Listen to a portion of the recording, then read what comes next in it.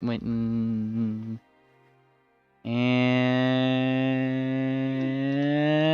the button has been pushed. Everybody say hi. What is up, everybody? Welcome back to mlptg, the Bannermanes. And as my friend Morgan Freeman today. What'll happen today, that is for me to know and you to find out. As for what happened last time. Anon. Okay, hang on a second. I gotta actually remember what happened last time. I have a terrible memory. This old brain of mine. But something we managed to get to. We managed to travel up to Ireland. That we know for sure. But before that, we met up with the village. We went up and met up with the village of small. Fucking, what are they called? The snow horses. Yeah, there were a bunch of snow horses. Couldn't understand anything of what they were saying, by the way. Nothing at all. Well, until Tangent, of course, tried to figure it out and used a spell to actually communicate with them. But after that, we met up with a special one. She was named Antarctica, and she taught us how to read the future through leaves. It's kind of fucking weird, honestly. I'm not really sure how that works, but it did work. Really weird lady, and she invited me to go to Stump. Fuck that place. Fuck that place. Fuck that place. But apart from that, well, I mean, after that, we just headed straight to Ireland, I think. Hang on a second. Oh no, before that, we actually met up with that one dragon, didn't we? Yeah. The blue dragon. Mr. Nimbus. Yeah. Something. It was something with Moon Planter with that one. I was actually sleeping through that whole part. Needed to recharge those vacuum tubes or something. But I mean, after that, we just set back to Ireland, and we got we disguised our ship so it wouldn't be noticed by the people in the city, and we parked it 1.5 miles off of the city. So now we're heading there. Fantastic. Outstanding recap, Anon. I'm proud of you. That was fucking awful. Based. Alright, well, as your party of Bannermanes enters the city, towering above your vision is the site of a massive coliseum. Towering arches around make way below to various entrances in the inside, although all of them seem to currently be guarded by either ponies, felines, or other creatures that are adorned in armor of varying colors. 4 different banners catch your guys' eyes as these guards are passed, each with a different color matching some of the various uniforms around. I'll post these right here. A red banner with the insignia of a raven upon it. A purple banner with the insignia of a treble clef. A blue banner with the insignia representing the symbol of healing in ancient Assyrian. And a green banner with the insignia representing Druidism under the great tree. Even more starkly is what lies behind it. Behind the Colosseum rises a large dome of blue magic, from which seemed to be emanating a singular tower. From which seemed to be spawned in from the emanations of a single tower beneath, where a castle of enormous size towers above the rest of the cityscape. From the dome, however, snow seems to gently be falling on the inside, making the entirety of that castle and the moat around it, all the way out to the edges, seem like a snow globe of epic proportions. Yeah. Now, Pingwing is kind of like stops for a second and takes in the sight. Oh gosh, it really is almost time for the Odyssey, isn't it? Time really flies. What's an Odyssey? I'm back. The Odyssey. That's the gift giving. You know, the giver comes and leaves you presents depending on how good you were that year. Oh, right, that thing. Yeah, so Pingwing kind of admires that for a little bit before kind of like walking in. Like I said, the guards don't really, don't really pay you guys too much mind. In fact, they just kind of, give you guys curt nods here and there. And Pingwing starts like rummaging in his bag, taking out what seems to be a set of robes for him to wear. It's just shorter, a little bit of robes, but it somewhat matches the colors of that red raven banner as he just does so. Okay, right, dormitories, right? We gotta set down our stuff for that for the moment. Yeah, you said you had a dormitory here we could stay at, correct? Yes, I just have to show this little pin, and he actually shows a small pin on his lapel, his robes itself. That of course, I totally drew up. Definitely drew this. Yes, and it kind of gleams a little bit, slightly metallic. That would be that way, and he generally points toward like the east road that kind of goes up, or I guess goes up the east side of the academy stadium that's there. So if you guys are following him, he's pretty much taking you up and around this way, getting on over in this direction from the walls that kind of surround. You see more and more of these varying guards, most of them with some kind of short sword or rapier, but the ones that kind of like go along top of this, along top of the wall here, kind of seem to be, equipped with like long bows and short bows along their backs, going along the blue buildings along the side here. You guys are treated to the sight of various different creatures within the neighborhoods here from distance that are wearing similar robes to Pingwing, though theirs seem to be more clerical, I guess would be the word for it. Though with the same blue colors that were on those banners. Moon. Good. I automatically am able to avoid notice because of my legendary sneak. And also on top of that, I'll be using my adventuring activity while following this guy, or following Penguin, to see if there's any threats or people giving Fortuna any weary eyes. Alright, give me a blind perception check and a stealth roll. Alright. Nice.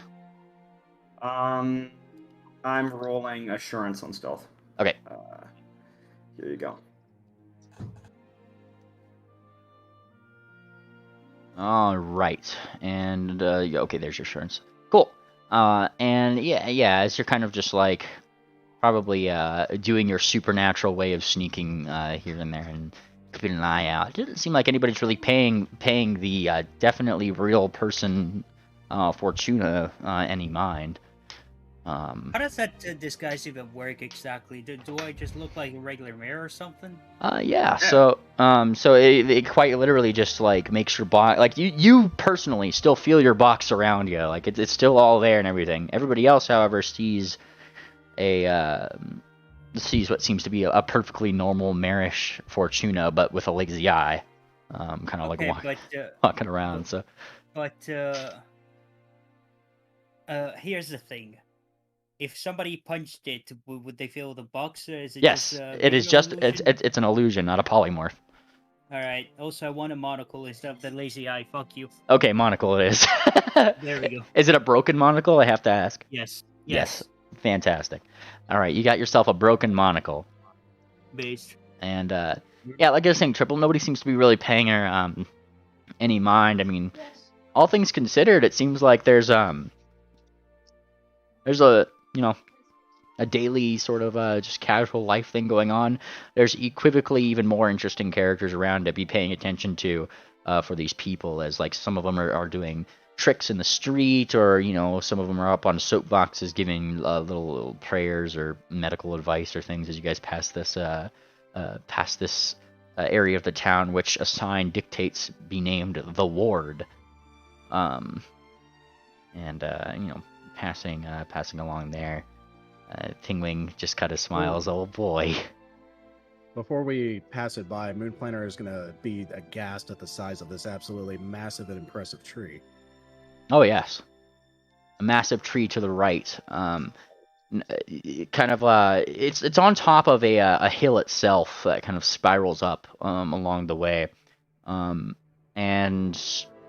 it is absolutely ginormous, and the houses don't stop just at the base of that tree. They continue, kind of stuck into it, swirling up the central, like actual root, the trunk part of the tree, going all the way up into the branches, where you do see some what seems to be some of those creatures just flying or walking or swinging from various different ropes and vines that have been placed around this place.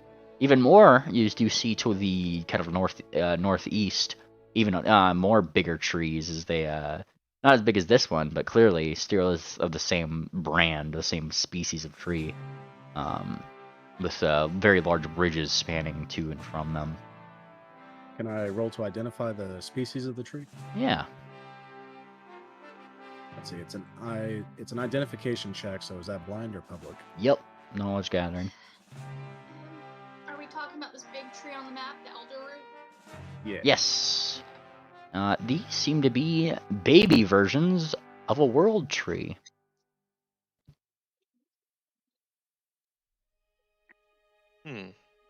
What do I know about the world trees? Are these like literal planet-spanning trees? If a world tree was fully grown, the trunk would be about the size of this city. I've seen bigger. Holy smokes. How long has that tree been growing? Like approximately to get this size? Like the trees in the redwood forest are like 2,000 years old, but I know how old this one is. Roughly about 300, 400 years old. Wow, it's growing very fast. Electra pulls out her map and points onto Druidime. Look at this moon planter. Moonplanter peels his eyes away from the trees going to the northeast, and he looks. I wonder if this is the same thing. What are you showing him? Look at Druidime. It's on the south continent. On the map, or the world map. Yeah, way to the south. Right down here. Does it have that approximate shape around the like twisted trunk? Yes. It probably is. Where's Druidon? Due south in the southern continent. Oh, there it is.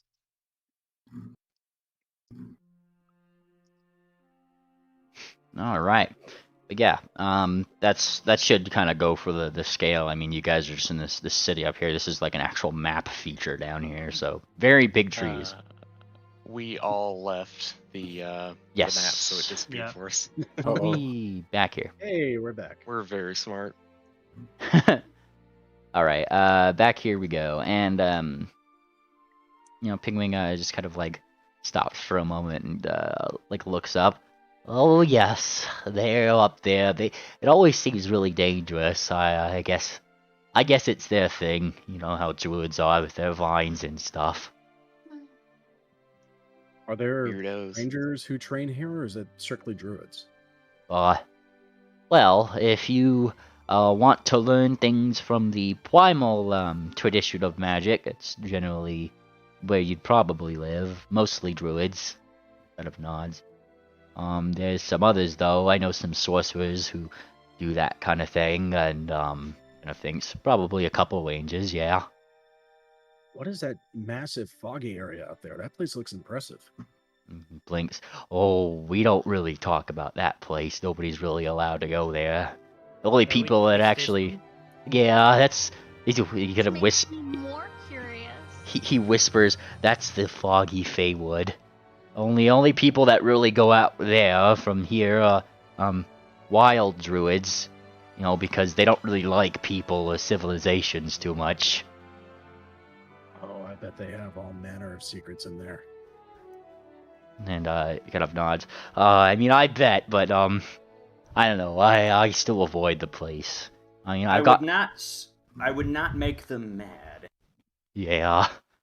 I mean, I've gotten close on a dare once, but then I started hearing some laughing, and then I kind of got scared and I ran away. Oh, if Tripper were here, I would challenge him to a game of hide and go seek in those forests. That would be fun. Those places are too creepy even for me. Ah! Whoa, hi, Triple. Yeah. Okay, this whole time, what are you talking about? But I can go into and out of hiding whenever I'd like. He ooga booged. Ooga booga. So, Yeah. Pingwing, on our approach, where are the Erelon Bannermanes located? Oh, they're located in the school. We'll see them in a second, but we kind of have to get situated first. I want to see them as much as you did. I've kind of, he puffs out his chest, been on an academic mission for quite a while. And I want to go back and report to them because I don't even think they know I was coming back. So. Well, I'd like to stand right beside you when you do that because we've accomplished so much and we couldn't have done it without you. He looks mighty proud, and then kind of like looks forward. Oh boy, I'm just happy to be back home. He looks up here, and as he does so, a couple guards like kind of like look down. He waves, and like as he does so, he taps the pin, and like as he brings his talon back, like a small rune seems to be coming for it, and he almost like a frisbee, like tosses it up to the person on top of the gate, who looks at it, nods, and then the gate lowers. Okay, we're good to go.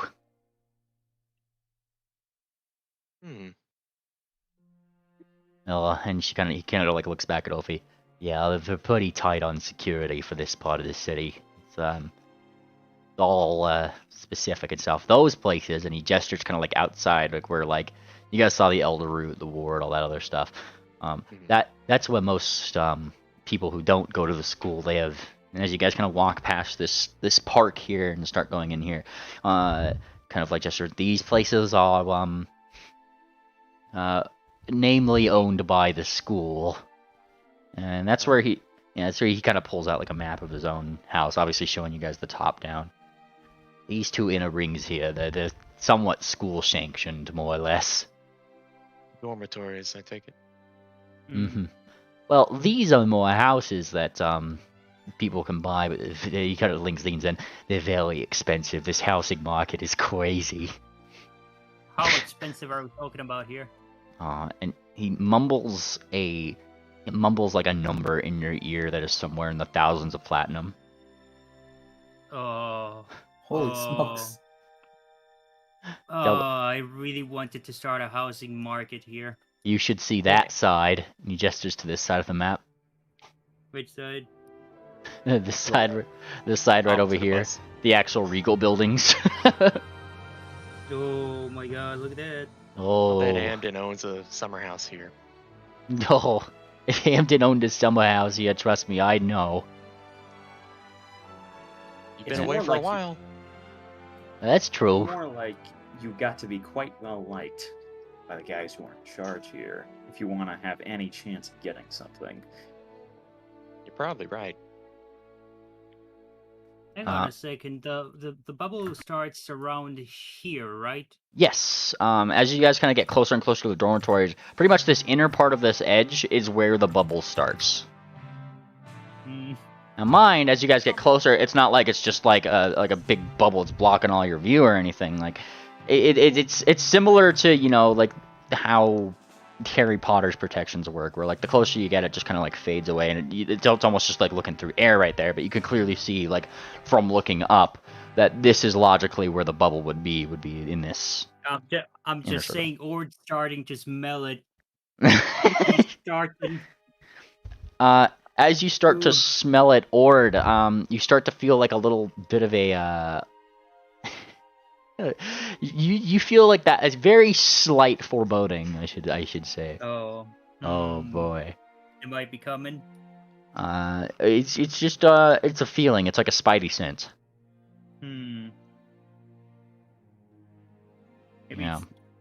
Maybe you should get some information on how to hide in this place. Ooh, would be a thing.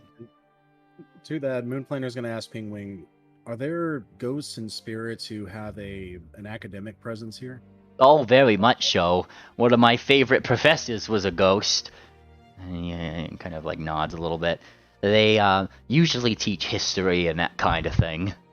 Obviously. I guess it helps if you lived it. Mm-hmm. Yeah, he kind of nods. And there's some really funny ghosts over there. He looks at Ord when he says this, and he gestures on the map to an area. So he says the occult district. Wait, you're calling me funny? And he kind of thinks he's like gauging what he should answer in this, and then he very confidently just says, "Oh gosh, okay, you can't scare me like that. Oh look, see, you're very funny. I'm sure you'll get along with him." Going into the student quarters is somewhat of a quieter experience, though. Not many folks seem to be out and about in general, though it did make, obviously, an easier time kind of following the path up toward this dormitory that, he seemed to be moving towards. This larger building right here that's somewhat oddly shaped. Outside of this area, he actually kind of takes you guys up and over toward this this fountain. He kind of stops again, looking up with a big old smile on his beak. He takes a moment before looking back. I suppose we should. And then he looks up. Yeah, we should just go in. I don't think there's well, I guess makes sense. Not many people around. It is the winter months. Hey, Penguin, What's up? was the architect who designed this fountain horny when he made it? What? I think you're horny, Moonflaner. I'm just saying by the shape and the fact that it's wet. It's That's kinda an awkward eye, you for it going fucker. through. That's eye shaped.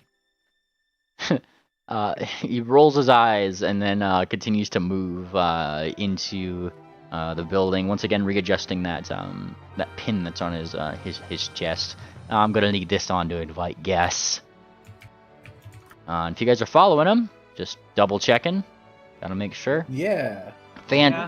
Fantastic.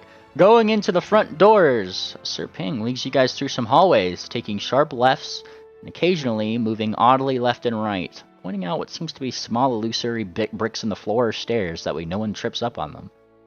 It is somewhat of an empty-looking building in general, and while a couple people can be spotted here or there, there doesn't seem to be many folks that are around anything inside of the building either. He kind of comes to a stop near a few murals, however, of what seem to be various professors, past or present, all kind of watching down on what seemed to be a chalkboard vaguely in the size and shape of a small window. There is a kind of moment of quiet before some of the paintings start to move, very similar to the paintings that you'd seen in a Holbeck of those different professors that all started to kind of like look at one another, like leaning next to each other's frames and starting to mutter as if they're like gossiping among themselves, but they're trying to do it quietly between their frames. And one of them would kind of like speak. There's like a painting of what seemed to be some arcane school next to his, or like on the bottom of his portrait. And he looks down. Ah, long time no see. I'm sure you've learned a lot since you were gone. Oh, yes, sir. It's loads and loads. Very well then. I'm sure that you could tell us, if one were to align 3 of the major energy structures along a tetrahedral rune, what would be needed to incur the proper energy control between the inner counterstructures and the fundamental geometry of its own self. There's a small nodding of, between like some of the other professor paintings before he adjusts his glasses, adding in a final bit. Adjusting, of course, for temporal differences in alternate planes with a clear indifference to not 1 but 2 of the energy sources.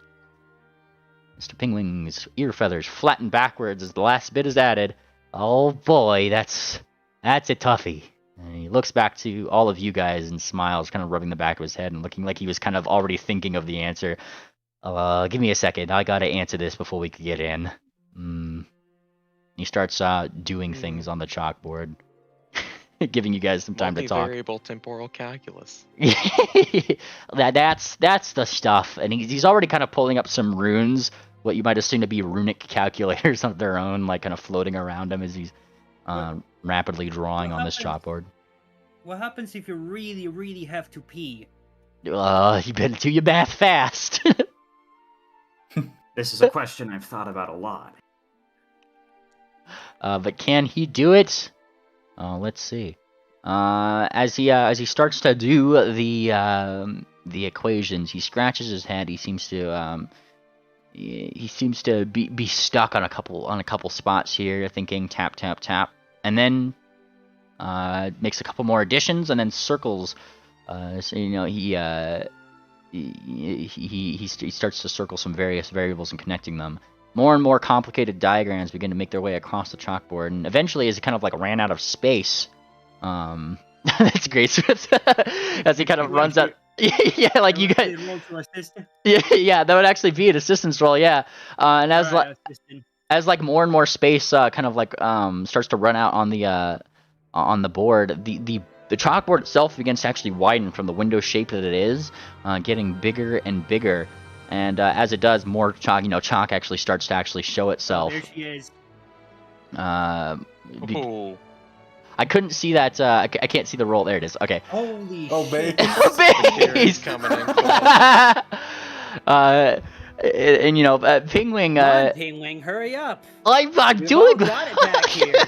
I'm doing my best. I so thought you easy, were the nerd, Penguin. Pingwing. As he is as he's kind of doing his thing. Mind the DC for this does require at least master in the thing, so to actually know the answer itself. However, the assistance rolls that do actually assist, and as he kind of makes his calculations, and he the occasional times when he's probably like thinking, the pointing out like here and there, like what about that? That doesn't look right, here and there from the various parts of your garden. You guys pretty much add in a number to his original roll there until he finally circles a final runic shape, confidently stepping backwards and double-checking his arcane math before looking up and asking for the instructor's approval. Just kind of like waiting for a second. He seems to consider it. Everything seems good, except... No. You lot have accounted for that as well. Well, Sir Wing, you and your friends in this case seem to have once again come up with an exemplary answer. Kind of nods. And as like the professors clap you guys on, they smile. They smile brightly at you guys. The chalkboard's edges begin to kind of glow and turn into a wonderfully decorative door, of which he opens to allow you folks in, and you guys are free to step into the area. Moonplanter politely says, "Thank you, sirs." All right, and I'm going to pull you guys onto this map right over. Yeah, right over here. So who do we got today? We got primary characters. We got Moonplaner. We got Ophi. We got Madame Fortuna. We got Swift, Tangent, 777s, Electra, and here we go. We got some stuff going on here, and the Pingwing, of course. There we go. I'm gonna pull you guys onto here. Let me know when you guys are on. Yep. Hello. Fantastic. Okay, let me pull up my notes really quick. My box text, as it were. I know, right? Much like the rest of the place, there didn't seem to be many creatures in this mini little hallway. In fact, there's not really any at all at the moment. A fact that made it a bit odd to see some light further down the hallway coming from a presumably lit fireplace, and what definitely opened up to a larger area that's somewhat out of view. And there we go. Crap. Actually, Mimli, What's up?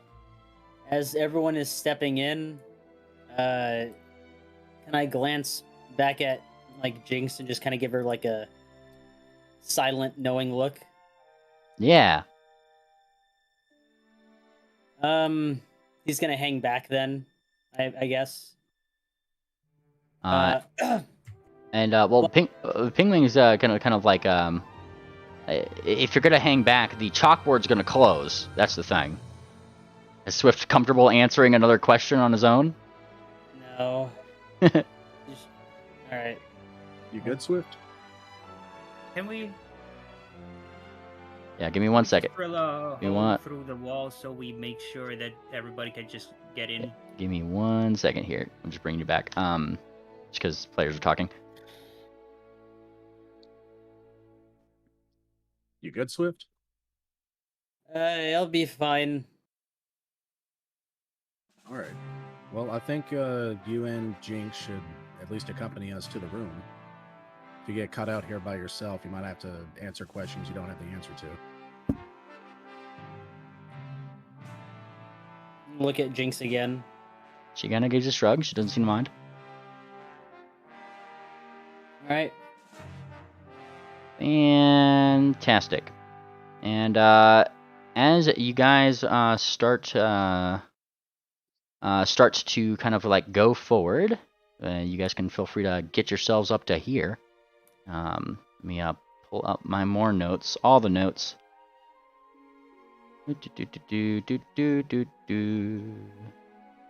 Yes, there it is.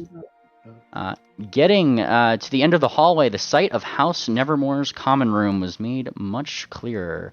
Much more clear. From the ceiling hung red banners with the house symbols over a small golden backdrop.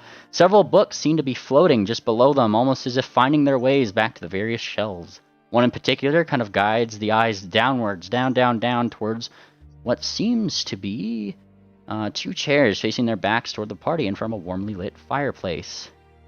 And you say he got his horn longer? Oh my, I bet he was happy about that. Yeah, you should have seen him. He was posing in front of the mirror for hours and hours, doing new poses, trying to show up his new horn. Oh, that sounds wonderful. He's very funny. I think he gets it from you. Planter's ears immediately perk up. Feel free. Oh yeah, the game's paused. Duh. Yeah, go for it. You guys are free to enter the room. A familiar voice heard. Cersei! She turns to look at you guys walking through the door. Jesus, What are you? I thought you guys were busy somewhere else. No, we were busy making our way here. She's sort of panicking and flapping. Yeah. Oh dear. Oh dear. Yeah. Where's Triple in all this? I'm still avoiding notice. I gotta make sure. Can I sense motive on this whole business? This Yeah. whole chicanery. Yeah, give me your sense motive.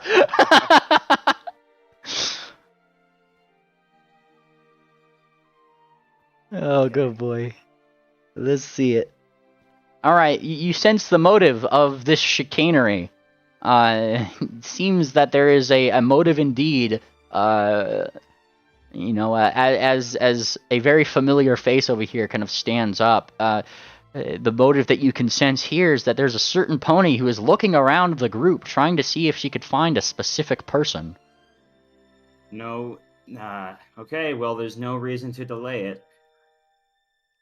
Oh, and she finally sees you, and this pony in particular, she kind of like looks up and she blinks. She looks like she wants to give you a hug, and then kind of like stops herself, and then like kind of like looks around.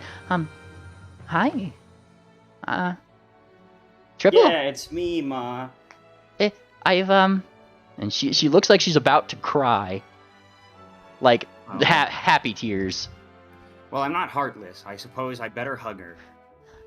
And yes, she gives you the most momliest hug you've ever had, or at least had since you've last seen her. And she. That is. Sorry I didn't come earlier. And she does like she parts the hug, but she still obviously has you kind of like like within her grasp here. She gives you like the light little rub on the head. My baby boy. You went dark for a second, and she smiles. Got a little worried, and I didn't really expect to see so many people. There's a lot of people here. Went dark. Yeah. She smiles a little like nervously. I had to make sure you're okay. I'm wondering exactly what that could be, but I have a couple of guesses. And she kind of like looks back. I told you he was fine. He's very, very sneaky. I told him to be like that. Of course he's going to disappear every once in a while. Yes, I told you it's okay. And she wipes a tear from her eye. I'm a mess. Nah, listen, it's okay. I just didn't expect to see you here. I mean, I kind of did. And she She thinks for a little bit. And she looks into her teacup, which is definitely empty. Just, yeah, like I said, didn't really expect so many people. I gotta catch up with Sarsaparilla real quick. Hold on. But in the meantime, I actually better show that letter. So I'll just post it in chat while you guys... Sorry, give me a second here. I'm finding some files. Yeah, where's my hug? You hug your mom, now you hug me. Of course. Definitely. Well, there we go. This is, he's also very happy to see Sarsaparilla again because transitioning. I didn't expect to see you here as well, but you did say in the letter, what are you doing here anyways? What am I doing here? Well, you graduated Sarsi school. I had to have a parent-teacher interview with your parents, and, well, I heard that your mother is a very well-known person, and I figured she could help me find my sister, but you can see that Sarsi's... Yeah, well, you fucking, earned your numbers. No, he's saying that in person because he's astounded that she would ever care about such a thing. The mother, that is. Oh, yeah. Hope you know, but I'm sending them report cards. Well, I knew that part at least. I say as I still try to find the picture. See, how do you like how my prize student turned out, Mrs. Evans? And she's smiling. I'm just give me a second. And she's like she's turning herself away from everybody. She's got like a really big smile on her face, but she still definitely seems to be all weepy. She's kind of like moving over to this cauldron that's boiling away with some very good smelling food or something that seems to be going, but she's distracting herself from this. I just need a moment to stir this for just a second. There it is. I pull out the letter. I've been holding on to this for a good while now. You kept it? That is just a letter. It's the only thing I had at that point. It says to bug you. I mean... Yeah, it's the only thing I had. I needed something to remember you by. It wasn't easy. And eventually, still trying. She does kind of wipe her eyes, but she pulls up what seems to be a floating little tray of platters, which start to put some various little bowls of soup upon, and she goes over to the lot of you guys up here. Nice to meet you. She gestures to herself. Wish, I'm Triple's mom. She smiles and gives you guys soup. Triple, are you gonna make your own mother introduce herself? Well, I suppose I don't know if he seems too conflicted right now for this. No, I'm happy to see her and everything. And she smiles. Oh, it's fine. It's I'm just like I said, I'm a bit of a mess. Yes, a mess. I just How many years has it been since you last seen each other? She thinks. I was 17 at the time, and I was 17, at the time, and now I'm 21, so about 4. And Penguin gives a very curt nod. Thank you, Miss Wish. Oh, and you're just as I remembered you. And she gives like a little small nod to Penguin. It's kind of funny that you guys all found each other outside the university, though. Huh. Well, I guess it's not really surprising if fate works in weird ways. She kind of gives like a little bit of a smile. Hey, Ma, these actually are my team so far. I used to just work with Sarsaparilla, but once they needed me, I just kind of stuck around. It beat hanging around in Dakalai. And besides, I did kind of want to see you again. I just couldn't think of the right way of getting back to you. And she kind of smiles. It's it just makes me happy that you were thinking of me. And she smiles. And that, of course, you're safe. And I mean, look at you. And then she looks all like proud. Look all with all these look. And she looks at your badge. A Bannermane. What? I thought you wouldn't like me seeing me again. Because I And she smiles and she parts your hair just enough to kind of like see your eyes, right? What makes you think that I would stop loving my little sevens? Because I didn't leave on the best of terms, did I? Mm-hmm. She kind of thinks a little bit. It was a surprise. She kind of nods, but you did what was best for you.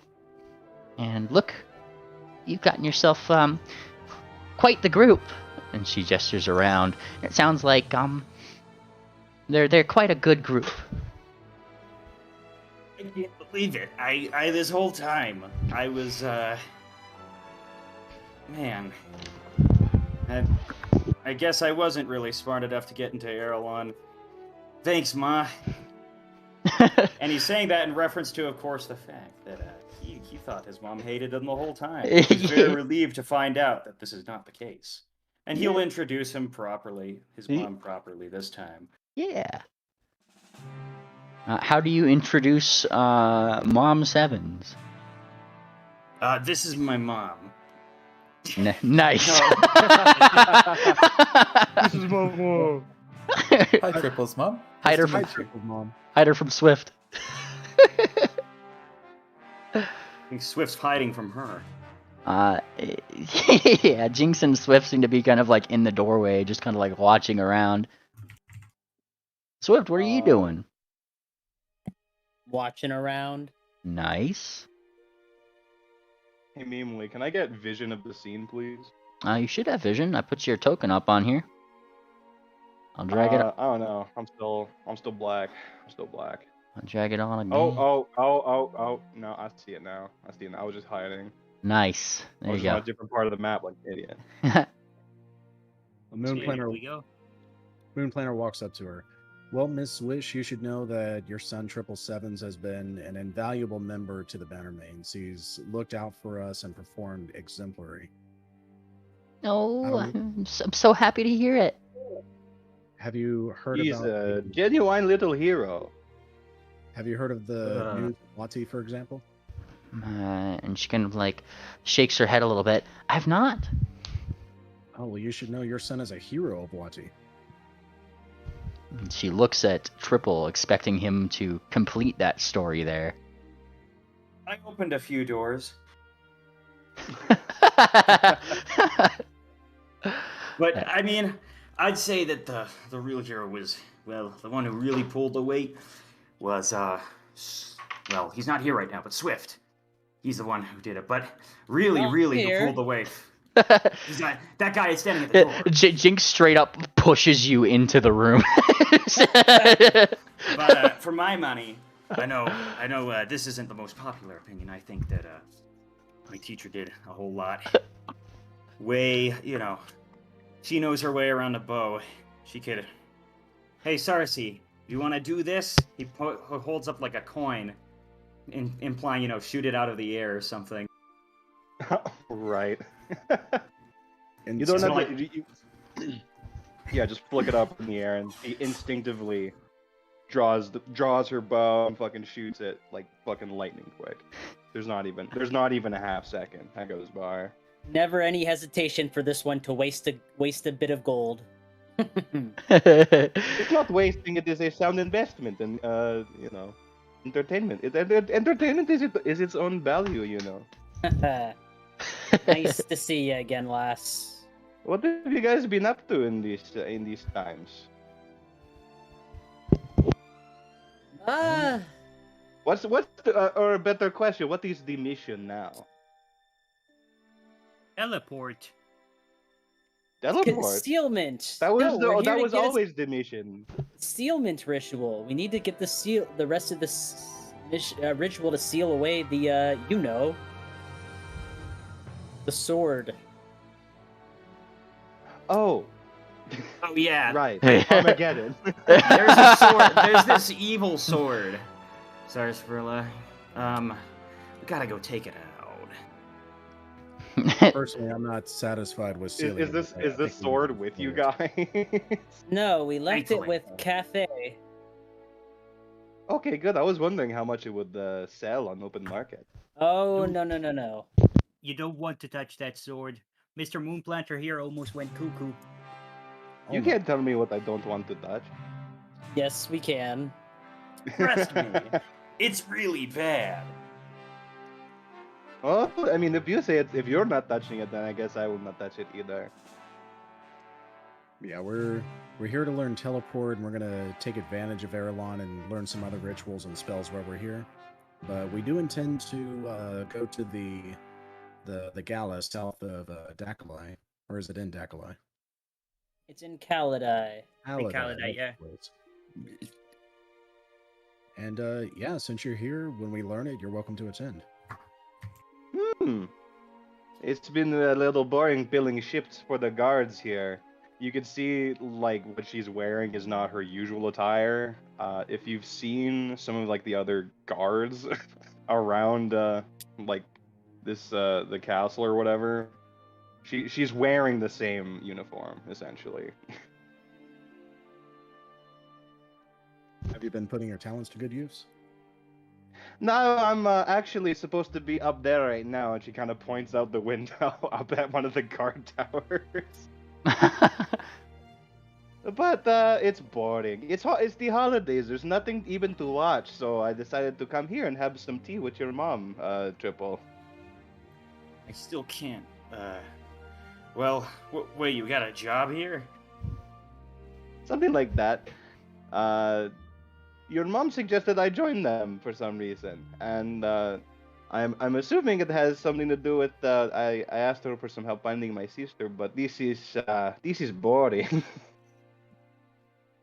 Well, night after night, watching nothing. I saw some young couples kissing a couple of weeks back, but now it's holiday, so I can't even watch the saucy action anymore. I see. It's quite an interesting specific. Man, this is. In that whole conversation, Swift looked like he probably wanted to speak up like at least 5 or 6 times, but he stopped himself. Like that whole conversation, start to finish. Something on your mind, Swift? No. I'm all good back here. No, say it. You look anxious. Jinx just kind of like walks in. Yeah, there's no need to be anxious around someone's mom, Swift. What is oh, that's Jinx, right? Yeah, Yes. you remember Jinx from Belmare, No, from the I vacation. was asking that out of character. Oh, Jinx, you're here. Mm-hmm. What are you sticking around for without your Entourage? duo partner? And she kind of thinks a little bit. I killed her. What? Dead? Killed her dead. Swift shakes I his can believe head. it. I didn't know you had it in you. Yeah, me neither. But you know, it all just came out. Sarcy kind of claps. I could see it. You were Got nicer something else one. in her too. Oh, there's Duck. Yep, there she is. Duckling teleport. Wow. Time to go, guys. Did she teleport far away? I'm sure she teleported out of Pingwing's bag of holding. My 10 minutes are up. Well, Sarsaparilla, it's fortuitous that you're here for multiple reasons, because we might need your expertise, but we'll speak of that privately later. Oh, great!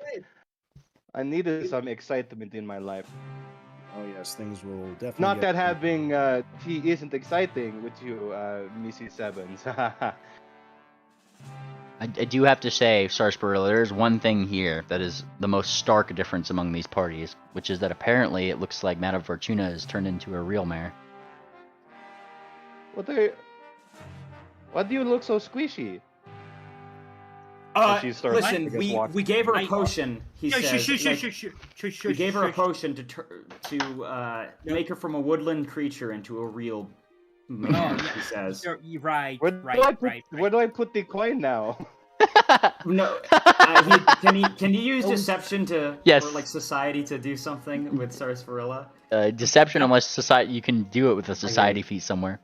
Can I Alright, just alright. smack her? I'm just gonna smack her. Smack Sarsaparilla? Yeah, it's just to make her shut up. Oh, that was not. Oh God. Okay, critical fumble. Come on. All right, what's your fumble? This is a melee attack or unarmed, right? You be great roar until healed. You are deafened apparently. You don't know how, but you're deafened somehow. Oh, No, my that's- sir. Oh, my cirrhosis. My cirrhosis. God, Madam Fortuna, calm down. That hurt my ears. Oh my God. My cirrhosis. Sorry, she's Well, I from thought you were Stompy. looking a little bit more alive, but it seems you are still malfunctioning. I mean, Triple seems to have made a proper lie here. I don't believe. What would your deception DC be? Because I know you have that. Actually, that wouldn't beat your deception DC. Something's Wouldn't up be here. Sarsaparilla's, but For that's what? the point. That's the point. He's trying to impart onto Sarsaparilla in secret language. We gotta keep this on the down low. Ah. Actually, out of character, real quick. How much does Triple's mom? Is she racist against automatons? We don't want to take that chance. She doesn't look Uh, like she has a mean bone in her body. Triple. Are you telling me you don't Eh. have double speak? No. Oh. I'm afraid that But right now we have our own language. And who are you? I'm Electra. Electra. Nice to meet Yeah, it you. was one. There's a lot We've- of Kirins in this party again. Wait, you fought Heatfang with Electra. That one's the Wait, new did one. I? That one's yeah, the new yeah. one. Wait, was Electra here for? Oh yeah, never Yeah, mind. Yeah. That was when I Alright, first joined. Oh, It's- right. it's with all the Scratch cure, that, and scratch looking that. at them. Nice to see you Rewind. again, Cersei. Yeah, you know, we had only met for a little bit, so that's why I forgot your face. You Oh, know, it's with alright. Fireheart and these, Jinx and Misty. There's lots of Kirins around. You all look the same to me. I know, Oh. it's wonderful, isn't it? Hey. It's okay. It's you. That's the Cersei different one. Well, hello. My name's Ophi. Opie. Opie. Opie. Ophiuchus. Oh, is that short for anything? No, Ophiuchus is the whole. And when did you join this group? Let's see. Out of character, it's been like maybe 3 weeks, It 4 was possibly. like a couple weeks after Belmare. And you guys decided to keep this one? She's kind of odd, but she's pretty funny. She's really nice. Try my Oh. best. Yeah, joke. She'll also keep you on your hooves. It's good to have her around. She nods with the most defining feature about her being her broken horn that has regrown into 2 different spires. The twirly. Actually, why am I even asking you? And then she starts. What's the thing again? I'm Because trying we like to pull be up Oh, yeah. friendly and sociable. my ability. Oh, are you gonna dox her? Oh, that's silly. Yeah, I'm gonna dox her. I'm trying to find the feed again. Where is it? He tilts her head. We ask because we care.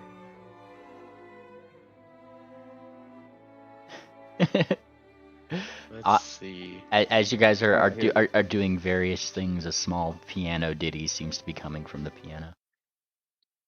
Uh-oh.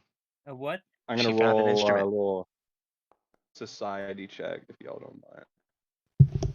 Yeah, go for it. Hell yeah. All right. So what are you trying to figure out? So it's a DC 30. So on success, I'll learn your profession, your specialty within that profession, and the settlement where you're from.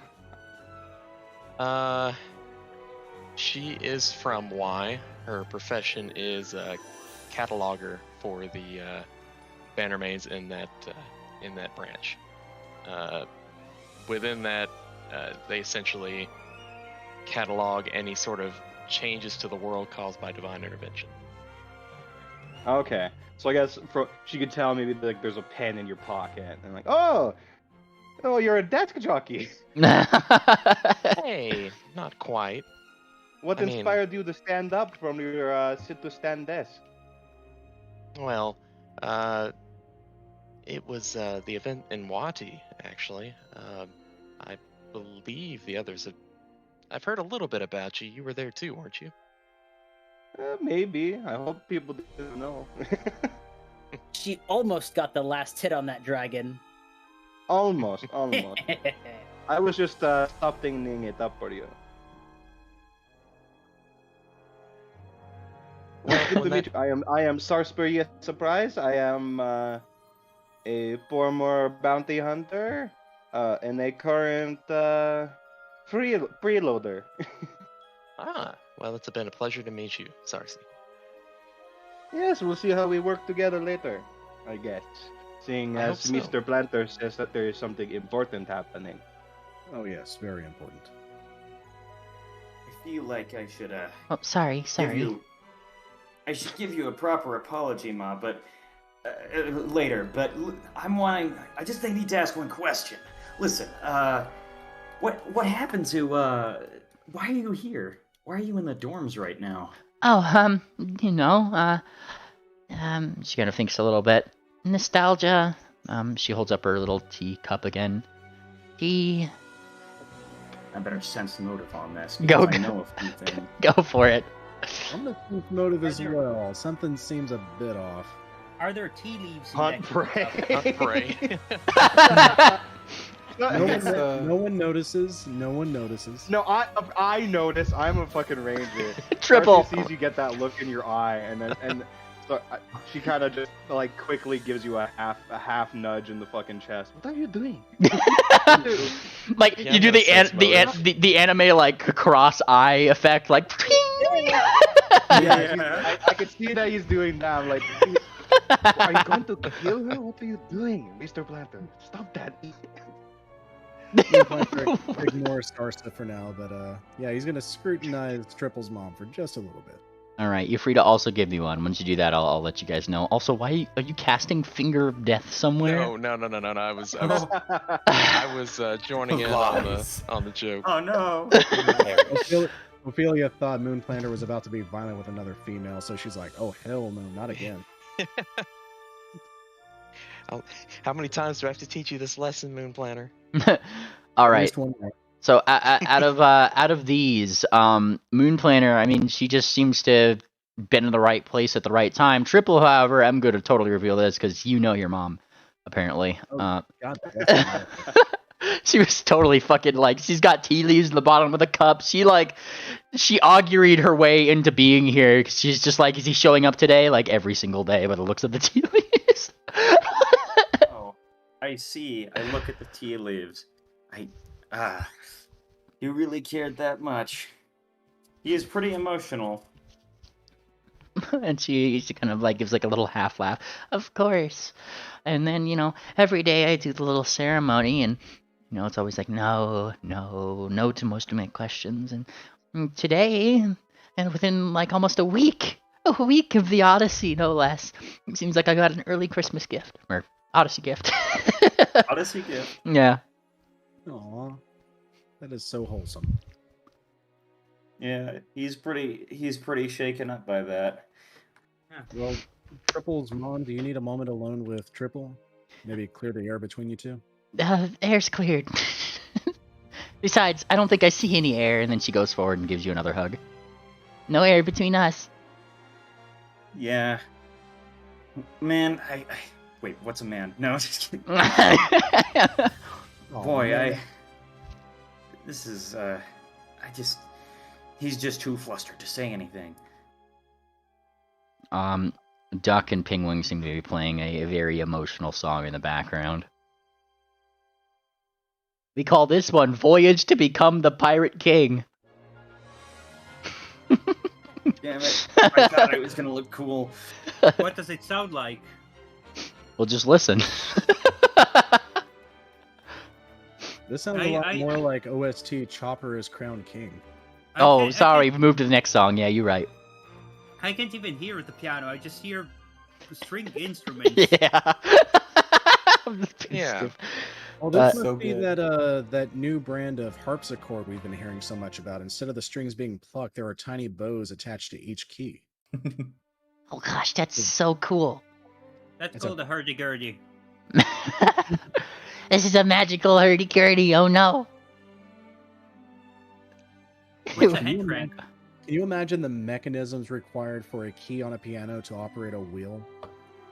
It's probably not that complicated. Trust me. I've seen more complicated stuff. And Wish kind of just like looks over at Triple amidst this little reunion here.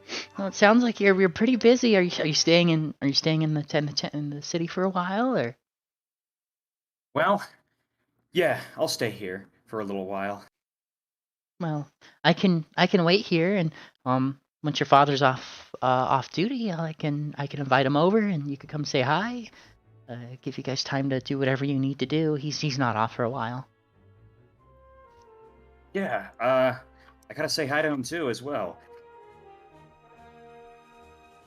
Well, And- Of course, I that can sounds good come to him. too, right? I always love having tea with you guys. She better. Sorry, I just it wouldn't be complete without her. And she kind of nods. I understand. I'll wait here. This kind of brings me back, anyways. I haven't been in here in a long time. She smiles. If you make what's like Wish's specialty dish that she cooks or something. It would be whatever Triple's favorite food is. I guess rice, like fried rice of some kind. Yeah. Shrimp fried rice. I don't know if you You're can eat telling the. me. No, Just regular ass fried rice. fried Yeah. rice with some little veggies in it. Probably some soy sauce at the side. He loves his soy. You should make your Yeah. special fried rice again, and then as a reward, I'll tell you more embarrassing stories about yourself. I love to Oh. hear them. Especially now that his noggin's got all dark on me. She bonks your head. Bonk, bonk. Oh yeah. Now I think I get what's going on. Remember to let your mother in from time to time, though. Just make sure she knows you're okay. It's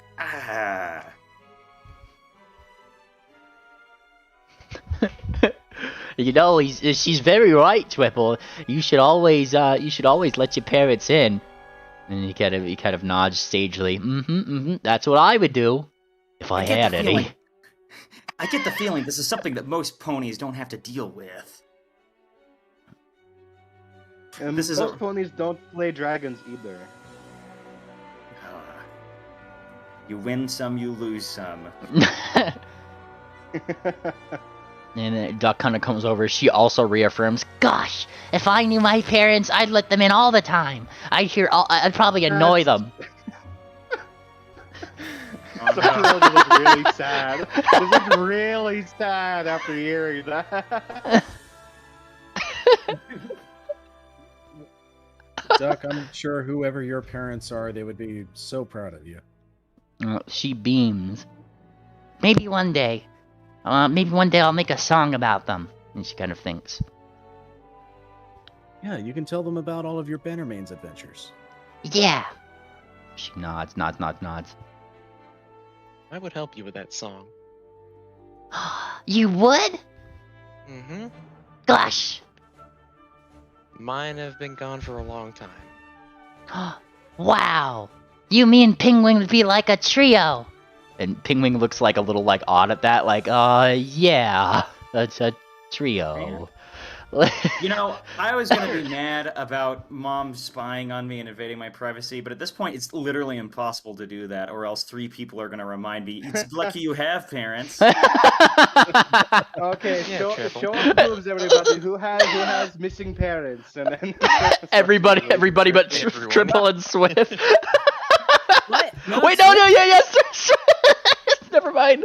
Doesn't have a dad. Yeah, Yeah. we don't know much about his father, but he's got a lot of aunts. Just a big giant guilt trip on Triple. Like, let your mom talk to you, darling. Look at you. You're the only one with the complete family. Wait a second. What's a parent? That's a parent. You're like your maker.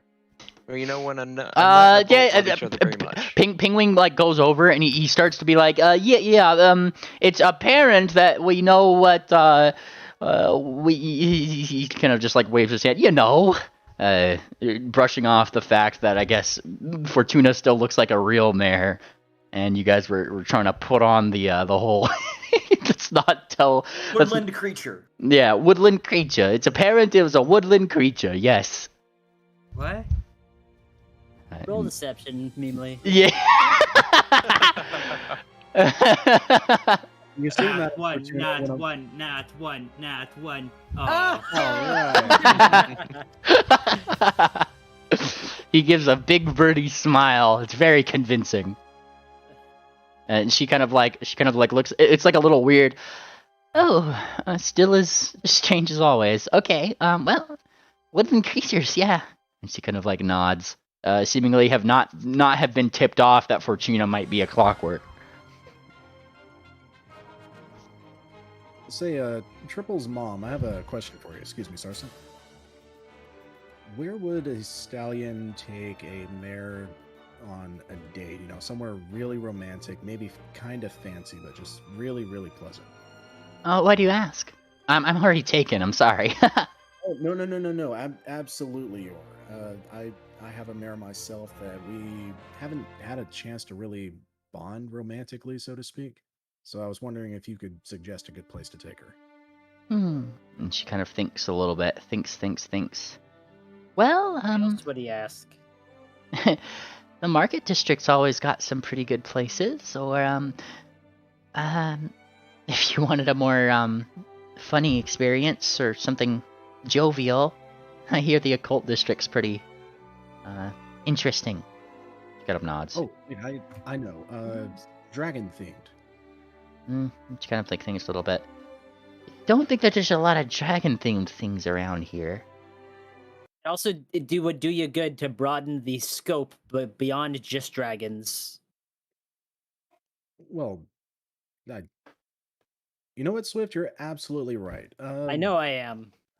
I should take her to something I find interesting. There That you way go, That way I can share my interest with her. What would be the most nature themed, like forest themed place to go eat? She gestures out the window toward everything on the east side of the city. Over there, or if you had a picnic, there's always Primal Park Tower. A picnic. That's perfect. Thank you so much, Triple's mom. A winter picnic.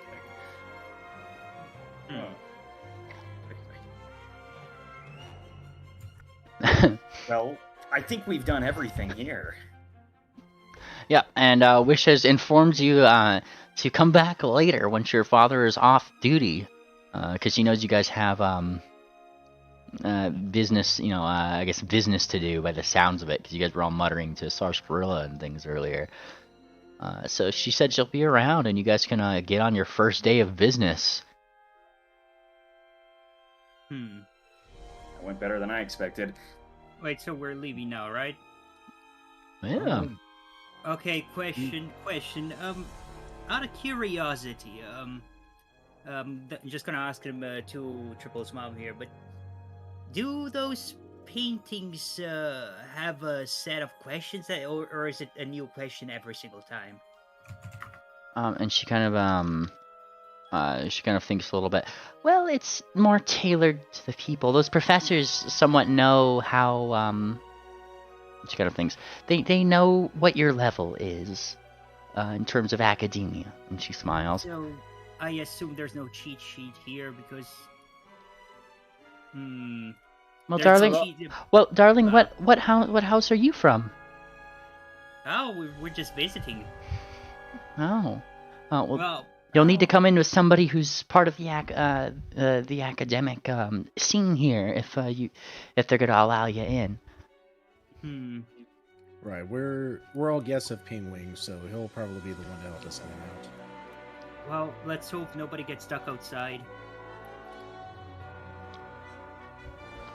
Fantastic. Alright, so is Triple's mom headed out back to her house? No, she's gonna chill here. Okay. Judging by the, her robes, little necklace around her neck, she seems to be definitely, at least have been part of House Nevermore herself, so she knows her way in and out of this place. Good to go. Moonplaner's going to gesture to, to Swiftwing and Sarsaparilla and kind of motion up to one of the rooms so we can speak privately. Oh, I'm in this one? Yeah, Moonplaner's going to approach. It's like,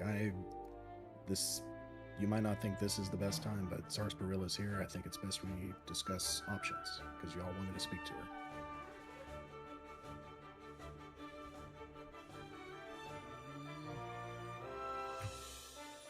Is this... Them's rooms. Yeah. Right, can we just walk in here? Yeah, sure. You can see Sarsaparilla going to the tea table and just like putting a bunch of like tea bags in her purse. You know how like we go for like the cafe with your mom or whatever, and take a couple extra Splenda packets and sugar packets home. You know how it is. She's doing that to fucking yeah. Abusing free. Got her hoof in the mint bowl. Exactly. Jinx is still showing up as injured. We healed her, didn't we? Well, she can heal herself, so yeah, she's not injured. Sorry. I'll hurt her. Do not. Why? She can heal herself, so yeah, she's. Because it would be funny. What? Okay, yeah, it would be really funny. What? Hold on. No, it wouldn't. And you were scolding Moonplanner for being hard on her. I'd like to see them try. And she sits confidently here on this little bench. That was before she made me her best friend. All right, well, Sarcy, Come on, Sarcy. Will you join us? I'm supposed to. Okay. And I guess Jinx should be involved in this too. Yeah, absolutely. So long as they don't hurt me, she says. She moves on in and sits next to Swift. I can't go in. Character. Yeah. Oh, okay. Yeah. That's just what Ophi's yelling at her now. Oh. It won't let me into the room. Damn it, Ophi! You Really? did that thing where you talk out loud. There we go. I was just enjoying grabbing my tea. What are we talking about? What's going on? Why is it you two standing with each other? Why are you two together? What's going on? Do you want to just show her? To Jinx? Like a gift? And then she kind of like rolls her eyes. Why does she need to know? I don't know. Why? Because she has talents that can help you? And she looks over at Sarsaparilla. Yeah, I guess? She like raises her eyes. At the very least, it's options, and she can make the decision for herself. But do you guys want to be sneaky cheaters as well? Yeah, something like that. And that's when she reaches You over want to join Sarcy school and graduate like 777s did? No, they want me to show you this. And then she pulls from what seems to be her armband a small gem from it. And as she pulls the gem open, it kind of expands in her Kieran claws, and she cradles it a little bit. And there's an egg that she's holding now.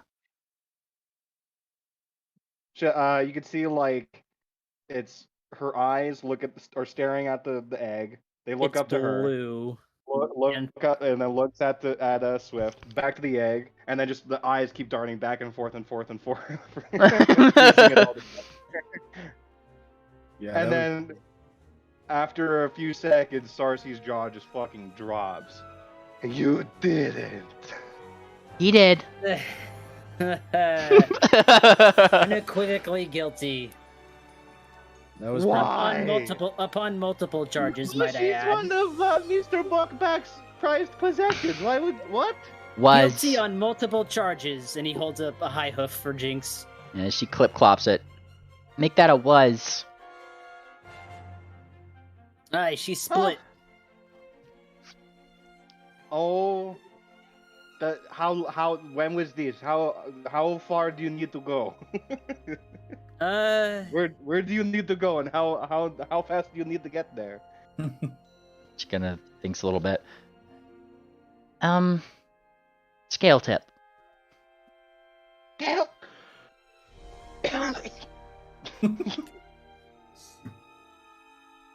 Well, when it comes to avoiding Buckback, I guess I know my stop, unfortunately. Well, you know how it is. Keep a low.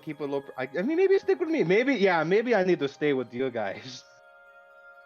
This is oh my, this is too much. You. Hey. I told you I killed. Father. I told you that I killed my sister. Nobody can know. Shakes his head again. Well, I don't believe that you killed your sister. Killed her dead. Pew pew. He's given a very flat look and a shake of his head. Well, she's dead to me. She's dead to me anyway, so it counts. That does count. But yes, so she's been with us for, I don't know, it feels like Moon Planner might say it felt like a year so far, but it's just been a couple weeks. But say we need to get her somewhere else. She needs to be completely safe away from the eyes and ears of Buckback, as well as the egg. Because you understand the geas that we were placed under. You are as well. And we need to make sure that he is not privy to her location or the fact that she's traveling with us. The sooner we can... Okay, but wouldn't you think that Scaletipi is like the first place a person like Buckback would try and find a Kirin? Perhaps not, because from what I've learned of Scaletip, they're very protective of Kirin culture. It's very difficult to get into if you're not a Kirin. I'm sure a lot of Buckback's quote-unquote business partners are very good at protecting them from him as well. No, Jinx actually shakes. Jinx shakes her head. No, he didn't have anybody but me and Misty there. And she smiles. Now he's only got one half of that equation, and quite frankly, they don't want anybody to know about this Kirin special recipe up there, so polymorphs and illusions won't work. Oh. How do you think they keep changelings out? How do you not know that the changelings are already in? They're changelings. Well, they're very easy to detect in Scaletip, aren't they? Well, if you think that's the best place, I mean, I guess so. I mean, I don't know why you need my help. Just find a big cardboard box and then travel with it, with you in it. Just hi.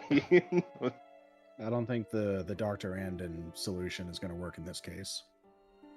My bigger question is... it's not going to work. My bigger question is, why do we only have us four in when everybody else also knows about a certain thing? And she gestures toward the egg. Yeah, this... Moonblander, you need to do some explaining while you drag us all in here. Even though it's pretty open knowledge of what's going on, it's still a very sensitive issue between Jinx and Swift. I didn't want to just lay it out in front of everyone. I can respect it. But, I guess the question is if you have any additional assistance or ways of getting her there, because otherwise she kind of looks at, like, as far as getting there herself, and he kind of glances at Jinx.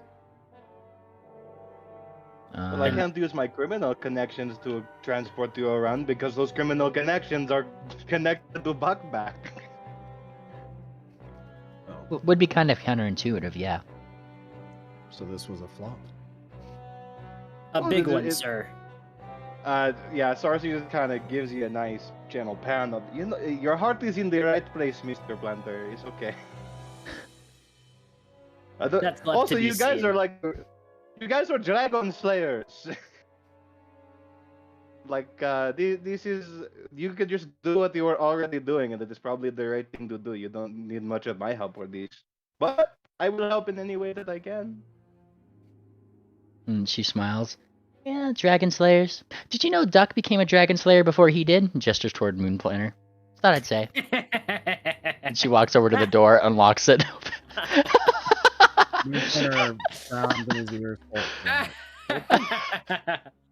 Hi. What have you guys been teaching Duck? I would like to say I earned my title eventually. Only the fourth of the bunch. Like, spectacularly, I might add. Anyway, Swift, before you go, Hey. I know you care a great deal about this egg. Do you know if Jinx will have resources in Skill Tip?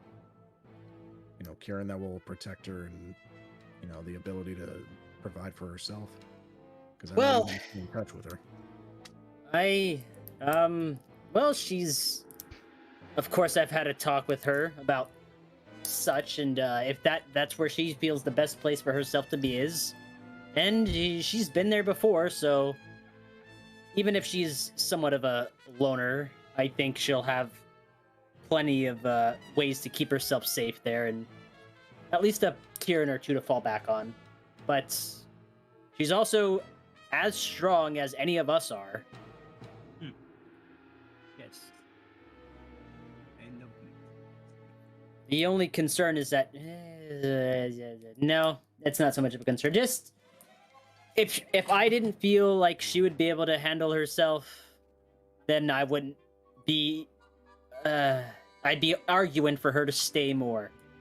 It's just more the fact that I don't really want to see her go, or my egg, and to put myself in the same position that my father put my mother in. But we're not really adventurers, we're heroes. And we have a big job to do in Erelon. I can't just step out, because we have a world to save, don't we? Yeah, we do. I mean, parents are overrated anyways. I mean, now, half of us have broken families, and look how good we turned out. Hey, well, gonna do everything in my power to make sure that's not the case here. Maybe if you want your child to be a Dragon Slayer too, you should just leave. I don't find much humor in that, Sarsaparilla. Hey, it's just... You know. Yeah. You know what they say about the Navy. Like I said, it's still a pretty touchy subject. And okay, Sarsaparilla's gone. All right. Imagine that was an in-character thing, like, and Sarsaparilla's gone. Okay, like, as you guys walk back into this room, it seems like Madame Fortuna is like, you know that gif of the person, playing the piano when it's on fire? Like, Madame Fortuna's going ham, bro. Wait, hang on. Let me do a performance check here. Yeah, go for it.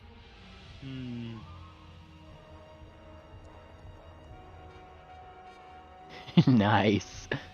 Solid. That's pretty solid. You're playing that piano all right. It's Rush E. Fucking Fortuna just.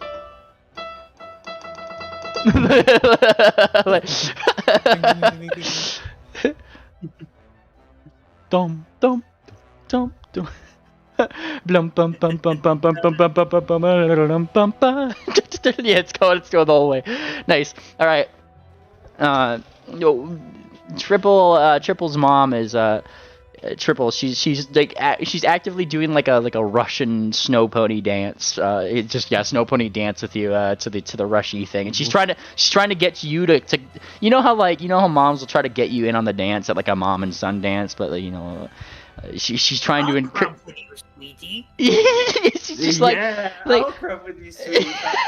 She's trying to crump, bro. And she's like looking at you like, come on, this used to be your favorite dance. Yeah, when I was a baby, Ma. Well, you're still my baby, so you better dance. Better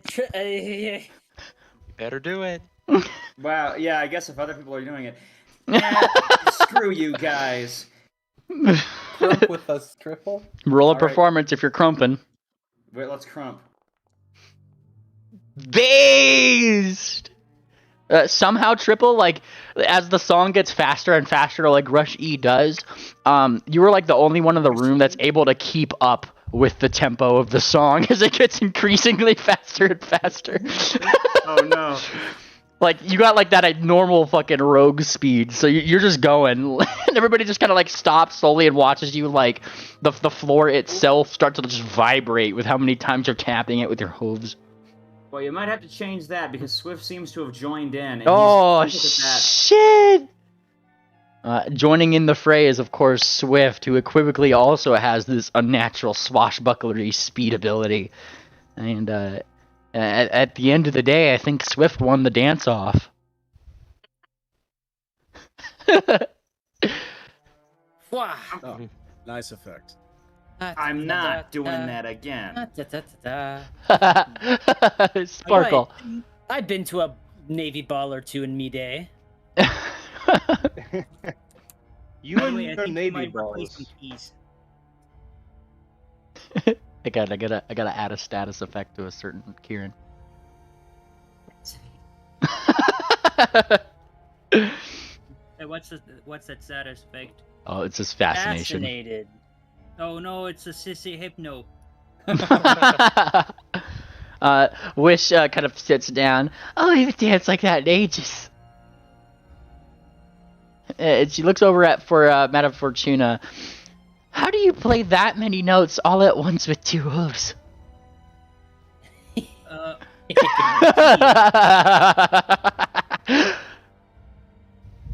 You see, when a mare and a stallion love each What?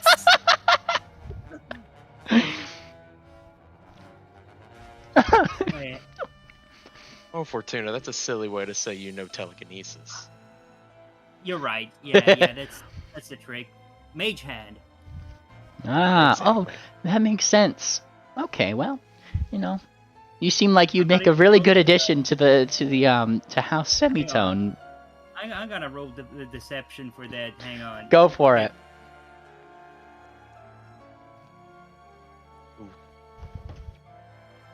I don't know how my intrigue playlist is still playing. Give me a second. We're not in intrigue mode. We're in casual mode. All right. She seems to be okay with that logic. I mean, mage hand, that makes sense. Based. Well, like I said, Triple, you should go with your friends, go do your business. I'll still be here when you're back. And she kind of like looks up at like a clock that's probably magically like a clock rune nearby, and kind of gestures toward it. You got a fair amount of hours before he's off duty. He's working a night shift tonight. I see. You got it. He's gonna strike some kind of pose, and he's going to leave with them. Nice. All right, Jinx, Pingwing, and Duck also start to kind of like head out, all smiley. All the NPCs? Whoa. Whoa! All the NPCs go. Nice meeting you, Triple's mom. Nice meeting you as well, darling. Indeed, good to meet you. Nice to meet ya, lass. Here you are. There's Tangent. Hello. Oh, did We'll VCS? catch up again later, Mrs. Evans. Yeah, VCS I think left the call. Yeah. Oh. She had to make her dinner, I think. Ah, okay. I'll stream this for you, Corp, because I know you're you want to not be behind on the stream itself. All right. And as you guys kind of head out, I'm gonna bring you back to the Erelon V2 map. Woo. Better than the V1 map, let me tell you. But not quite as good as the V3 map. Yep, exactly. All right, I'm gonna configure this, make this the default But position. equally as good as the V4-2 map. Exactly. Now, getting out of the dormitory, you guys are once again treated to that wonderfully chilly air. Triple. Yes. I will note that you do know one location in this direct area that's very familiar. I'm almost certain of it. To the northeast, that building that kind of like where those large towers and walls are. I mean, that is technically where you know your dad to work. That's just Is pretty. that That's yeah. It's like pretty much the It has the symbol of the rune guard on it and everything. well?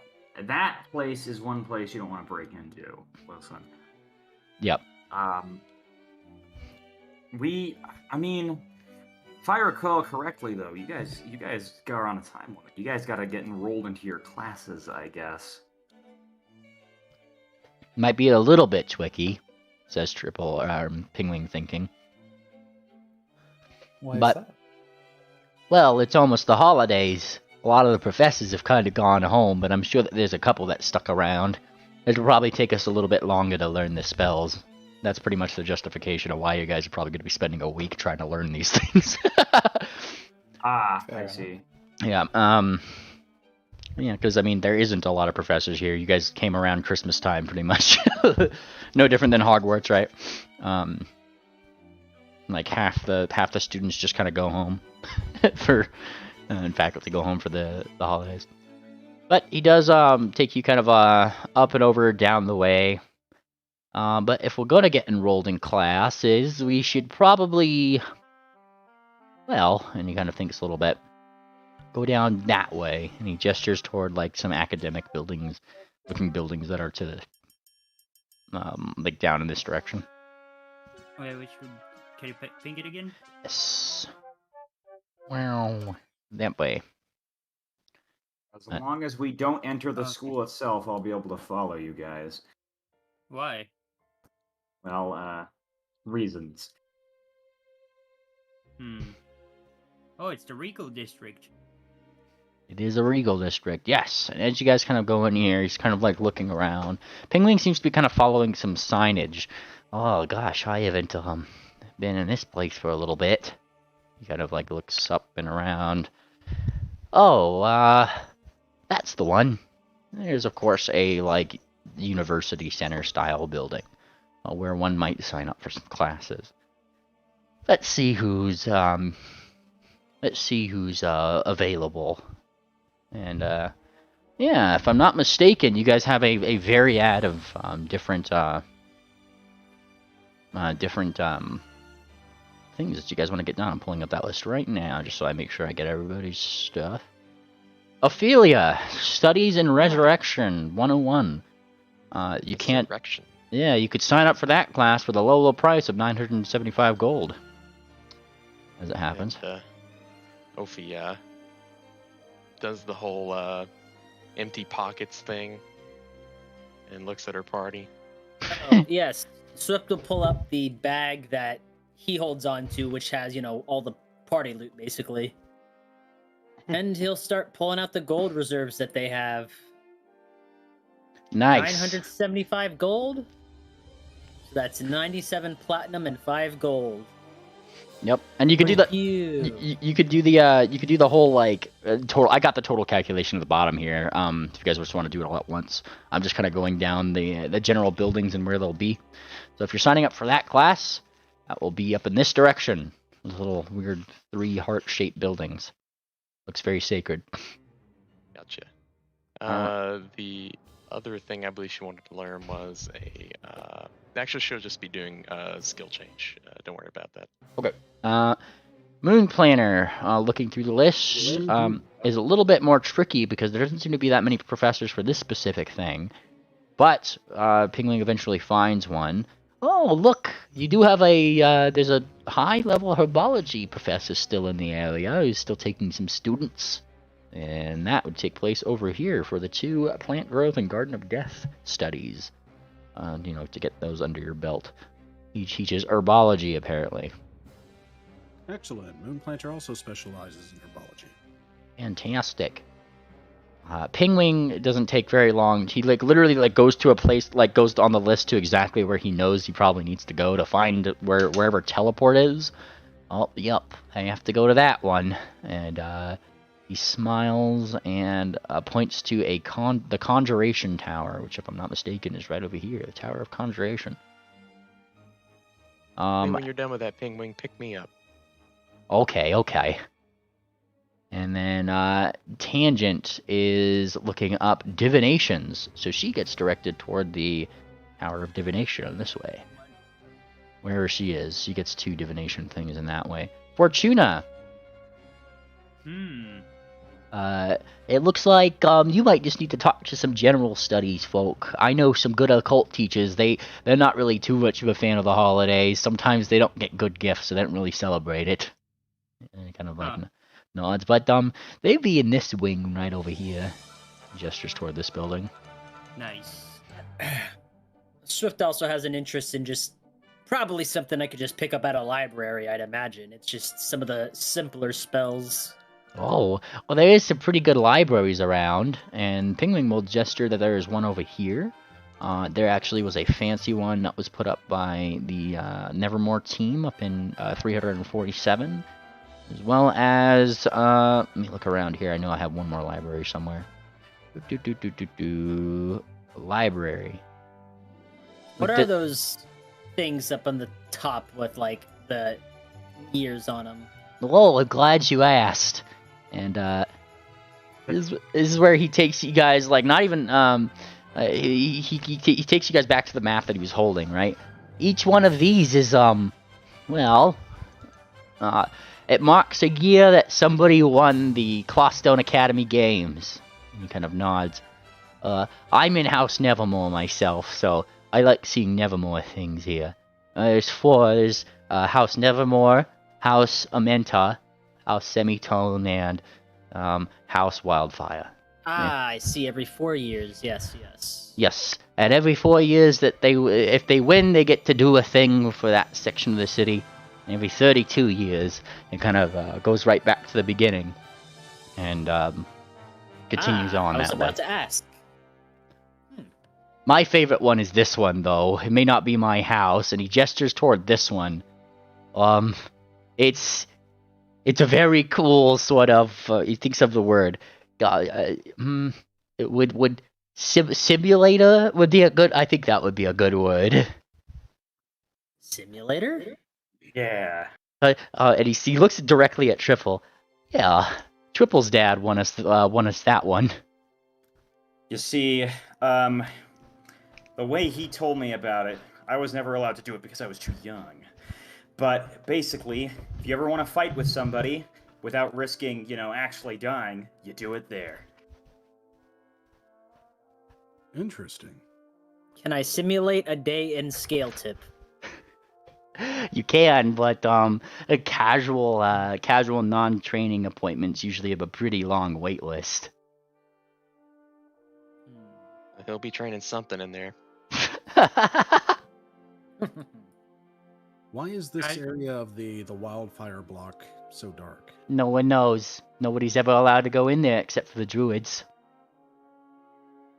Kind of boring, says Pingwing, admittedly. You sure about that? I mean, nobody else is allowed to use it, I guess. So nobody really kind of knows what's in there or why. Let's just say that if it comes around to the next year where we have somebody fighting over this spot, everybody's gonna 100% wipe that whole spot away so they can make something cool there. The druids have a lot of places that you're not allowed to go to, I've noticed. Yeah, that's just kind of how it is. Do you think my professor could escort me to it? I'd like to see. I don't think so, not unless you know Druidic. No. Yeah, he kind of like rubs the back of his head. Yeah, the Druids here are very particular. They're, he kind of thinks a little bit. One of their house tenants is very big on tradition, and that usually means gatekeeping people out of their traditions. If only our party had a druid. We did. You do. You have two of them. You have Tangent, technically, and Balcony Blitz. Sorry, more of a reference to OPAP. Oh.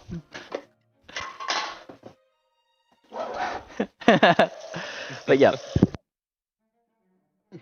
So give me 1 second. I'm just filling up my water, my Brita filter. Water. I know. So as you guys kind of like start to sign up for these various classes, the rosters are turned into a very mild-mannered lady.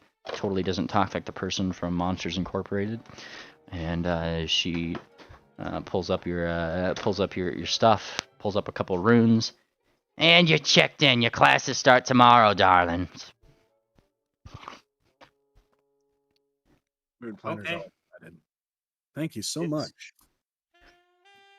Fantastic. Has Penguin led them away? Does Triple wanting to do anything else in here?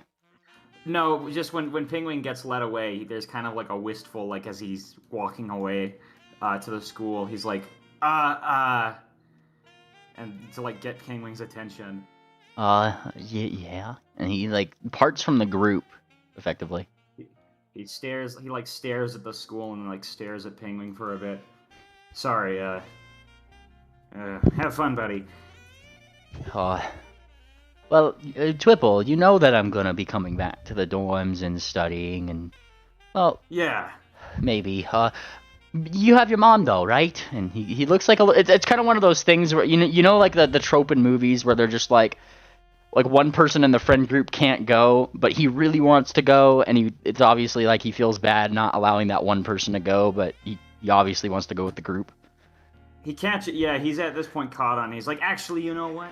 I've got a couple things I gotta do around here. Is Sarsaparilla still with us? Yeah. Yeah, I think I'm here. I actually have to talk to you about something.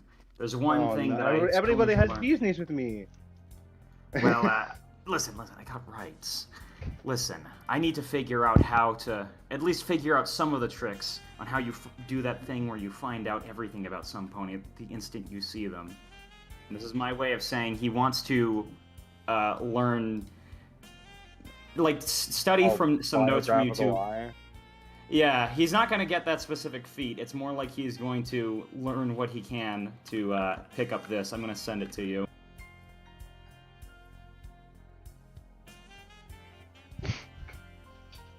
So he wants to learn a few things from her and see if he can develop something of his own. Okay, well, I guess she just kind of goes into detail, just like in the technical fucking, I don't know how to explain how biographical eye works. I mean, you just notice stuff. You just notice stuff about somebody that would hint off little details of their life. Right? It's like Ophi would be Bannermanes badge. Looks very confusing. Kieran with twisty horn gives all the information that you need. Yeah. Yeah, I got very nerdy vibes from this desk job. You know, and then when after a while of just studying people, you know, you kind of pick up where people are from, what they do, and then stuff like that. It takes years and years of people watching, and you know, you learn a lot about people when you rummage through their pockets. So yeah, this is the final lesson. He needs to come up with something, but yeah. Here, I'll show you. And then she kind of like leads you around the school grounds and just like, let's look at this guy. Look at this guy. Yeah. Just pointing to random. Yeah. Get a load of this guy. He's failing his courses. He's I think he's third year.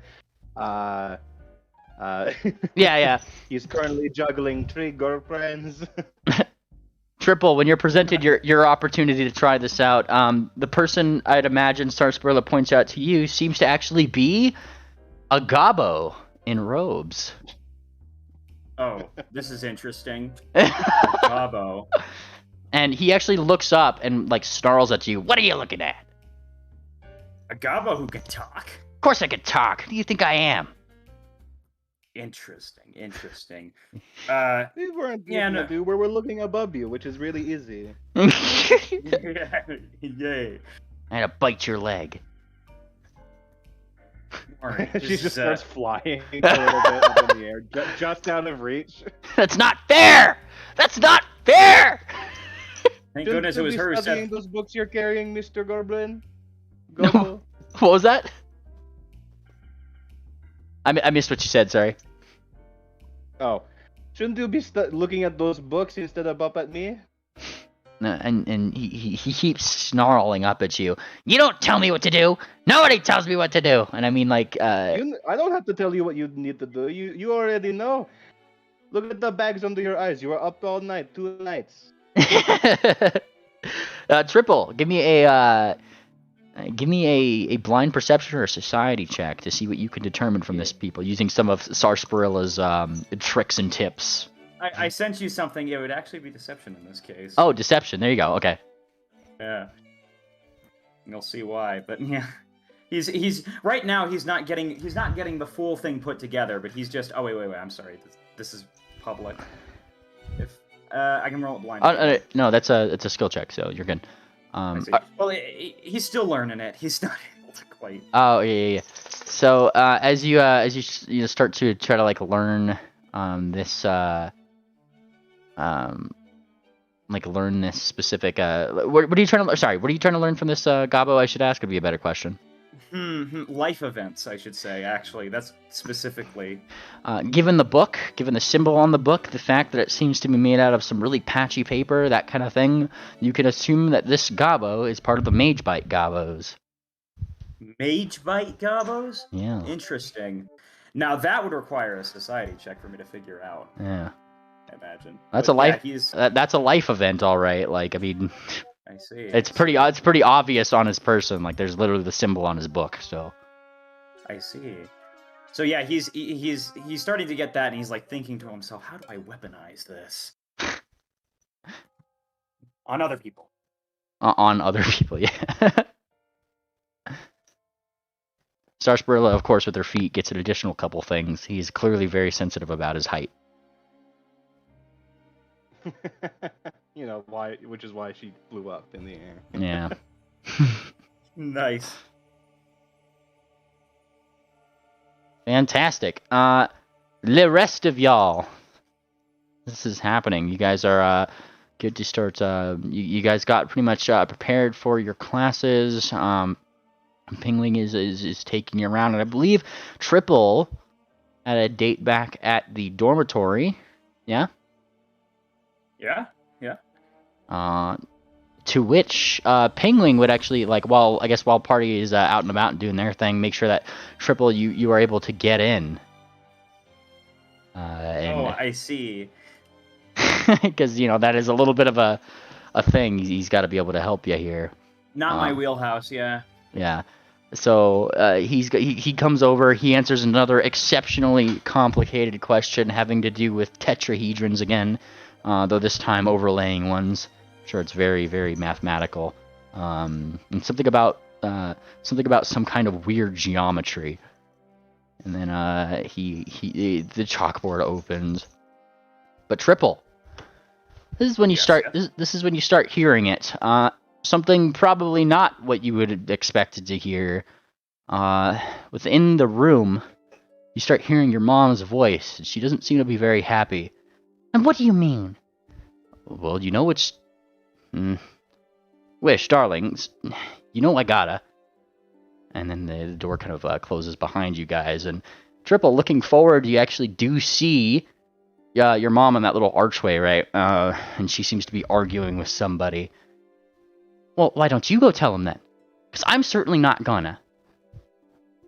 And a few moments later, that's when he makes his appearance. Triple, your father steps into that archway, presenting himself to you.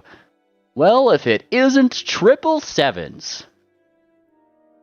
Oh. Yeah, you got off work early. Well, just a little bit. When I got the news, I rushed over right away. So, man, I should have been, like, hiding. That's not in character. What's the deal? I mean, yeah, listen, nice to see you again. And he goes over and he rubs your head. He takes you in like a little bit of a noogie. My boy! Rubs your... This piece? The what? This piece is what all true warriors strive for? No. My boy, my lad, my Triple, it has been so long since I've last seen you. How have you been? Good. Yeah, Dad. Listen. I got a new job. And he smiles. Oh, tell me all about it. Listen. I steal for good reasons now. I steal from ponies who are bad. His eyes, one of his eyes kind of like raises, and he looks back at Wish. Don't look at me. she looks back. Well, I mean, it's good to hear that you're employed. And he smiles, pretty jovially. I guess, quite frankly, there's a lot of things somebody can do out there, and it sounds like you've got a pretty good head on your shoulders. Okay, yeah, I mean, yeah, I honestly was just surprised you guys were okay with it. Wish is kind of doing that mom thing where she's tapping her hooves and she's waiting for, like, she's clearly waiting for her, for your dad to get to the point on something. Right. Triple, would you mind sitting down over here with us really quick? I can take it standing up. All right. Well, fine, actually, yeah, you'll sit down. And yeah, you go to sit down, and he kind of does like that weird thing too, where like he sits down and then you stand up, and he's like, "Oh, right," and then he stands up after. He just kind of like tries to follow wherever you're trying to sit, or like follow whether or not you're sitting or standing, pretty much. Trip, son. He rubs the back of his head. I am ecstatic as a father to have you back here. But, the moment I got the news, I had to come over. You see, he kind of thinks a little bit. Do you know what a geas is, son? Yeah. I know a little. And do you, by chance, know what the guard has to do when we become one of the Rune Guard? And he puffs out his chest, at the mention of that, showing his Rune Guard symbols and little, like, house semitone mark upon his chest plate. No, you never told me about that. Well, you see, son, the night you ran away, and he thinks about this for a little bit. Go on, says Wish, like, get to the point. Right? Triple, the night you ran away, you were supposed to be marked. And they never got to do that. Now, me being a member of the Rune Guard, I am under obligation to have to place you under arrest. I see. This is, it's a bit unfortunate, but, that's not his reaction. He's gonna say, sorry, Dad, but I don't live here anymore. You're gonna have to come and I'm just on visiting business. And he pulls out this. He's going to pull out, his deed to his house. I am a citizen of Kaladai. And Dakalai, not Kaladai. He actually pulls out both of them, his house and the crash house. Yeah, so you pull that out, and he if I don't crash my I think you guys can hear me. Just making sure. Knock down my base station. There we go. All right. As you kind of take out the deed to the house, his eyes kind of like light up a little bit. Well, that's just fantastic, actually. I mean, I'm still under obligation to have to take you into a hearing for it, but if you can present this, I'm sure the jury themselves will be more than happy to acquit you of all the charges. He smiles. Okay. I didn't expect it to be that easy. Alright. You might want to roll deception on that one. It's my dad. Alright, but we might as well roll perception. Go for it. Yeah, I mean, motive-wise, he just seems to, like, at first, he definitely seemed like he was trying to find any way that he could get out of this little business in itself, because obviously he looks like he doesn't want to have to arrest you in the first place. But having pulled out the deed, it certainly seemed to have lightened that feeling, and so now it seems like he's got like a little bit more of a tangible hope that you'd be able to pull through the whatever hearing that you have to go through with no issue. Very well. He puts out his hooves. Let's go. It's time for me to answer for what I did. Okay. And he kind of nods. Well, and he does like the northern the northwesterner thing, where like he stands up, but he slaps his hose on the floor first, like, well, and then stands up. And Is that an actual thing? it is. Yes, So Yep. like somebody just says "welp" and then everybody stands up at once. It's like the universal sign for this meeting has concluded. Like, and that's what he does. He pushes himself up. I have to do my my rune guard duty of informing you of your rights, he says, and he's kind of being jovial about it. All right, stop resisting, you there, Triple. And he points at you. Yeah. He's basically like, what can he say? But he's kind of like got a broody face now. Yeah, anything you say can and will be used against you in a court of law. Manacles go on, and you I'm know. writing something to you. He's cooking up a scheme right now. Hold Oh, on. he's scheming. He's scheming, all right. And you know, he continues to put on the thing, and Wish is looking completely disapproving of this whole thing. She's just your own son. Just don't worry, I know what I'm doing, he says. And It's what I deserve anyways, I suppose. At least it makes my conscience feel better. All right, the rest of the party. Hello. As you guys kind of like finish looking around the town briefly after your class signups and probably get whatever materials that you need as part of like the cost of all these spells and all that stuff, and start returning back. Like Pingwing had opened the door for Triple, but then kind of just like let Triple be in the thing. He had gone back into town.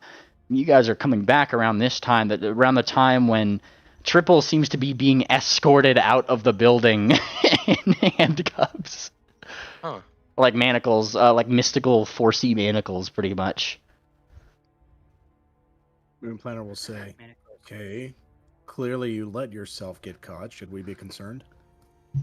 It's fine, guys. He's a dangerous one. Don't let him get too close. He bites. Dad. Don't worry about me. Oh, it's family business. He just starts laughing. It's a little more than that. But, no. See, I'm fine, guys. Well, if you guys want to know where I'll be, you probably can ask Penguin. See you on the other side. What? Twibbly. Dad's already carting him away. He's arrested? Why is he arrested? I think he looks like a little concerned. You've dropped on one too many conversations. Pingwing watches. Matter of time before it happened. Yeah, Pingwing's watching with the rest of you guys. Is the Triple gets kind of like led through this gate right over here through the thing. Triple, you're kind of like led through this area right over here. Yeah. And then he just kind of like once you're past this area, he undoes the cuffs. He just kind of keeps you close by. Like at that point, I'll make sure they don't put you into any place that you can't handle. And he gives you like a little bit of a wink. You know how those wraiths can be in the Hallow Tree. I see. Well, he's not gonna say anything. Actually, he's just gonna nod because he knows he can't say anything. Yeah. Now, Triple. You are done due processed to be in hearing in 2 days' time. Yeah, so classes for the others start tomorrow, and then the day after that is when they have like the next like public hearing for you. I got a question. Yeah, what's up? Does Madame Fortuna need to be standing near Penguin to keep the disguise? No, he does not need to be standing near. It just lasts an hour at a time. So pretty much he has to, like, like you go to your lessons will be about 2 or 3 hours at a time. Penguin is just going to check out whatever books that he needs, like the next day here, and then just go to class with you, just like occasionally, because he has like conceal spell and silent spell and all that, so he could literally just boop you with it. Yeah. Electra would also mention that in an emergency, she can make you non-detectable. There you go. All right. So, what are we doing now for this day? Well, I'm going to assume. Wait, Moonfighter, what? I was going to ask, do we need to make sure Triple has a public defender? Do any of you guys have legal lore? Or knowledge, or lore Kalidai? Or not Kalidai, Dalkalai, I guess, or Erelon, I guess. Would Academia count? Or yeah, sorry, Dakalai or Academia. To all of the above. Academia would not count in this case. Choose me as a wild card. But Where's Saul Goodmare? I want Saul Goodmare. Saul Goodmare based. Yeah, do we need to pitch in for his legal fund? I'm sure there's at least one talented lawyer here. Well, listen, I don't know if you guys can visit me. Would be a little bit hard. Triple, you can give yourself a society since you grew up here. Probably see if you could think of anything. If you need a public defender, that would be a valid question. I need to know of a few things. This is the thing I gotta ask. Such as that. All right. As you kind of like think if you might need a public defender or anything like that, you kind of remember maybe like a couple cases that you might have been like attending to because your dad had to be as part of it and he took you bring your kid to work day sort of thing. Yeah. The court system here actually you do not need to go find yourself a public defender. In fact, you are already given a full team of people who are both trying to prosecute you and people who are trying to defend your actions. Now here's the real question though, because I know a few things about it. Just how biased is this team though? How corrupt is it? That's the thing. It's an entire team of varying different races and houses in order to mitigate biased opinions. Between these two teams of deliberators is a court of 8 different justices. The justices which represent each of the 8 houses of schools of magic, which are publicly voted for. And then, of course, you have the... hang on, I wrote down the name. I actually did write down the name of this position. Hold on. The Omniger. There's the Omniger as the head judge. Pretty much, he's the... he is not affiliated with any house in this city and represents, like, all 4, pretty much. And he kind of, like, makes the final call. The what? The Omniger. The thing is he's here, and you know why, memely at least, why he's deliberating. He's deliberating if he wants to call in Penguin, because he knows that carries its own risks. Yes. And he's thinking, he's like muttering to himself, and suppose, man, it would be nice if I could have a visitor of some time to just talk to. But he's muttering to himself, if I bring him in, he could risk his own relationship to this university. But if I don't bring him in, he's the one witness I need to prove that I didn't do anything wrong necessarily. Does Erelon have due process like we're similar to in the United States? Are you asking me or Triple? Sorry. Out of character. I kind of told you what Triple would get with the society role he got.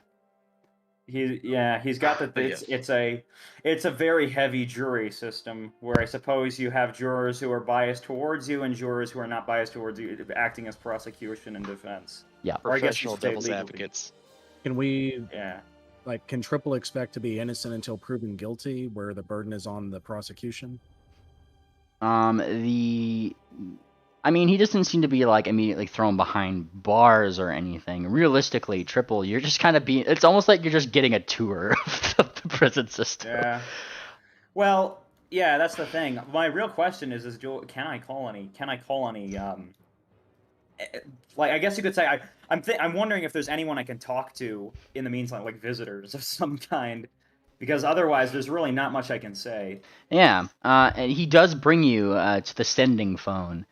Yeah, it's pretty much it just continually cast sending pretty much. So he gives you your one phone call pretty much. Okay, we gotta really think about this, but I guess the one question is Penguin. I guess, yeah, sorry, I'm gonna have to call it Penguin, guys. Please call it Penguin. Bring. And reminder, it's continually casting sending back and forth. I So, see. So we don't have to. We don't have to worry about limits. But all right, and whoa, hello.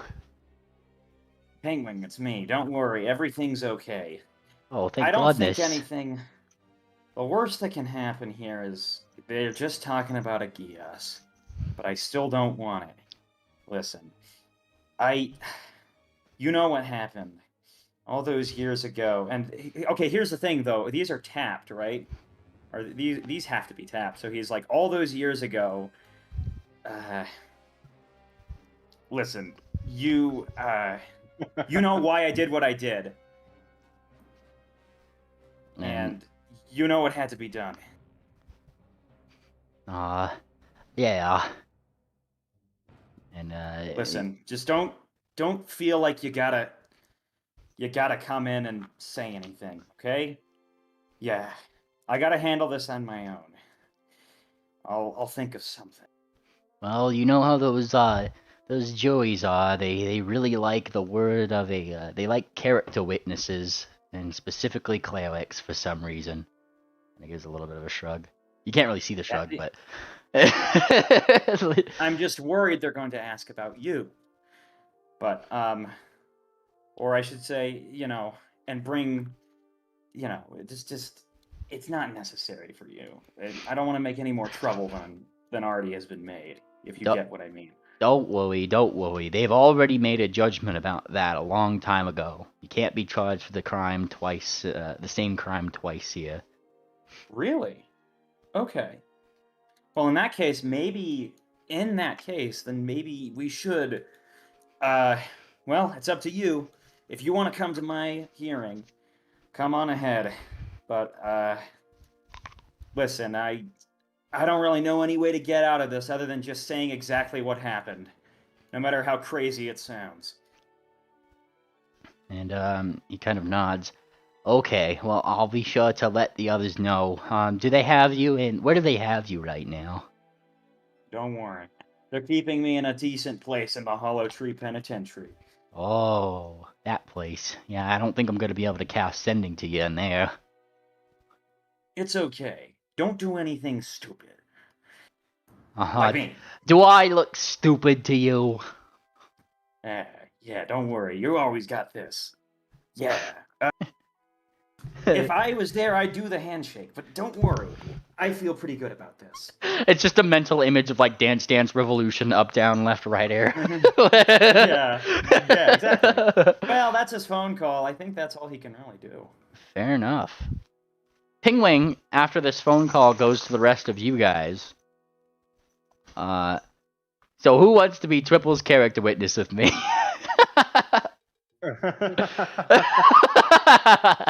Wait, character witness? What do you mean? No, he explains the Vouching situation. for him being a good person. Yep. I could do that. All right, and then he actually looks toward Ophi, and I know the juries here, they really like clerics because they're always like godly and things, and they usually have some pretty good wise input. Well, I have been called a saint a few times. And Saint Sometimes I Angel. could. he Oh, smiles. can't forget that one. Now, yeah. I mean, I could vouch for Jackpot, but I don't think the jury would like to hear the things I have to say about him. Yeah, I think My Like- idea of good character is much different than theirs. I can certainly talk about his bravery in combat and how he's helped save countless lives in the enemies we fought. Oh yes.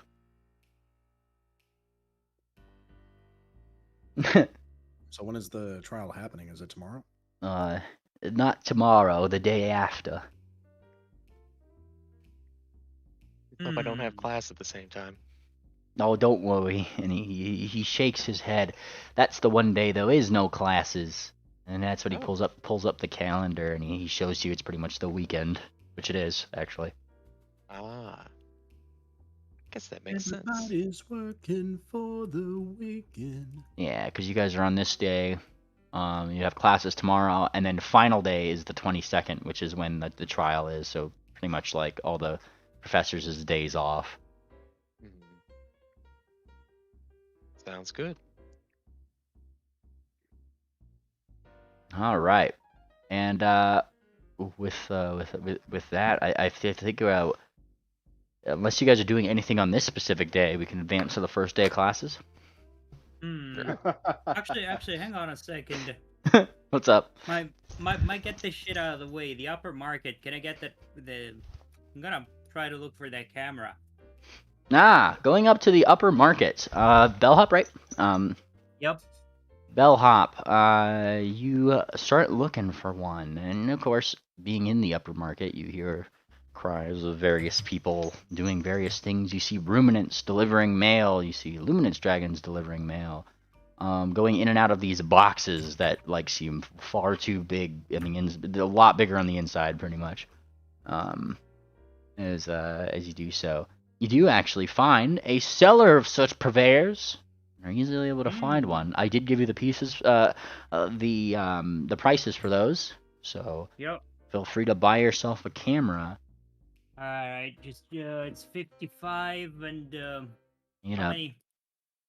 How many? How much stuff should I get for the thing? Hang on. 55 for the camera, right?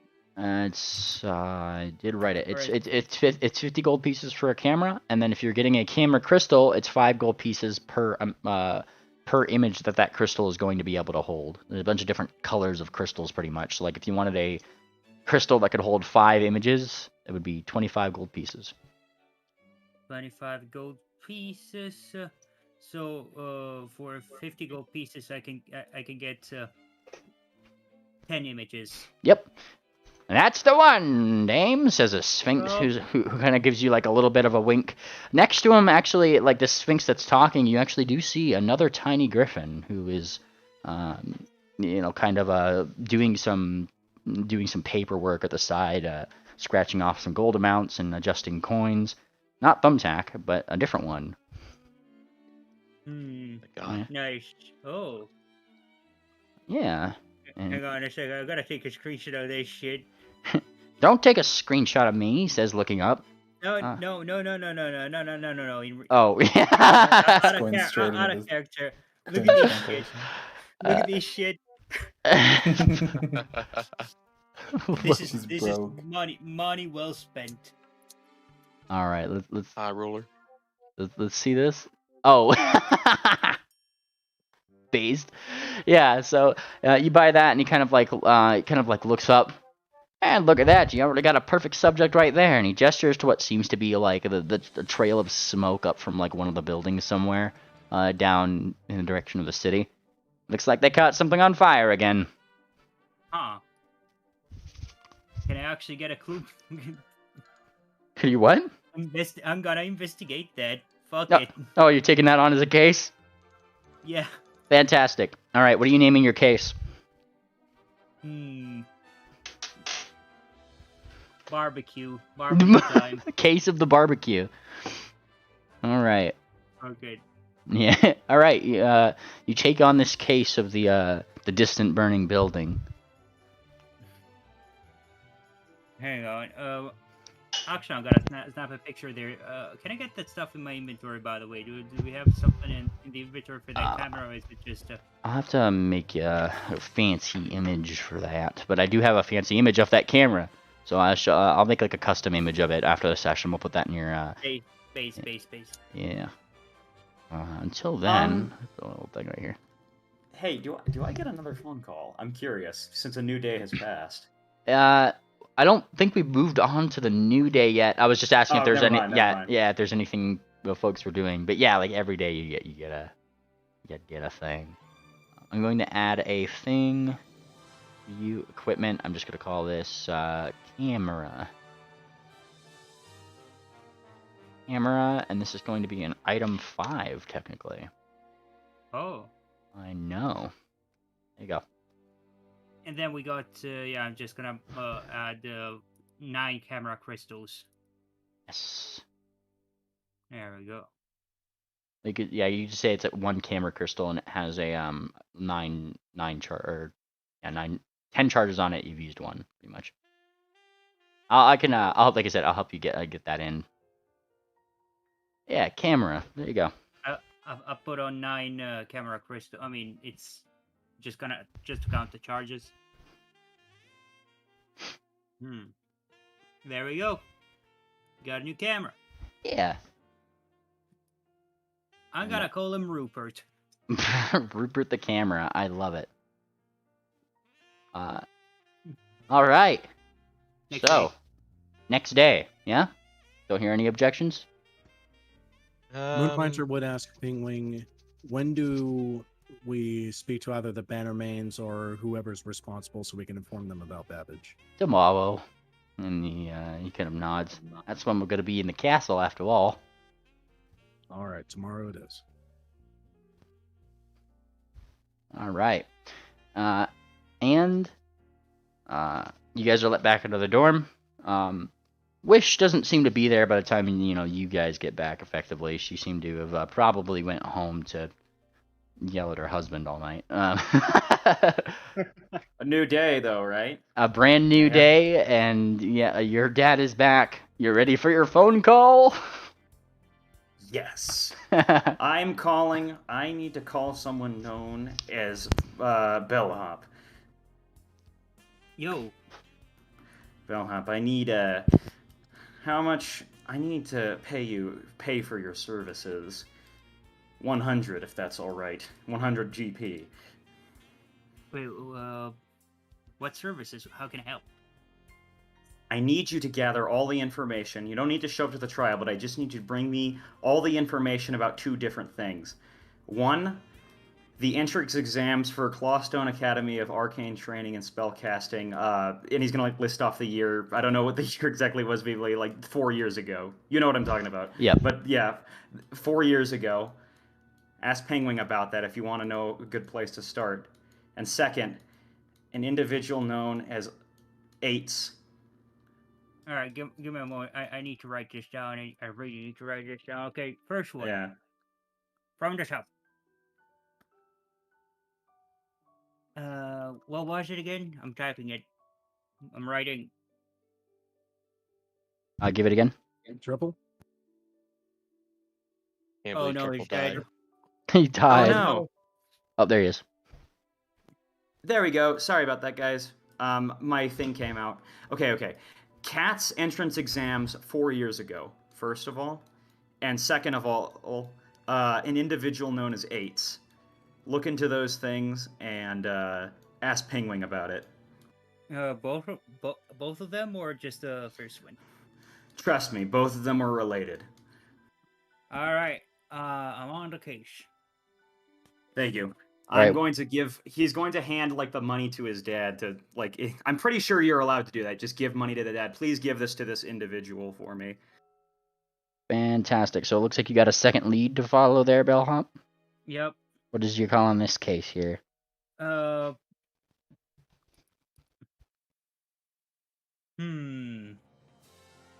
am shit with names.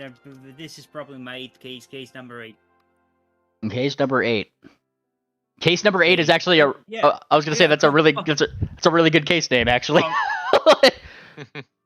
Actually, wait, shit. Hang on a question. First of all, before I continue this, I'm gonna fuck somebody over. I'm gonna fuck over the GM. Yeah. Red herring. You know that tower? Is that inconsequential or not?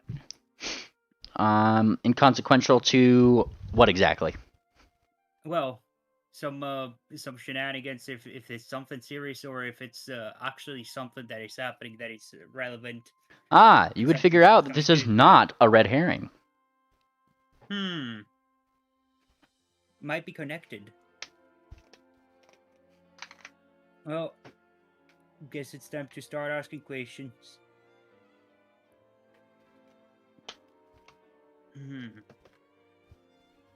Mm-hmm. Bellhop. Bigwig!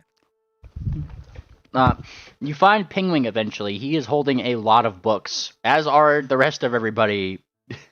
Well, not really, probably. You guys probably have it in a bag of holding. I just really like holding a lot of books. Oh, I'm sure you do. So you enjoying your time in here? Oh, yes, we're about to go to school. Oh, yeah, I mean, this place is amazing. Let me tell you, I just found this nice camera over here. It's gonna help me with the investigation. It's gonna be amazing. Oh, wow. What's Yeah. it? Well, look at this. She's gonna show the photo she took of the tower. Bellhop takes out a small, like, crystal from the box of the camera, and as she does, all she has to do is, like, turn it in her hand. Like, each time she turns, or her hoof, rather, each time she turns it in her hoof, it displays, like, the next image. In this case, there's only one, and it kind of, like, pops up as some sort of, like, a visual representation, sort of like an illusion. A little bit of stolen light, as it were. Kind And, of like that gym that Electra's carrying around. yeah, Kinda like exactly. Yeah. No, I didn't hear that. It's kind of like the gin that Electra carries around. Huh. You know, their battle in Wati. You weren't Yeah. there, but you should take a look at it. Huh. Only difference is Yeah, that this take a look. only difference is that this is a 2D representation. The one she has is like a specific slice in time, so it's like a big 3D sort of thing. Now, when she shows you this image, it seems to be that there is a what looks to be like a little bit of a burning something out in the distance. That's pretty much what I believe she took a picture of. Yeah, the burning tower thing. Yep. But yeah, amazing thing with these, I'll be able to take on any case and also document your adventures in case you want them. Maybe some mementos, you know. But either way, this burning tower, is this actually something that happens quite frequently? Not really. And he kind of like thinks, I mean, normally if something's burning, it's usually somebody because they did a fire spell wrong or something. Usually we have pretty good and fast spellcasters who are usually on their scene, can douse out a fire lickety split. Oh, I see. So there was nobody running around, just be kind of afraid because some tower is burning. Nothing. And he's kind of thinking, because the tower itself that seemed, like the tower, the thing that was burning, not necessarily a tower per se. Did you look into that yesterday by chance, Bellhop? Like, you go to. No. I just Yeah. skip to the next. Yeah, it wasn't Right away. it wasn't necessarily like a tower that was above everything that was burning. It just seemed to be in the general direction of somewhere in the ward or the elder route, like that kind of far away from where you were. And he just kind of thinks a little bit. I mean, I wasn't really near those districts per se, so I didn't really see anybody running around. I heard one or two people probably comment on it. Oh no, there's something burning out in the distance. Well, I guess I'll look into it. So I'll see you around. And wait, just one more thing. She said it. One more thing. What is it called? No. Yeah. Bellhop? Okay, so I need to Triple asked me to get some information about some sort of stuff. It told me that you'd be probably the best person to ask you about this kind of stuff. Something about a cat's entrance exam 4 years ago, and some individual known as I don't really understand. Maybe he was just delirious. He's just in his cell right now. That. So he wants to know about the entrance exam? entrance exam 4 years ago, and an individual known as 8. Oh, and he looks a little bit darkly at that. She was a bad egg. She? She, yeah. Hmm. I'm like nods. She was used to hang around Triple, and I don't think that they got along too well in the end. And I mean and she kind of thinks a little bit. Yeah, 1 second.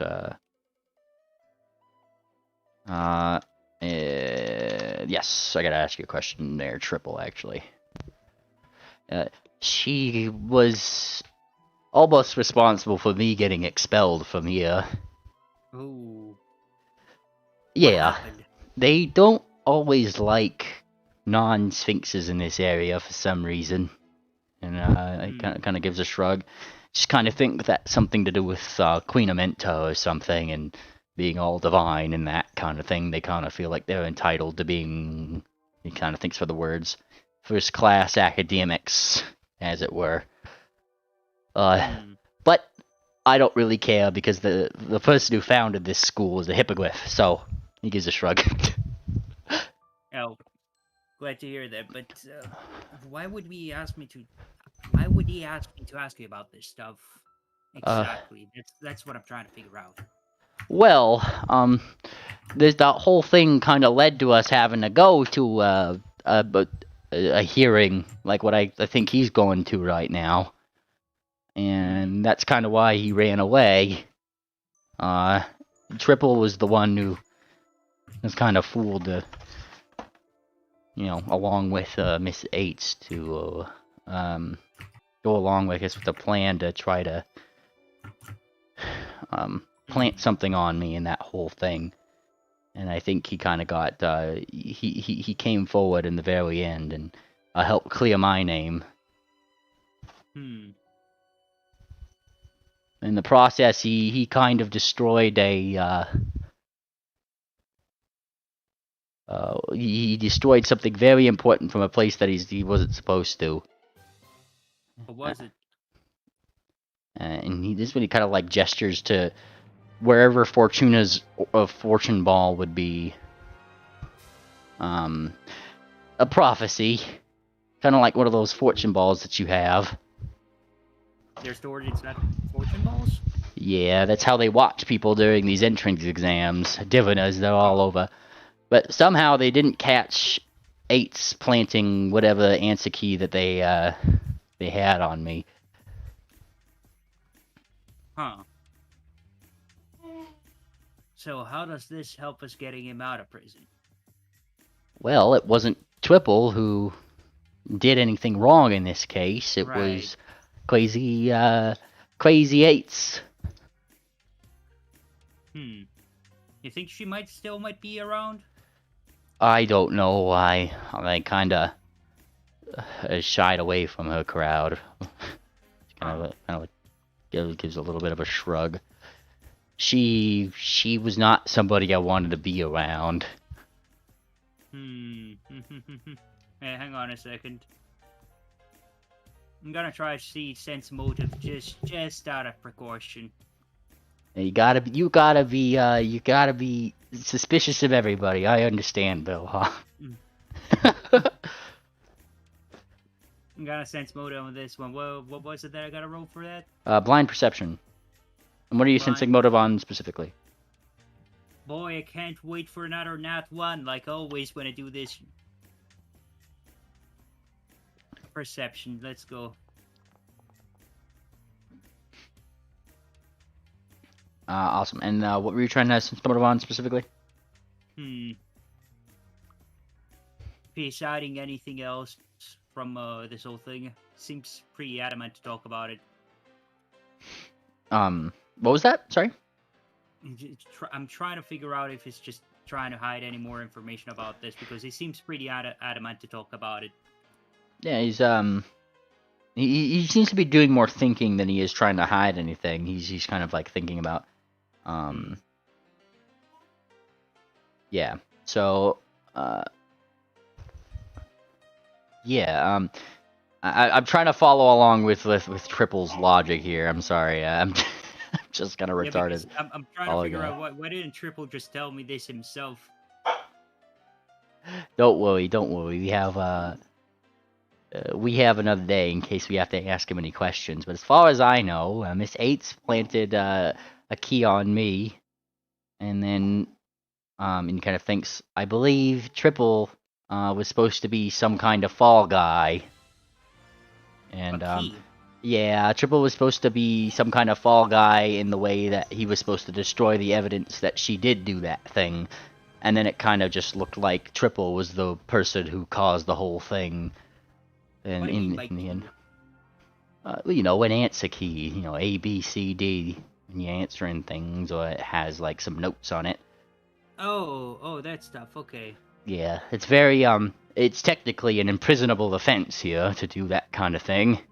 Cheating? Cheating on an entrance exam to cats, yeah. Huh. I'll take note of that.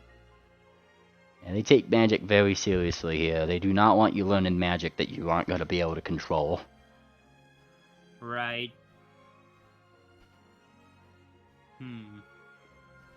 Well, I'll get out of your hair. You probably have a lot of studying to do.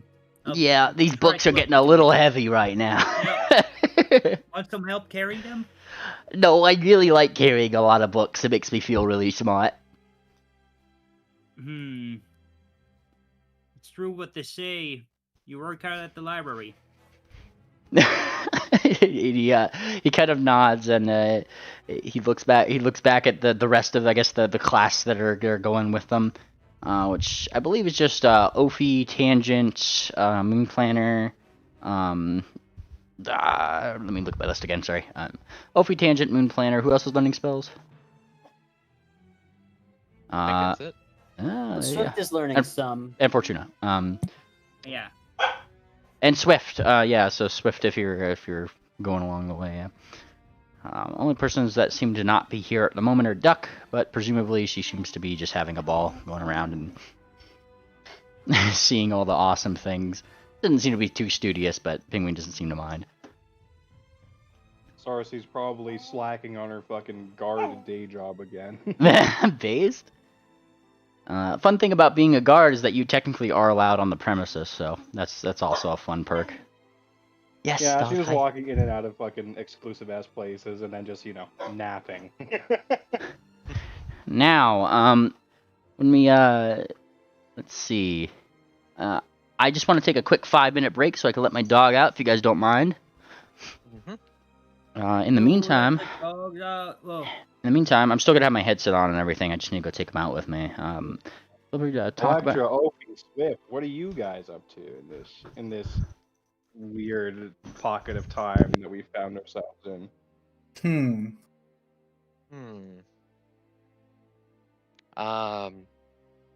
Well, out of character, Ophi's going to cast a little something because she's noticed some weird behavior from Electra that whenever she questions it, she doesn't really seem to have a proper answer for. It's like she's avoiding the issue. So Ophi's going to be a little, probably a little out of bounds with this, but she is going to cast and sustain Prying Eye around whenever she thinks they might be discussing, or she might be discussing this specific thing with someone else, or if it seems like she's trying to keep something from her. What, do you think she's fucking spreading the secrets of the fucking Krabby Patty secret formula? Whatever. Well, she's had some discussions with her where it's clear something's on her mind, but Ophi can't help her; she doesn't know, so she's just going to try to figure it out herself. Well, I was wondering if any of you were traveling around in a group because, since Sarcy's on duty, she's gonna try and do some drinking and shit at work. Yeah, Electra would probably be taking in the sights of the city. This whole occult district looks really interesting to her. What about you, Moon Planner? What are you up to in this weird pocket of time? I stepped away briefly. Have we done the calling in for the trial yet? No. Sorta, kinda. I don't know. Bellhop was gathering information from Pingwing, and it's still that first night. And Memely's letting his dog out, so we're on like a 5-minute break. Oh, okay. know, m- Sarcy's trying to shirk work and go day drinking at the college bar with some of the Hell guys. yeah! Yeah. Swift's Sure, on yeah, that. or Electrical joined too. All right, Yeah, let's that say was, like some of you are like traveling in a group, and then After our classes, of course. Sarcy kind of swoops in, and she has like the like the I just woke up eyes, and she's rubbing them. And she's like, work here is so hard. It's good you guys are here. Let's go to the college bar. Okay. Wait, the bar. You just woke bar? up.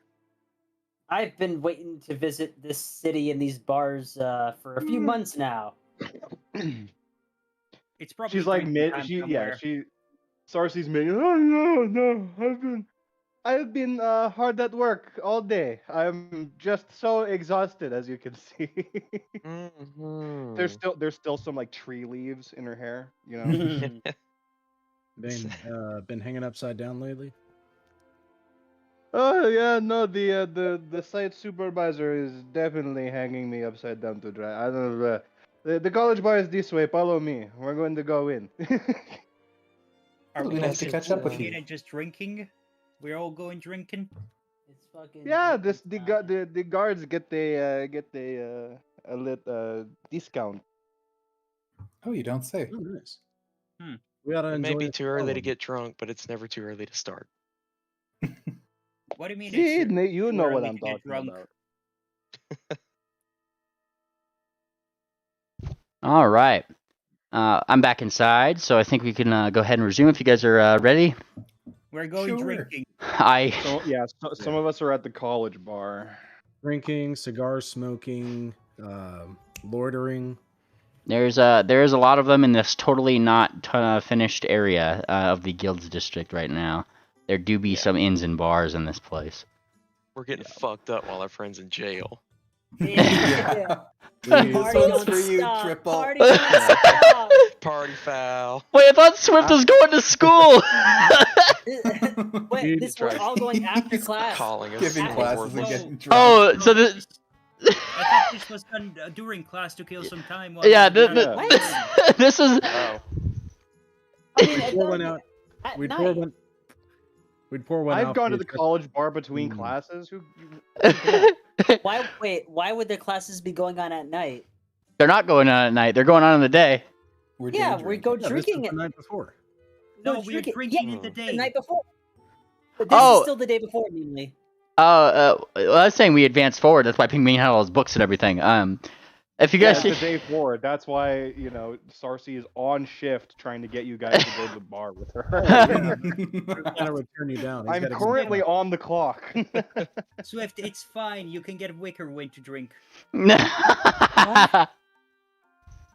Oh, Oh, come on, come on, come on, Mr. Swift. You wouldn't go with a bunch of people to go drinking. You like to learn things, don't you? I hear that alcohol. well, helps when you put it retain like that, information Pingwing, I better. definitely want to go drinking. No. And Jinx encourages that. Yeah, that kind of sounds like that's a better plan to do. I've got But- plenty of time to fill out me spell book. Well, No, you gotta learn. but who can resist learning? You don't have to learn in college. You just have to take the test. No, And you then pass. gotta learn. Just because attending class is only 40% the mark doesn't mean you can't get 100% on the final and then get 60 overall in class. Pingwing looks like this is anathema to his personal edicts. The math checks out. What about drinking in class? Fine, fine. Me and all the other cool learners are gonna go learn. Come on, Ophi. Come on, guys. Come on, Fortuna. Oh, We're gonna be the cool guys and go learning instead of drinking. Opie, don't give Oh. it to peer pressure. Come drink with your friends. The Kieran in me says I should, but the the cleric in me says I should probably go figure this out. Yeah, the cleric and who knows what she's talking about. Besides, if one of you drinks too much, someone's got to resurrect you. Now that's the kind of night that I want to have. Jesus Christ. Well, it's a Please bit don't kill early. It's a yourself. little bit before noon. There's still lots of time before we. You know what? You know what? Fucking Fortuna is learning. Bellhop is investigating. I'm gonna bring Ord to drink with the boys. You know what's funny is that they do actually have ghostly drinks, obviously. Yeah. Based. So Ord could actually get fucked up. Sophie is going That's to try right. to convince Ord to let her resurrect him. No, don't. Not knowing it, the circumstance or anything. Don't you don't you get close with that magic of yours. Yeah. If we're drinking like a drink or two in, Sarcy just starts screaming, "I taught him better than that. He turned himself in. What an idiot! What? You Yeah. don't go quietly. You let them catch you and then figure it out later, and then you don't get caught. It looked like some weird kind of father-son bonding.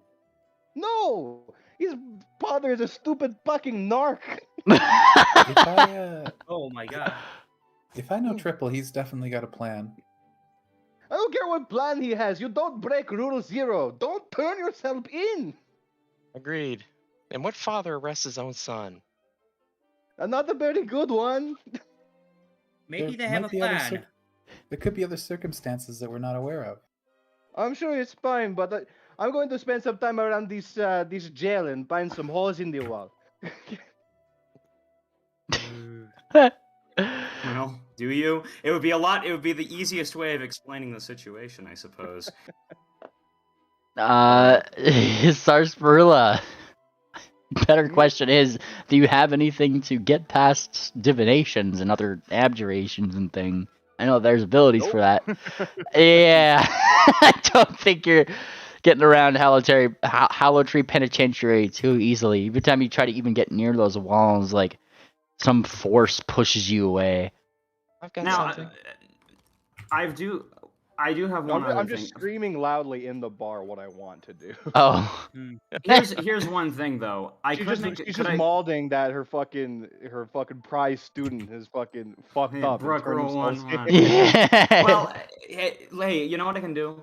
Can I make a society check? Because I know that, like, in a lot of legal systems, there's some way that you can have a private conversation, like with your lawyer, where you can say anything. Yeah. I know that that's a legal right in most things, and can I make a society check to see to finagle my way into getting that? Yeah, go for it. Attorney privilege. What's it called? Yeah. Frank? Oh. Huh? Yeah, finagle my way into getting basically a private conversation that is not tapped or Yeah, I just want to know what that term was called from Frank. He said the name and I missed it. Client attorney privilege. Ah. All right, go for it. Go give me that society roll, ye. Is it public or blind? Blind. It's knowledge gathering. Okay. Such a thing does exist, though typically it's between you and your character witnesses in the city, and they don't let you outside of the actual rune guard itself. Yeah, you know, and I mean, given that you kind of have good behavior, and like the guards here actually do like you. It seems that your dad tells a lot. Your dad, Four Leaf, has told a lot of stories about you. And they're definitely hyped up stories. Like, nepotism. Yeah, Let's use it. They've literally nepotized you to be able to just walk around this rune guard area. Though only if you're like closely monitored, obviously, by your dad. Well, he's gonna basically abuse the shit out of that, so he can finally, if anyone wants, have an ability to just have anyone who wants can talk to him in a private room where they don't need to worry about this. Now, private room might be a little bit harder to get, but you can. You're pretty positive. You could That's attorney-client privilege. Yes, you're pretty positive you can nab one with so long as you talk to the right people, or you get like one of the rune guard to vouch for you.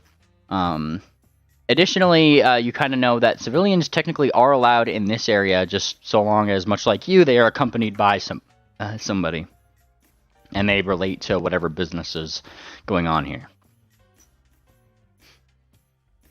All right. Yeah. A couple more drinks in. Around the who's with the drinking again? Moon Planner, are you there?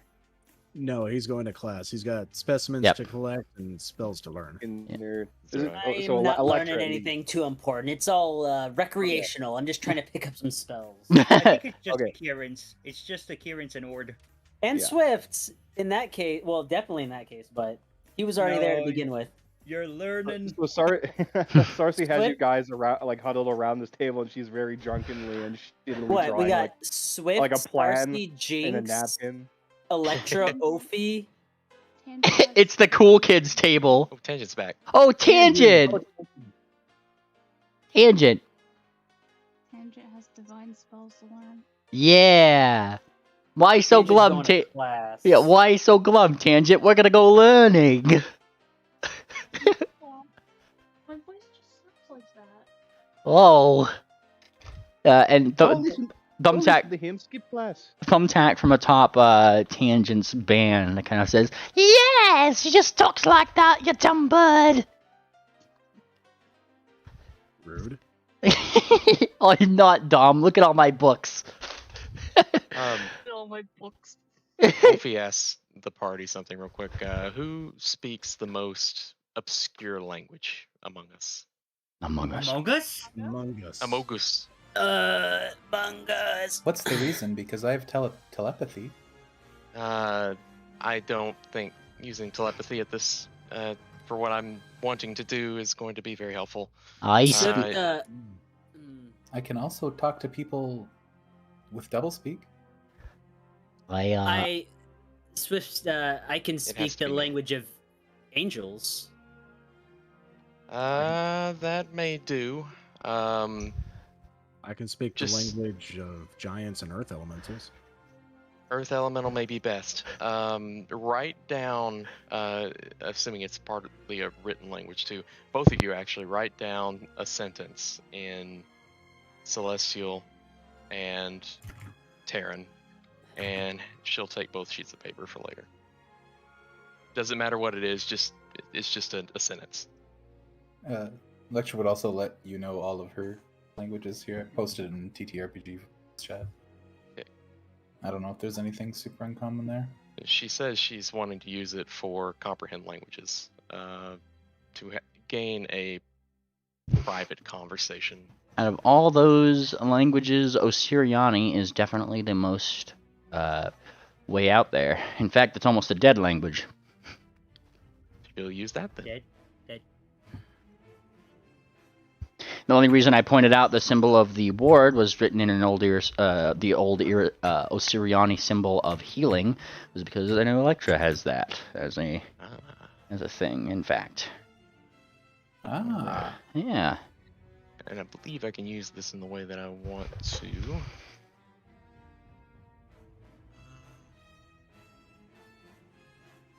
see. Oh, this doesn't let me speak the language, just understand it. Ugh. Yeah. Tongues lets you speak it. Right. I'm thinking. I'm wondering if I can use those in conjunction. I don't think so. Well, tongues lets you understand and speak.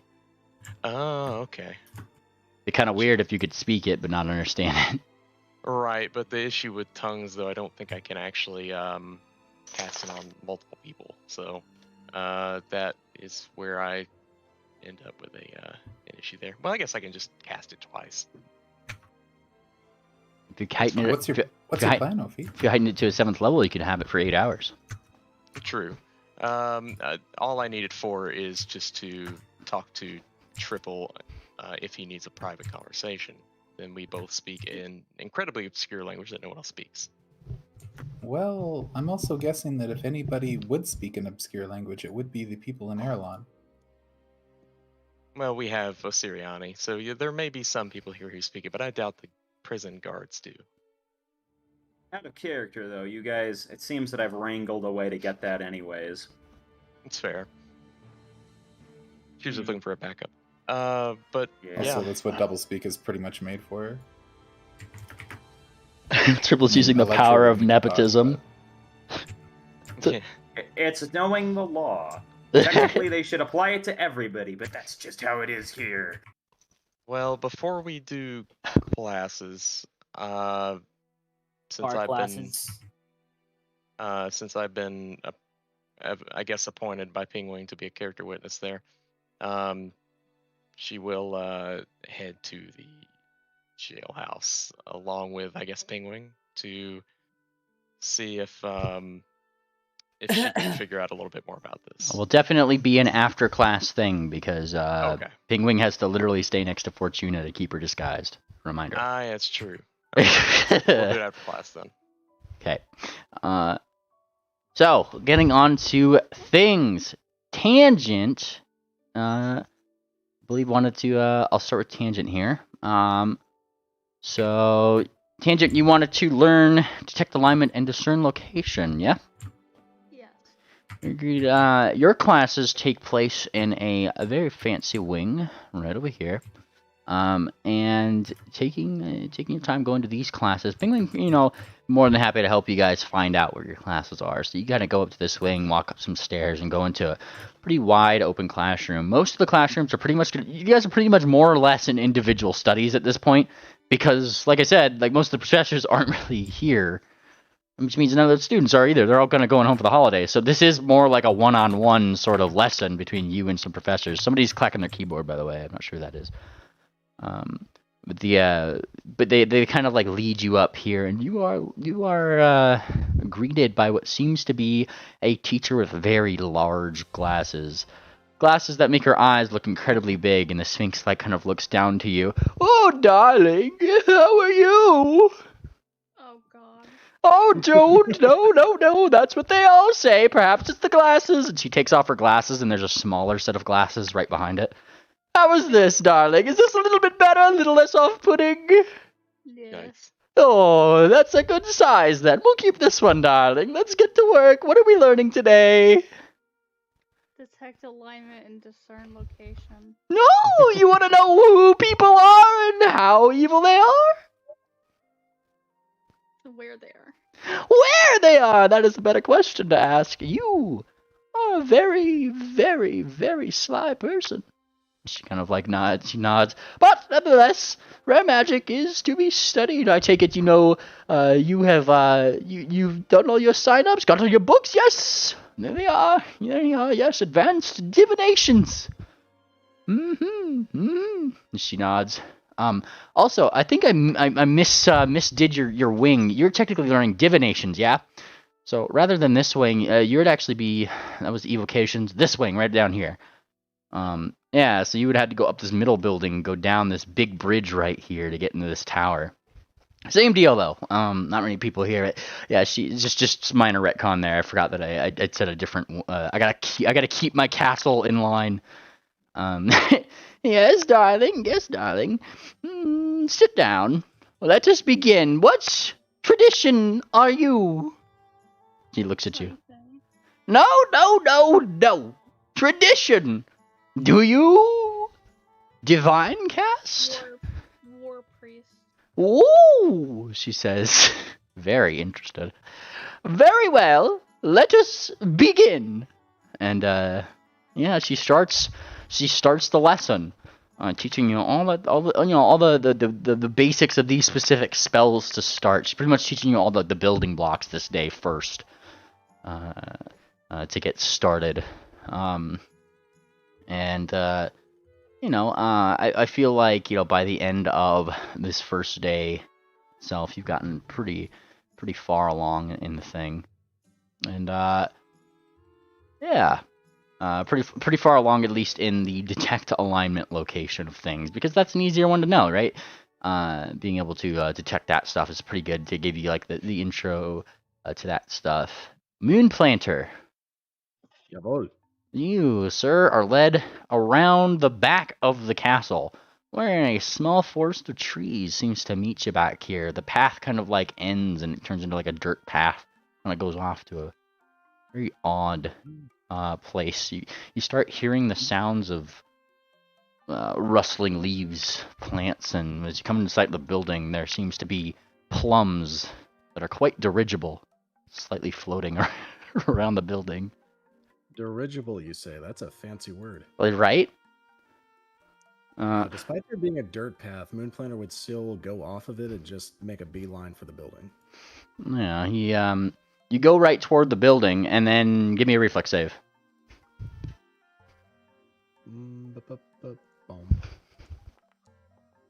Do not walk on grass. I have hero points. All right, let's see it. That's better.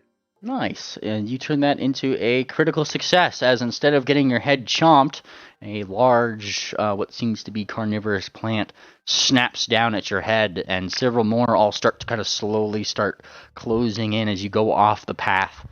A voice in your head just kind of says, "Stay on the path." Very monotone-like. Well, instead of listening to that, I'm instead going to use this spell right here.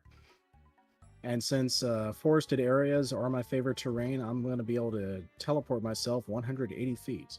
And you do so, and as you teleport 180 feet, like through the forest somehow, you find yourself right in front, like just suddenly, like filling your vision is a very large, very stoic-looking earthbound pony who's just looking at you with a furrowed brow and almost like no other expression to his face.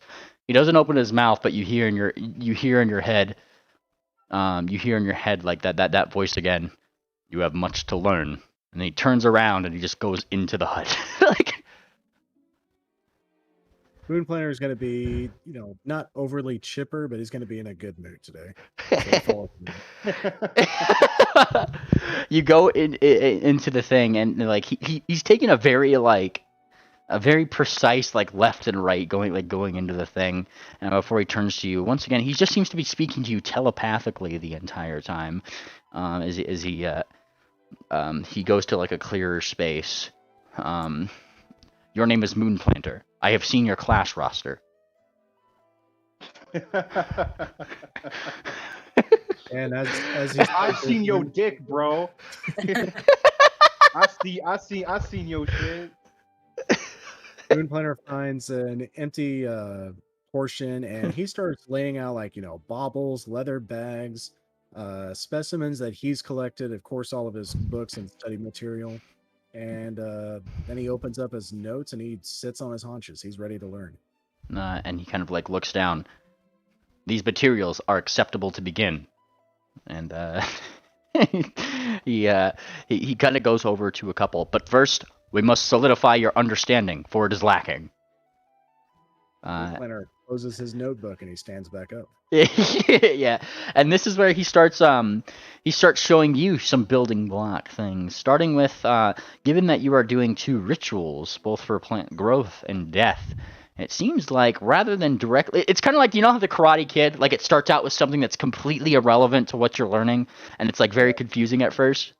Wax on, wax off. Yeah, like that kind of thing, right? It's like that, because suddenly he just immediately deviates away from plants and starts describing to you various things about asking you all these things and teaching you about the positive and negative energy planes.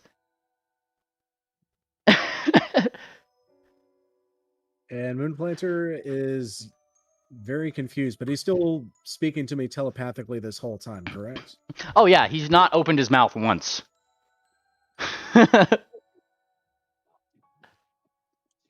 Yeah, Moonplanter will still take notes, but what he'll do is he'll flip his notebook to the back and just make a new section on, positive and negative energy planes.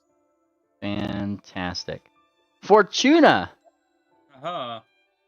As Moonplanter's lessons kick off, ye too. Ye too can as well. Yes, Pingling and you kind of generally go to the same place, more like a general studies thing. That one is in this room right over here. So technically, Pingling seems to be coming from the Tower of Conjuration, as he calls it, taking all his books with him. And you guys kind of enter this strange room. And by strange room, I mean it is it's one of those rooms that as you get closer to it, down a hallway, You know, in like the Gene Wilder's Willy Wonka, where like they're going down that hallway and the door's really tiny toward the end or something. Yeah. It's got like things like that going down the hallway until you guys like have to like duck under and like crawl your way into the. Shit, the box can fit in. And like, it seems to be just big enough for a medium creature. So Pingwing actually kind of like he goes in first. He's like, just duck your head, and I'll make sure your box goes through. And so they're like fitting like a square peg through the hole. And bonk comes the Fortuna mare. Yeah. The square box goes in that. Strangely enough, as you enter this classroom, there isn't a teacher in here. The only thing that's in here seems to be a cupboard. A cupboard? A cupboard and some desks, yes. And Pingwing... What's in it? Are you going to go check? Let's check. You go to go check the cupboard, getting right close to it. Before the cupboard speaks, no, don't touch me! I didn't even get close. I'm all sticky! Oh, okay. It kind of speaks, and Pingwing looks like immediately shocked. Oh, it's a mimic! I'll show you a mimic, young lad. You must be Misfortune. Wait. Madame Fortuna, if you please. Yes, and he looks. The cupboard looks back down. That's right, Madame Fortuna. Sorry, your handwriting is terrible, miss. Rough writing. Yeah. I try. Very well, very well. Well, I see that you are trying to learn spells. One a little bit less conspicuous than the other, I might add. And they raise their eye. Blood Feast. Yes.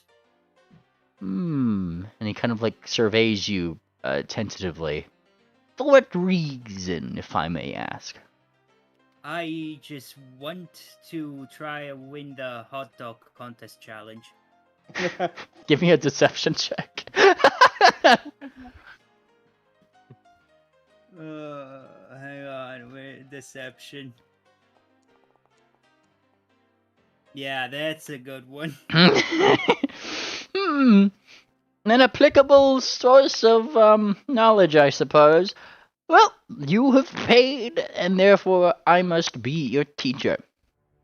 Just do not touch me, and we will be all that fine. You, Madame Fortuna, best be inviting me to this hot dog eating contest. I would like to see how a pupil of mine fares with such ability. Oh, I will. It's gonna be in about a month or so. Very well. I will note that on my calendar. And Pingwing just kind of like gives Madame Fortuna a little bit of a side eye. And you, young lad, are not on my roster. No. I just I mean, I've been here for a while. He kind of gestures to his badge a little bit. I was just here helping out a friend, try to find their way, and quite frankly, it's a little bit of an emptier classroom here. I'm just doing some conjuration studies, and he holds up some very advanced-looking notes. Very well. Be that as it may, I expect you to not make a sound. Do I make myself clear? I will not answer any of your questions without any of the gold going to the university cost of your education, young man. Very well noted, miss. And, the cupboard immediately just continues to focus on Fortuna as Pingwing, just through the back of the classroom, this entire class silently keeps continuing to cast Illusory Disguise on, Fortuna. Fortuna, as he, You gotta do a roll for it to see if it works. No, Illusory Disguise is just a thing. Alright. Not unless they have a reason to be immediately suspicious of your being. Right. But even then, it gives you like a +4 to that check. Now, sending isn't all too hard. Realistically speaking, Fortuna, you have seen this cast so many times that, like, by the end of the day, like this academic day, you pretty much already know sending. spells seem to be a lot easier to learn than, than the rituals themselves. Though, like I said, namely the reason why you get this on just this day is, like I said, everybody in your party has been casting Sending for months now. Blood Okay, Feast. so I can add Sending to the thing. By the end of the day, yes. Yeah. Though, reminder, you could only have as many spells as you have currently on your sheet because you're a known spellcaster, so you have to replace one of your spells with Sending. Pretty much how that works. Oh wait, you're a wizard, right? You're doing Arcane? Yeah, Arcane. You could just add that to your book then. There you go. Yeah, spell book. Yeah. Fantastic. Okay. As for Blood Feast, like they're both two differing sides of study. So pretty much your lesson today is Sending, and then like the next day they're gonna try to get you the other ones, right? Yeah. All right. But that's how. I'm gonna test out Sending to somebody. Hang on. Well, wait till I get to the other people here, because that'll be an end of day thing. Yeah, I'm just gonna keep it prepared though. Nice. There we go. As for our last Kieran, Ophi. Hello. Hi. You return? Yep, I'm here. You, my dear lass, are brought into this hospital over here. Now, as you are invited, I guess led into the front doors of this here medical establishment. It is very clear that the inside of it is much like those mailboxes around, much larger on the inside. Yeah, you kind of walk in, and many of the, I guess, many of the staff that are here that have remained do have like white robes on. They all seem to be like white robes. There seems to be some who seem to be a little bit more junior, who have like blue ones on. And as you are kind of invited in, Ophelia by the front desk lady kind of like reads down a chart. Signing up for resurrection studies? Ophiuchus or Ophi, but don't worry, it's a common mistake. Yes. Here are your robes, and she gently hands you over what seems to be some blue robes. She will put them over herself and wait for further instruction. Your resident, and she kind of like starts like looking down. Me down the hall and to the right. Lovely. Thank you so much. Mm-hmm. She will head that way. All right. You go down the hall and to the right, wherein you see what seems to be a sphinx who is kind of like reading a chart. And this is just DM having a trouble pronouncing your name. It's Ophiuchus. Ophiuchus, sorry. Ophiuchus. He kind of like reads the chart a little bit. Ophiuchus. Another Kieran. And it gives a little bit of a raised eyebrow. Resurrection studies, right? Indeed. How much do you know about that field?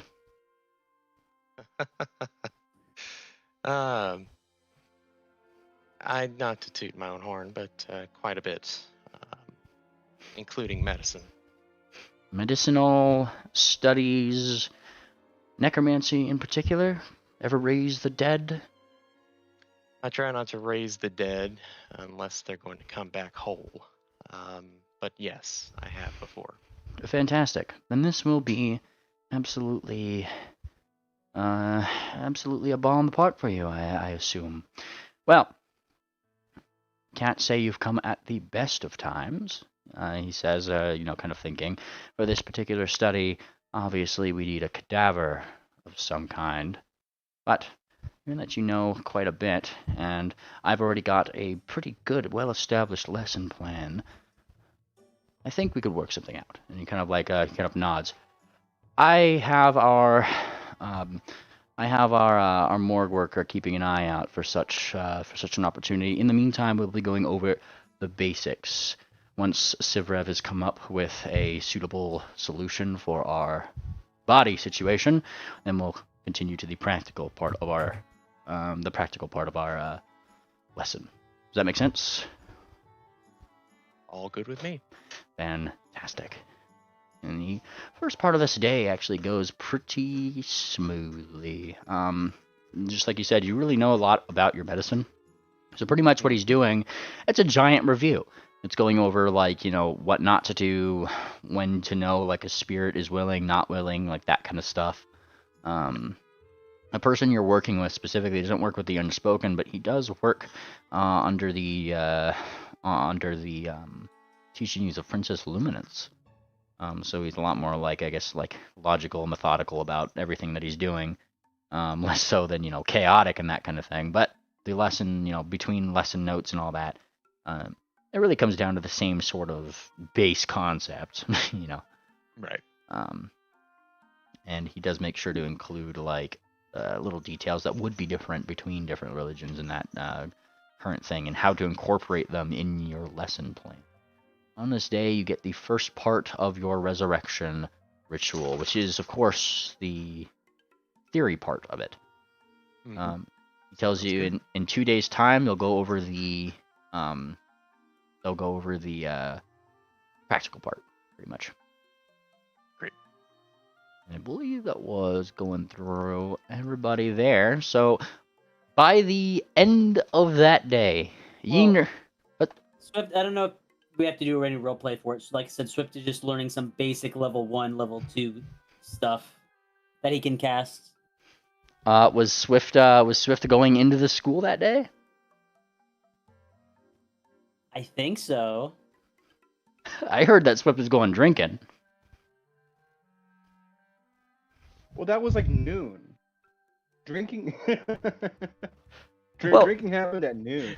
Well, And here, then smashed. well, here's the thing: is like, if you can't just walk into the school and they teach you spells, right? Like these professors have, scheduled times for that kind of thing. So, were you going in at a scheduled time at any point? Well, is it like with the professor, or is it like learning in a library, like reading up? If you were learning yourself at a library and doing that stuff, then I'll actually need a roll from you. Okay, let's go for it. So I'm gonna learn, because I actually have the sheet up for like a level 2 spell. It's like a typical DC is 18. So Yep, there you go. 18 Arcana, right? 18 Arcana and 6 gold pieces. Yeah. That's no. Oh, no. You Jinx, need it. Damn. Jinx is studying with you. There Gives you you go. gives you that cure and luck. Okay. She give me okay. Yeah. Well, I'll take the cure and luck. Yeah. Instead of that 1d4. I'll Yep. try. Come on, you gotta give me some encouragement. There we go. And what spell are you trying to learn in particular? What's the name of it? Right now I was going for I just had it up. Befitting attire. Her encouragement is that she finds, like, it's kind of an empty library, and she has the spell restyle prepared. So she restyles herself all right.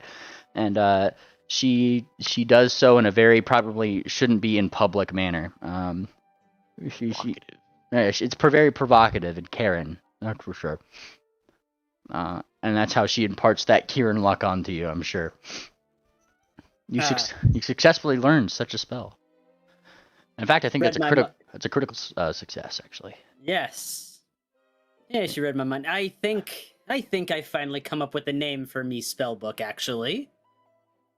Oh. What do you? I think I'll call it the Crydex. Based and Just when I thought I was amazing enough, this book shows me how much more powerful and amazing I can become. well, there you go, Taylor. She gives you like a little bit of a wink. Gotta have your own Necronomicon of sorts. And she smiles. Normally, you spend 1 hour per level learning a spell. This is second level, you said. So you only spend 1 hour doing it on a critical success. So you spend half the materials to learn the spell as well. So you only spend 3 gold. Okay. And then 3 gold. Okay, give me 3 back. And then I'll do rolls later. I'm not going to do every single roll because it's probably just going to be a lot of just like a lot of studying in the library for a lot of these really basic spells right now. So Mhm. I'm not gonna soak up session time. But yeah. Makes sense to me.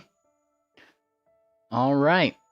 As school time comes to an end, Penguin gathers up all his books. He casts like the final, illusory disguise on Fortuna, and then, per requested time, meet you guys all on the bridge to start walking down toward the Seer Diamond.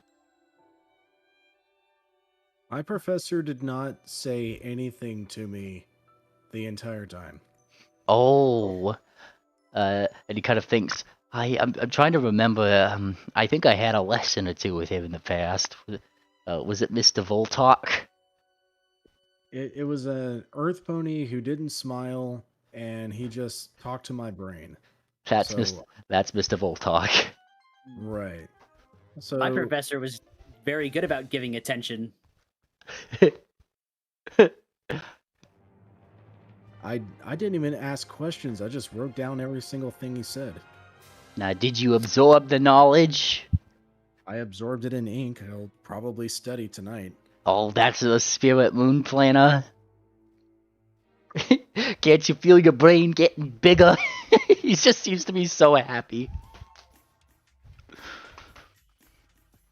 Oh, I should see if Fireheart wants to go on a picnic tonight. It is around the time of sunset by this point. You guys can at this point like a meander about, get into contact with people, talk to your party, that kind of thing. I'm sure you guys find each other in one section or the other. I know Triple wanted to try to get somebody on a thing. Now, I think, sorry? at some point, I want Sarcy to like sneak into her supervisor's office to change up the schedule so she gets put on a bunch of prison shifts. if that's possible. Sorry, what was that? She's gonna sneak into her supervisor or whatever's office to change the schedule so she gets put on a bunch of guard duty shifts for the prison. Based? Give me a stealth check. It switches up the fucking schedule and everything, and who's working when people are working, and maybe she'll put herself as one of like the appointed guards during the court date. One of the guards that watches the door during the trial. Yeah. Triple asked how corrupt this was earlier. There's your answer. Well, it's not the system that's corrupt, it's Sarcy. It's different. I suppose, speaking of which, I do still have the ability to just call you guys and just get a private session. Well, give me that stealth check, like I said.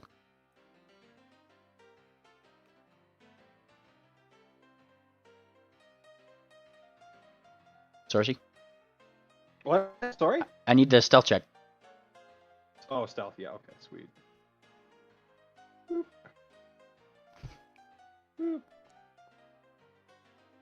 That's pretty good.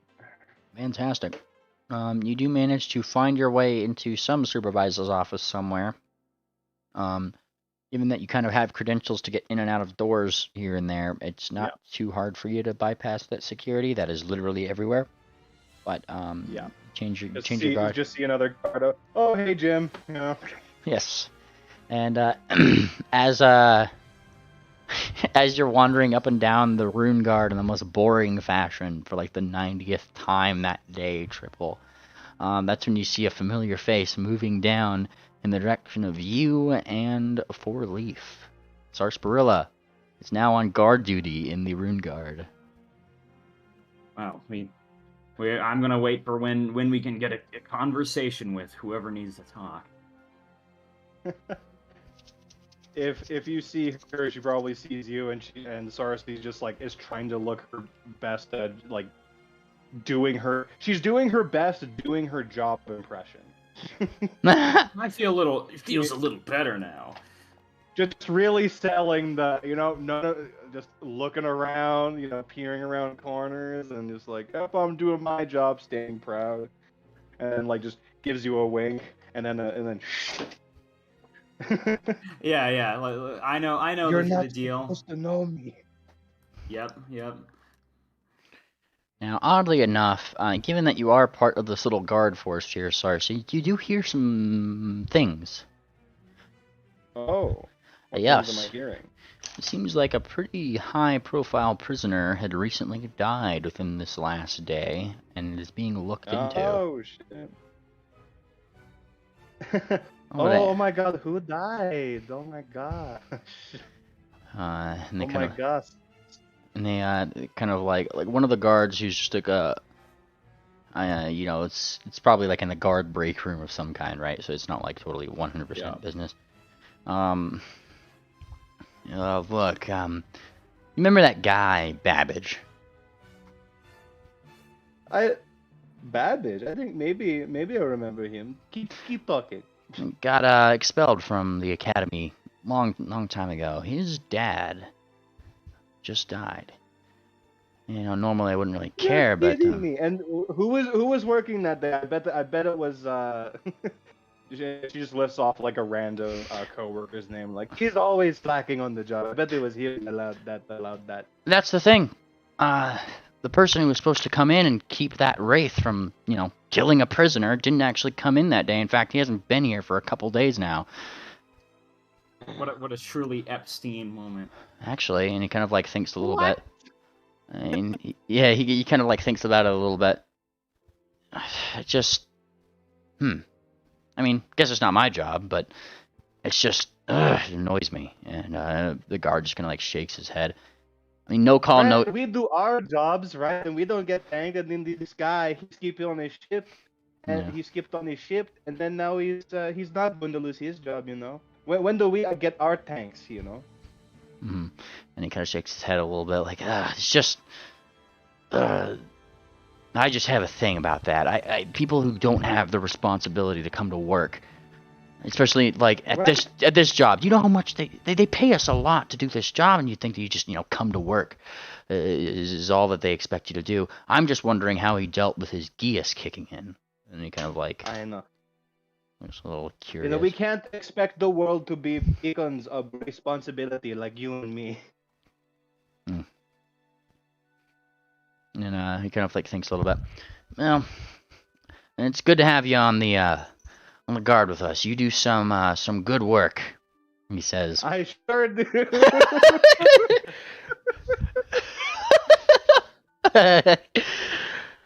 Triple. Eventually, you do get to call in your one character witness for some one-on-one private discussion.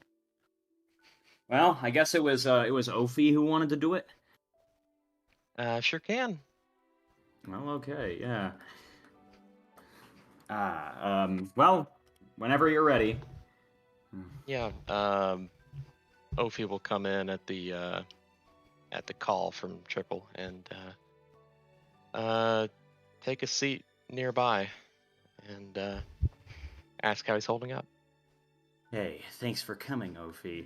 Listen, it's a bit of a complicated situation. I thought maybe I could call in for some help, but I think that just overcomplicated things. Well, I'm glad I can be here for you, at the very least. Sometimes an outside voice, one that they see more as a neutral party, can be even more helpful. Well, you see, I suppose, if you're willing, I would like to tell you what happened, in full. Please, if you would. It would make things a lot easier. All right. Horrible backstory time. Okay. Triple like leans down. There's a reason why I've got to keep this kind of on the down low and not let anyone know. You see, when me and Penguin were entering into this school, we had to take an entrance exam. Mm-hmm. And then he's kind of like remembering back. During said entrance exam, we were being watched by these orbs, making sure that no one was going to get, no one was cheating on it. Suddenly I'm working on it with him. Pingwing has always helped me ever since he knew about my past. And then I looked to the side and saw him with an answer key. Hold on, it's loading in. It's loading in. I see. He's like flashing back to that. I saw him holding an answer key underneath there. Pingwing's the smartest guy I've ever known. He's been with me through everything. He's been through me? He's been with me through everything. That sounds kind of sorry. weird. Sorry that I don't have perfect grammar. Listen, the thing is that I had to stand up because if they checked through that footage, Pingwing was going to get expelled.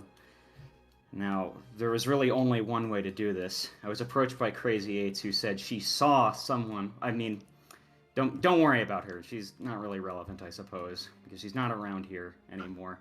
The individual who I know planted this onto him came up to me and said that she knew a way to help out. I didn't know that she was the one at the time who planted it. In fact, we had good reason to not like each other. But I didn't want Pingwing to get kicked out of the school. So I went in and destroyed the evidence that Pingwing ever had the answer key on him.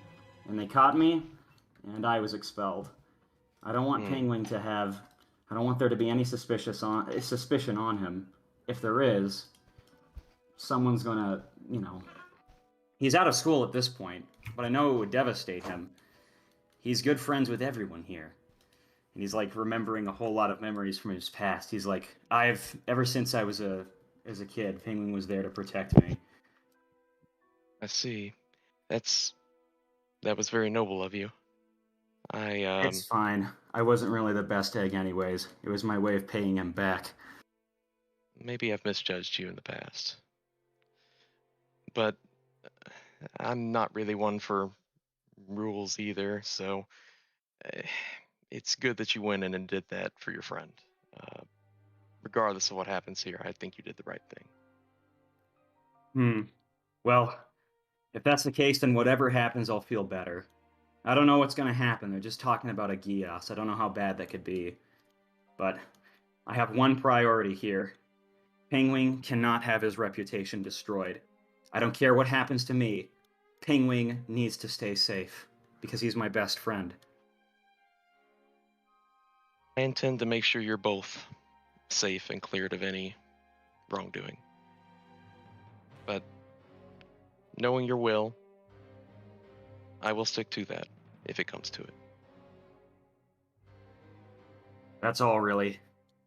And yeah, I think he basically explains kind of the whole situation there. And if that's it, he's pretty much that's all he has to tell her.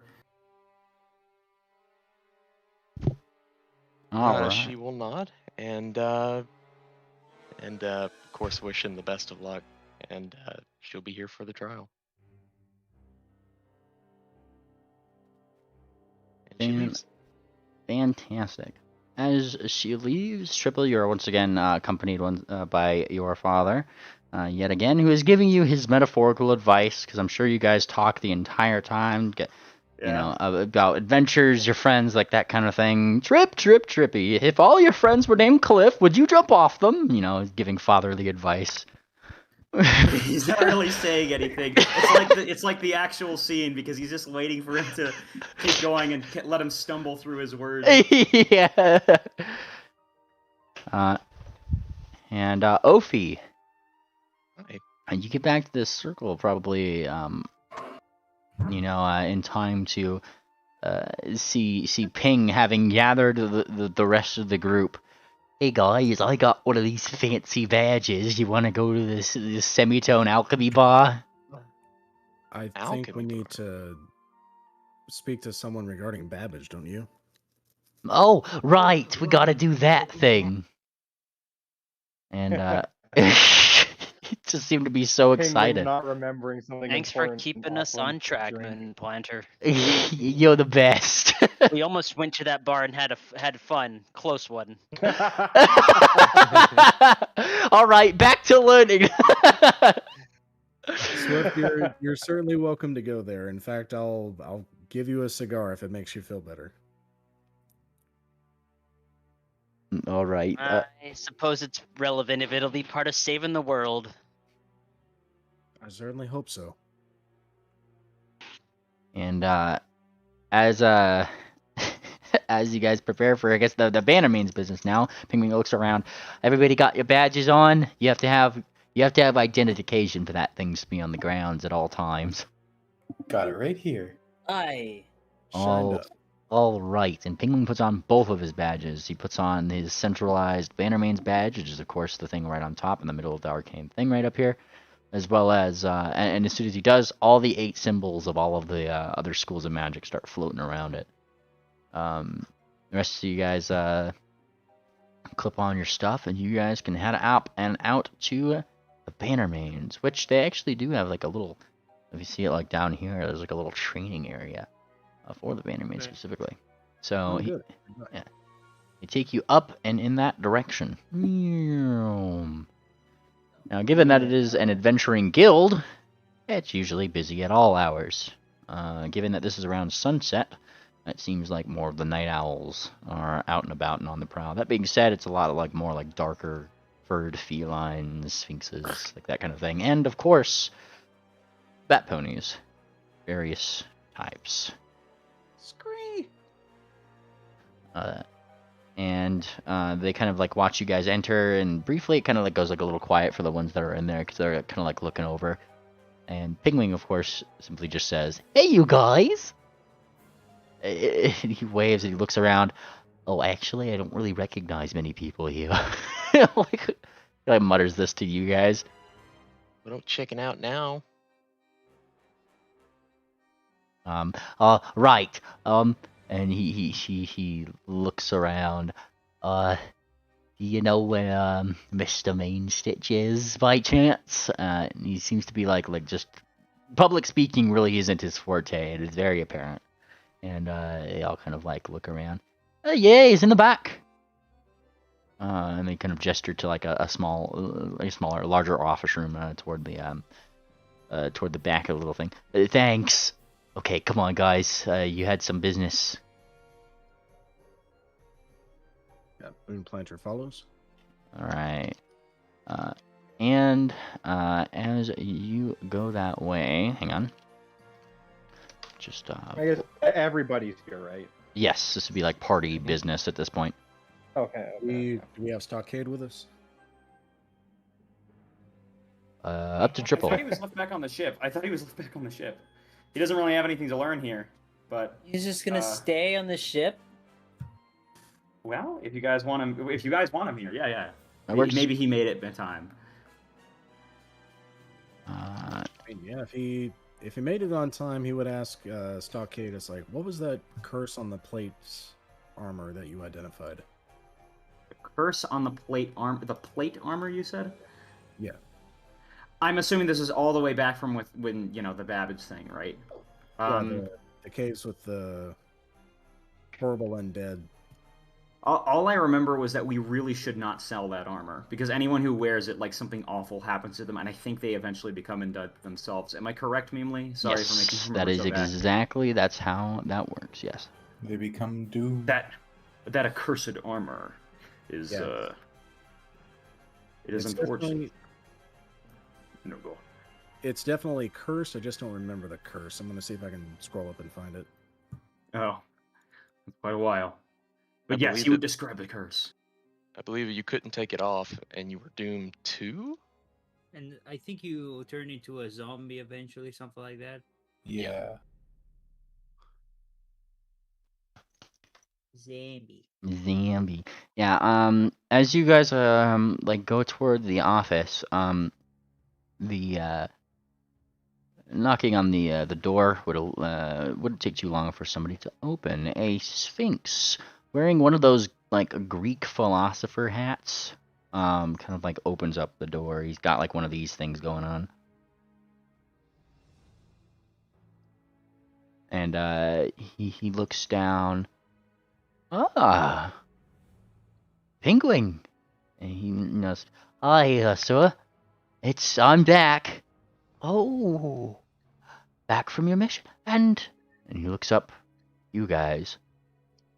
Giving a deep bow, he says some kind of like, he mumbles some kind of, I guess, words of, appreciation for you guys as a visit. If you speak Sphinx, it's pretty much like a small blessing, pretty much. Come in. I was merely gazing at the stars.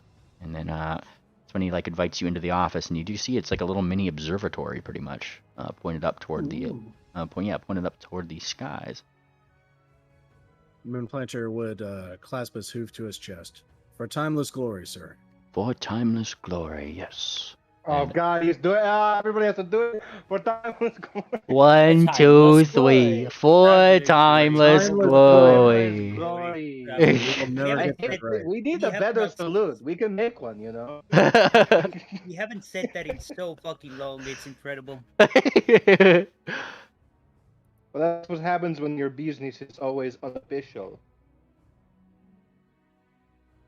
The last time you guys said it's when you met me. And he smiles and kind of like looks down into his telescope once more. Just idly making conversation as he looks into it. Acacia is rather bright tonight, and he nods. I do wonder where my pupil has gone sometimes. And he looks. They're in your eyes. No, as a philosopher myself, I appreciate the pun. And he smiles. My dear, my personal student Sivrev would absolutely love you. What can I do you the honor? What can I do the honors of to you folk today? It involves Babbage. He's a fugitive from Erelon, correct? The name Babbage. I believe I was on the council that had indicted him for crimes. And we had sent word through the mail system about his recent activities. Have you received that letter? I do believe. And he looks into his drawer. This is the one you speak of? Is that in Moonplanter's handwriting? I do believe it. Yes. Yes, that's my letter. Ah, We have some potential leads on where he is, but I've been carrying around these cursed plates for several weeks now, and they needed to be turned over to be destroyed. Now, we can certainly give that to our evocationist department. They love destroying things that they are able to. That is part of their jobs, I suppose. And he smiles. Or perhaps, and he kind of does he waves his claw, his talon, claws, he's a sphinx, to do a detect magic over the thing. Or perhaps simply just give them to our necromancy tower. I'm sure that they know how to remove such magic from pieces like this. Babbage was never one to keep his magic in control. It was part of the reason why he was expelled. Never was able to control the things that he would create.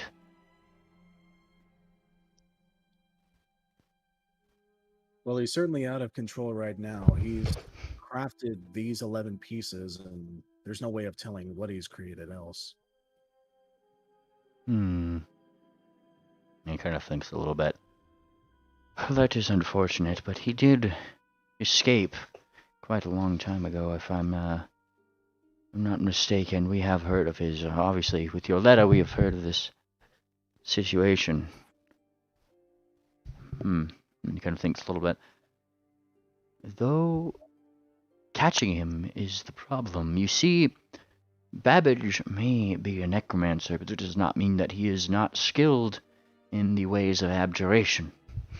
He is as much an abjure as he is an necromancer, meaning he can very aptly protect himself, hide himself and blend in where he needs to. And that there is the problem. And mentioning that, Moonplanter will pull out the rope. Well, unfortunately for him, we have his blood. And he kind of like looks down. And what is the idea with this? Did you have something in mind? We have some potential leads on where he might be located. There's a dubious donjon far to the northeast. Yeah. I believe his lair is located there. The dubious donjons. And he kind of thinks a little bit. It would be hard to make a lair in such a place. I doubt that would be the case. He shakes his head. No, those dubious places themselves, each and every time you enter them, are different. It'd be a terrible place to make a base, and in fact, you might find yourself lost in them. Once you are in, you see, you cannot get back out until you complete your objective. And then he kind of thinks, those dubious places, the donjons themselves, only get harder and harder as the time goes on, with many adventurers trying their hands at them, until eventually the heart of the dungeon shows itself, the final reward for defeating it, more or less. And after then, it simply vanishes. Perhaps he's using it to hide something. We were very close to bringing him down once. That's how we got his blood. Unfortunately, he was able to escape, and we couldn't stop him. And he kind of gives a nod. Well, that is an abjure for you. Very hard very hard to catch. Well, it seems like you have met with him once and managed to survive the ordeal, so do you plan on going after him still more? I plan on capturing him alive and bringing him back to Erelon for trial. And kind of nods. That would be quite the undertaking. I myself am not part of the Rune Guard. I am prohibited from doing such, but they deal in the matters of the legality behind his actions. What is the current bounty on Babbage? And you have the paper on you, don't you? Yes, it's currently at 100 platinum pieces. But given the revelations of what he's been up to recently and the level of threat he is, I was expecting it to be higher. I myself am not 100% sure what a bounty would be on his head at this current point. As I have said, the legalities behind his actions, and along with that, any rewards that might come for his capture would be held at the Rune Guard. Then I should speak with them. In regards to the armor, will you be disposing of it, or should I take it to the necromancers? I can certainly give that to them if you would wish me to do so. Is the Rune Guard fully aware of the letter that I've sent? I have indeed reported it to them, had them make a copy. It is fairly easy to do so when you have fairly skilled magicians around, and he twirls something like 2 stones and like above his paws.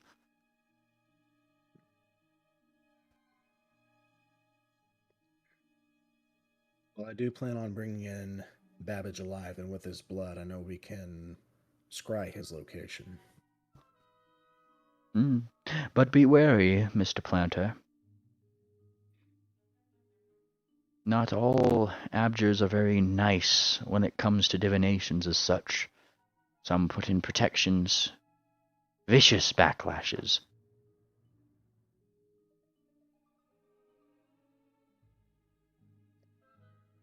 I'll be careful, but I believe my party's strong enough to handle it. Of course we are. And you, gestures toward Penguin, back from a 3-year academic journey. Welcome back home. It's so good to see you again, mister. And or main stitch, sorry, not mister. I'm getting my names mixed up. You just call me Ptolemy. Of course. Ptolemy? Yes, spelled as such. Oops, that's in Draconic. Ptolemy. Ptolemy. Ptolemy. Yeah, Ptolemy. Much like the Greek philosopher, I guess astronomer, mathematician, and geographer. Not philosopher. Hence the telescope. And he kind of like nods. Do tell me that you picked up some good studies from Wati, was it? Yes, Wati has some very interesting things happening right now. I'm sure that Divine Studies are going to have a field day with it. And then he looks back. In fact, one of them is kind of interacted with them somewhat directly. Or at least that plane. Rubs the back of his head. And that's when he gestures back toward the floor, of all places, wherein Ord's head, half of her head, is there. What? I don't think Sarsaparilla knows about Ord being back in a ghostly form. So she jumps in fear. Wait. What about Ord's head again? Ord's just like, I just imagine her head is on the floor, like just halfway, like she's just creeping. No, wait, hang on a second. We're inside the academy. We're inside the bubble. Right. Ord doesn't want to go in the bubble. Never mind. Never mind. Yeah, I guess Penguin wouldn't that was on me. Yeah, he wouldn't gesture then. He would simply say reference his friend Ord, who has recently come back from such an ordeal in one manner or another. She's a ghost, and there's a lot of them in Wati currently. Oh, interesting. Wait, pause. Ord's back? Yeah. Yeah, we've been drinking. She's been drinking the fucking thing. Well, Wait, did we have the easy drinking go, party, easy or come, did I we... guess, right? I think Sarsaparilla was just too smashed to remember seeing her. Yeah. What actually? I thought it was a during the product of being drunk. it happened during the Belmare arc, actually. She was back in the. I mean, I took a break after the first day of vacation. Yeah. I think this stuff happened like directly after. Oh yeah, like Sarsaparilla came back. She saw Grandpappy in the window, and then the Ord thing happened the next episode. Yeah. Yeah. So just missed it. Hi, the last was partying in Belmare. She's partying in Belmare and racking up a fucking old, I guess. racking up a crazy bounty with Thumbtack apparently. Yep. We'll have to pay up eventually, but hopefully never. You guys keep talking about this Babbage guy. He sounds like trouble. Oh, he absolutely is. Well, I guess this is the second time I'm hearing this name today.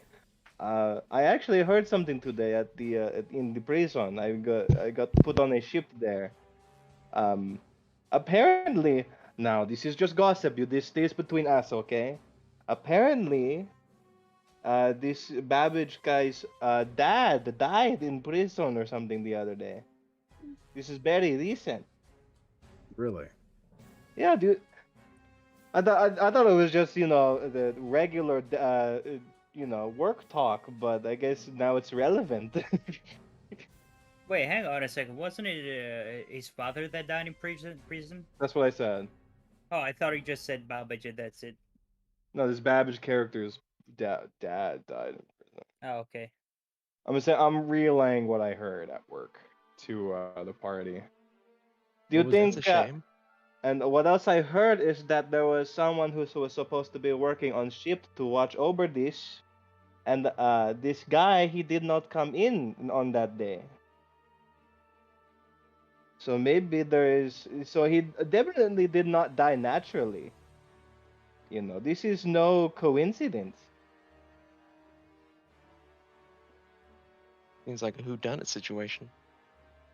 Who done Maybe it, you I say? should try and find out who was supposed to be working that day. And then maybe we can try and find them and talk to them. Oh, if only we had an investigator for such matters, ma'am. Oh, if only. If Hey, I'm not even. I'm not even in there. I'm not part of the Bannermanes. they would have pulled you along. This Ophi is, yeah, the whole smokes party is supposed to be here. one of Belmare's cigarettes and says, "You found the right girl." Hi. Oh, Belmare. Bellhop. I'm sorry. Fine, fine.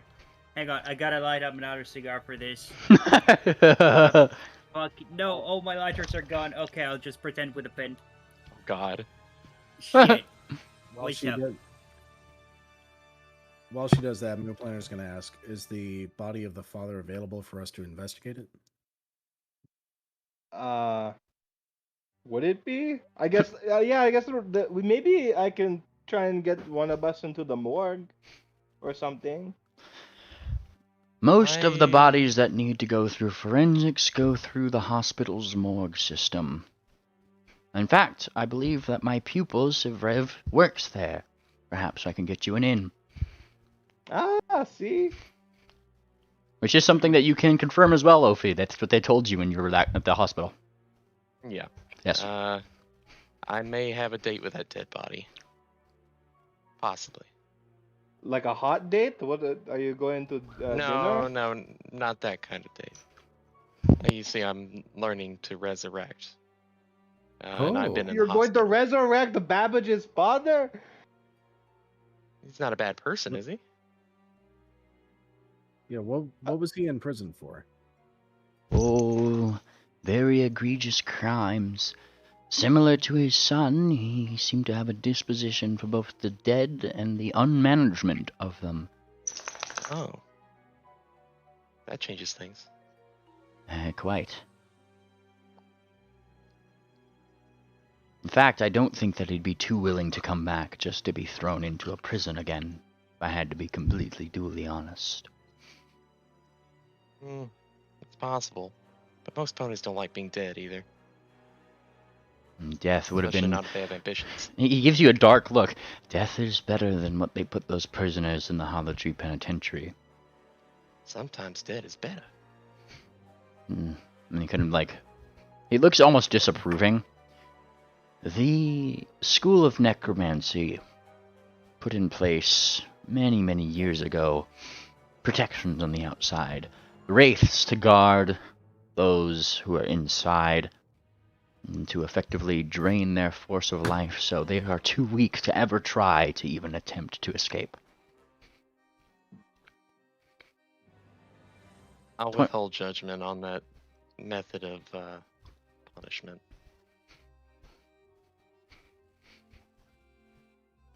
He kind of nods. Yes. It is good, however, that as of recent it seems like they have a little bit more of a voice of reason in that department. A friend of mine by the name of Damien. Oh, nice name. Out of character. I don't like cool that guy. name. Neither do I. In character, I don't like Very that familiar name. Damien sounds like a stand-up fucking guy. I'm gonna be honest with y'all. That dude. A good fella. Yeah, great guy. Damien sounds like the kind of guy who, you know, likes to get things done and bring people into his organization. You know, I've never heard of one villain in the history of Astalon ever named Damien. Not in any fairy tale, not in any. Sorry, I don't. Damien is the most trustworthy name in all of Astalon. That was the name of Babbage's father? No. No. A trustworthy individual that works in the necromancy department currently. Yeah. Damien sounds like an upright Christian man who wants to raise a family. I trust my kids around him. Pingling I would Pingling does trust that kid with my wife. You know what I'm saying? the Pingling at the name of this mention actually looks considerably more troubled. Oh. What's wrong, Penguin? Wait a minute, Penguin. Didn't you have dealings with someone named Damien at the top of the Ziggurat in Wati years ago? Yeah. And kind of like Probably coincidence. Yeah, sure it's not the same person. Yeah, there's like hundreds of Damiens. Hundreds. Maybe even thousands. In Erelon alone. All right. Millions here. Millions. There's a million Damiens in Erelon. In the past, this town just used to be named Damien, not Erelon. Yeah, exactly. After Saint Damien, tons of people named their foals after him. Let's say Main Stitch told me this Damien character who's the necromancer here in Erelon, does he happen to be a white unicorn? And he kind of like thinks a little bit. But yes. Yeah. It sounds like the one you were dealing with, Penguin. He kind of like grumbles a little bit.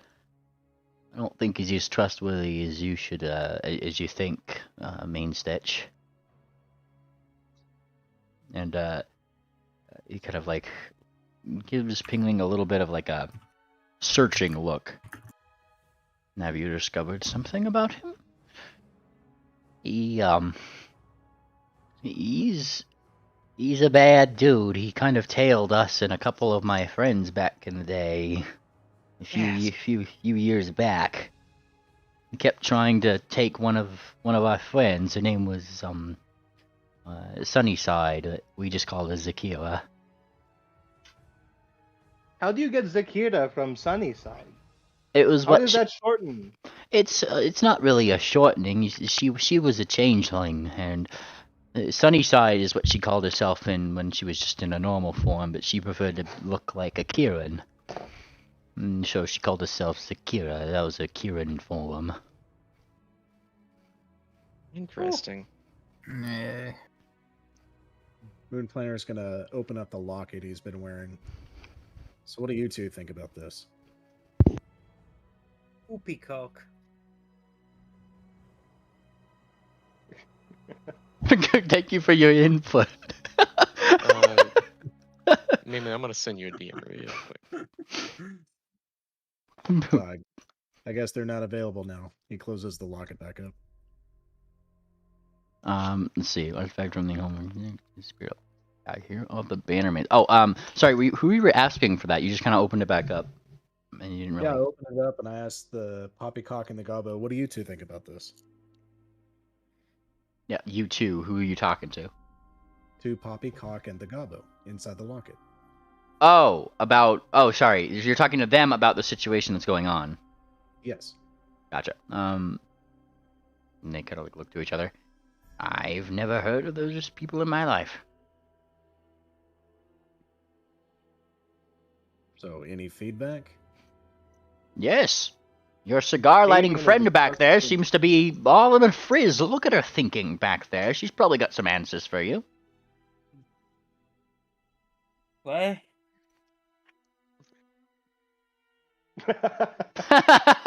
Never mind. That's bad news when the investigator is fucking. Give me a break here. I'm still trying to think what the heck happened with the fire yesterday in this place. Oh, what was that? I'm still trying to think what's happening yesterday. What was happening yesterday with the fire over here? There was a fire sometime yesterday. One of our own went out to go put it out. Where was it specifically? It was, and he gestures down in this direction. Let me find it. It was down near the ward itself. Small house over here, and let me ping it really quick. Ping it? Yes, pinging it. Right here. Hmm. Unfortunate sort of situation. It seemed to have been one of the houses of the Rune Guard. Yes. Fire spell likely gone wrong, something like that. We put out Would the it be okay? house, but unfortunately, it seems like the occupant in the inside went down with it. Would it be okay if we went just investigating a little bit in there? By all means. I don't think we have a proper investigations team on the case quite yet. I'll check it out. Fantastic. Well, I guess we're going to have to be the team. Yep. Maybe it could be connected to where the hell is going on. No. Lots of weird things happening in a string of a couple of days. No, there's completely unrelated. There's no way. There's no way. Oh, just one more thing, Main Stitch. I almost forgot. We have about 300 of these glass vials that are the remnants of the spirits that were turned into living graffiti in Bleakburn. Not Bleakburn, in Holbeck. And he kind of like looks at it. And that is unfortunate. And he kind of like looks it up and down. You seem like you wanted to do something with these. Well, these are the spirits of the ones who were turned into living graffiti, and it was from the sword that we believe to be one of the horrors, mlptg. We've secured it for the time being, the sword that is, and we managed to perform the ritual needed to set these spirits free by turning them into paintings. In fact, Stockade, do you still have Renaissance? Yes, I do. She'd probably like to talk to someone new as well. And he will show it. You take it out of your bag of holding, and she kind of does like a big dramatic breath, as if she had to breathe in the first place. It's so stuffy in there. He's pretty happy. Anytime she does literally anything, it seems to strike joy into Stockade's heart. And kind of like looks at, it's a 2D image, but he's trying to look at the Main Stitch, obviously, so it's a little hard. Turn me just 45 degrees. There you go, Stux. You. Does as told. Yeah, you. And points toward the Main Stitch. I want my body back. Yes, that would be a good thing to get done now. They were going to handle that, though I didn't want to be too forceful. I know Saint Tangent could perhaps work something. Saint Tangent. And yes, somebody, I don't care who it is, should bring me back. I need to get back to Holbeck, she says. Pretty plainly. They are in need of leadership there, and I have a Bannermanes chapter to rework. I've been through all the trials. I know what I need to do. And she kind of nods, but I can't do it. And she pounds like the fourth wall of the painting in this stupid canvas. In fact, go on. It already cost us great expense to even give you this form at all. That being said, at some point I would like it, because, frankly, our town of Holbeck will not be able to recover until we bring those innocents back to life. Should be a priority. And the Main Stitch looks a little bit downcast at them. Well, this is... how many glass vials do you have? 300. You're carrying out 300 people? I mean, I picked them all up and I counted each one. It's 300 exactly. No offense, Mr. Moonplanter, but a feat of that magnitude would be on par with a god themselves. Well, we have the ritual to at least free the spirits. But do you have the diamond dust in order necessary to bring back 300 individuals? That is more than this castle's whole store. I wasn't necessarily looking to resurrect them, but at least set their spirits free. And that is a more reasonable thing to ask. It seemed to imply that you were trying to bring every single one of them back. No. I mean, we made some mistakes. Some of the spirits in their living graffiti forms were completely destroyed. These are the ones we were able to save. Well, it would probably be, in the matter of spirits, he gestures toward the, like a darker tower that's, where he gestured before. The Tower of Necromancy, or of course, actually, let me peek my notes, because I actually had a name for this. I actually did have a name for this hospital. I just want to make sure I'm going to say it right. Or the Erelon School of Healing and Emergency Services. Ashes, as we call it. Right over there at... That's not a good name for a fucking... Wow. Yeah. That's fucked.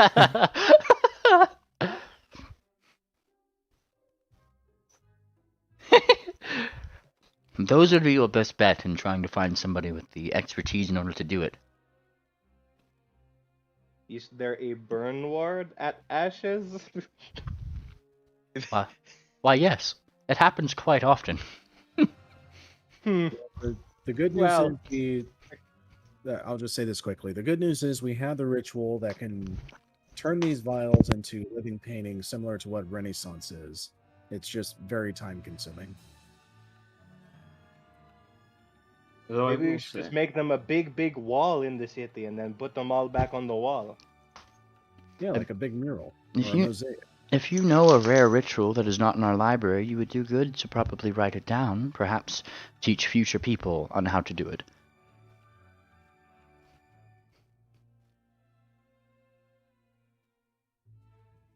Sure.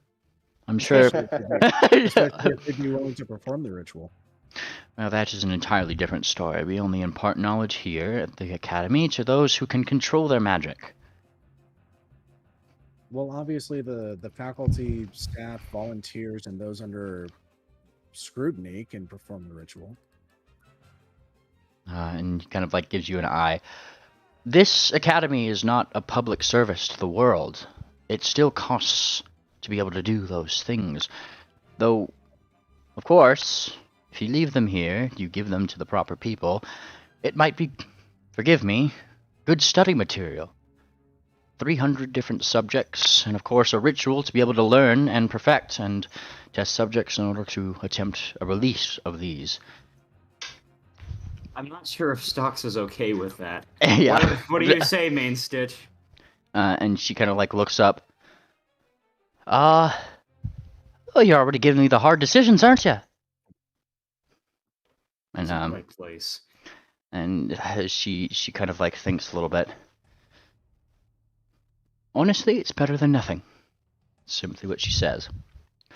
It's either that Fine. or your friend Moonplanter here, she says quite candidly, will continue to carry them around and search for somebody else to do his job for him. I've seen how strong you guys are. You realize that there's not a lot of people that can do the things that you guys do in the first place. Which is why we came here, because this is supposed to be the seat of, magic and rituals. There should be a large enough number to handle this task. And there's a large enough number to learn how to properly enact such rituals. However, you cannot expect it to just happen in a week. What you have presented is a varied number of, like I said, forgive me, study materials for these people to practice this ritual upon in order to release them. But this Fine. Wait, I'm sorry, Moonplanner. Let me have a chance. Stocks is here. Okay. Okay. Stocks is going to say, fine. It seems the only thing you care about is money. If that is the case, then I will dedicate the rest of my existence to bringing back the ponies who adopted me. It is not about money. Don't you lie. It isn't, and he squints at you. In fact, most of the study here doesn't even cost in gold. We simply still need the materials in order to complete those rituals in the first place. And that does, unfortunately, cost Money. Mr. Zebra, are you aware of how the world works? I don't care. If you want your money, I will bring your money.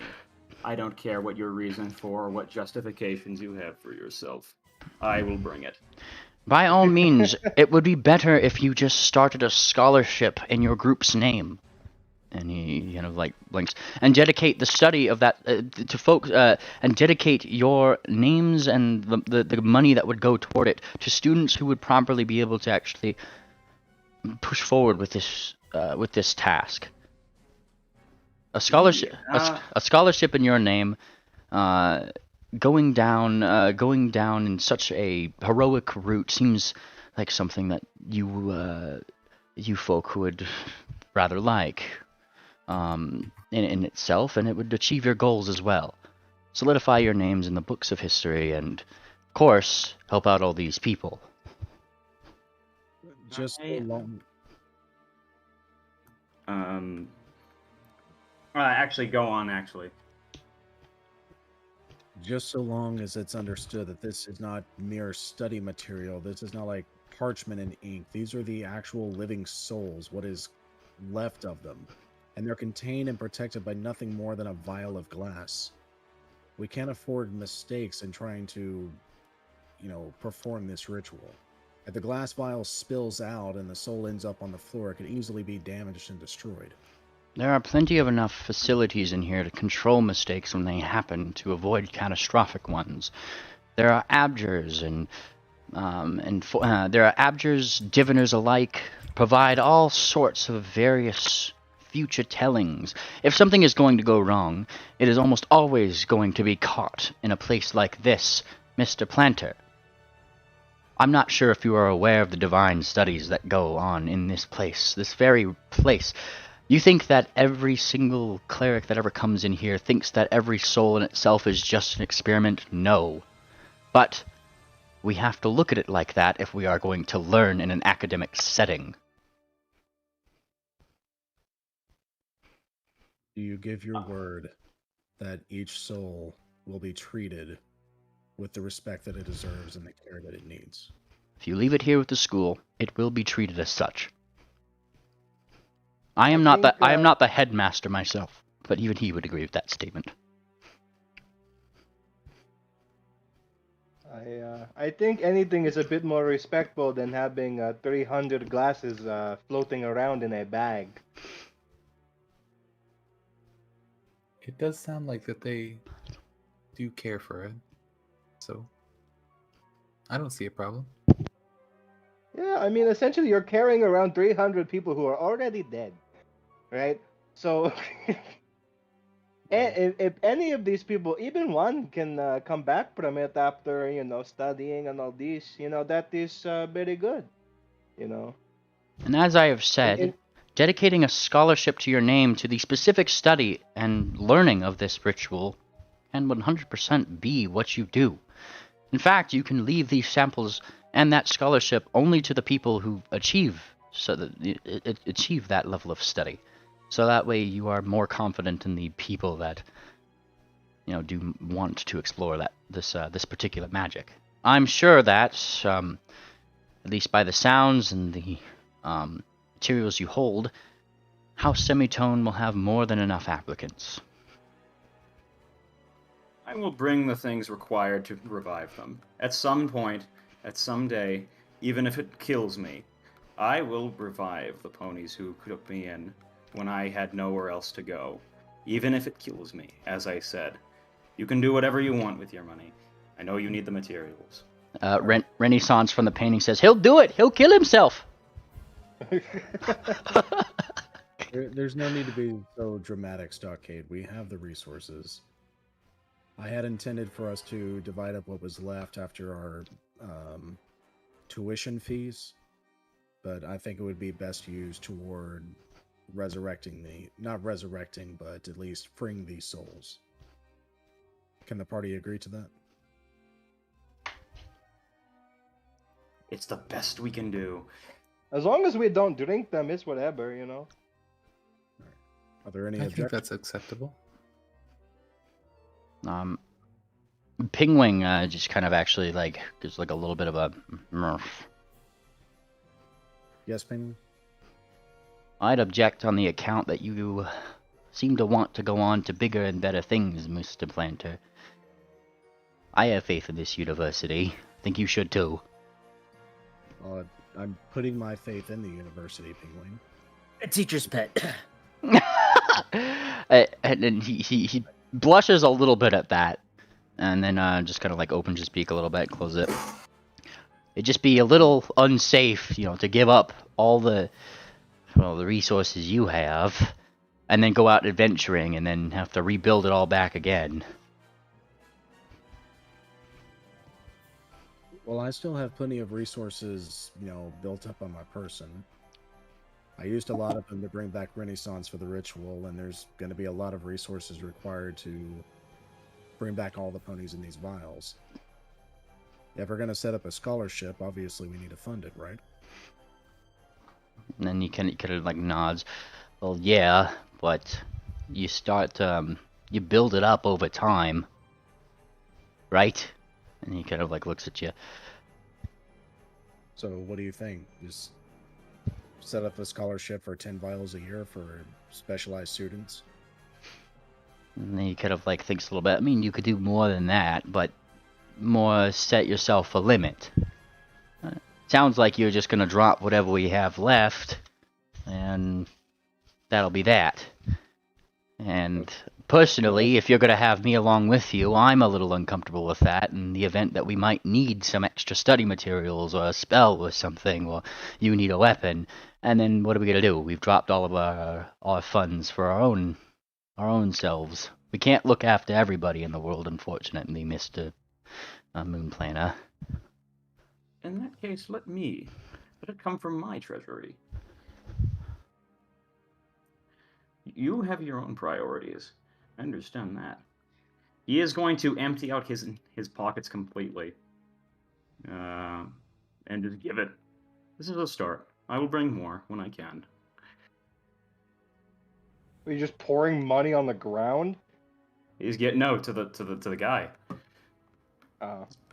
Giving him every bit of like I'm subtracting every single coin from Stock's person. He's basically saying he's basically saying he's gonna make as much money as he can for Holbeck, and just hope that they can do the best that they can. Mm-hmm. And he doesn't want to take it from like other people's, you know, he doesn't want to take it from the party loot. It's from his own personal stuff. That would be kind of like looks out down at the I guess the bags of coins being tossed down. More than enough. Perhaps write the amount, get something like this started. Could have the talks with the academic professors and get this sorted out right away. In the meantime, you and your group, if you are funding this, and he looks at the champion, at least you might want to confer with your individuals here and come up with the reasonable restrictions of study under this, what is to be done, and how much you are willing to offer individual students who come forward with the intent of pursuing this course of magic. And he kind of nods, and then we can get that written up, and the process is underway. Sounds reasonable. And I do have to say, the Rune Guard would benefit from somebody like you. You are a very kind-hearted individual, Mr. Stockades. Frankly, I disagree in some cases. I have a lot to work on. However, my current mission is to make sure that the souls of Holbeck get the best treatment they possibly can. A noble cause. And he kind of nods. And I understand champions are truly dedicated to such a cause. Alright, he's got a new personal quest, I guess. Nice.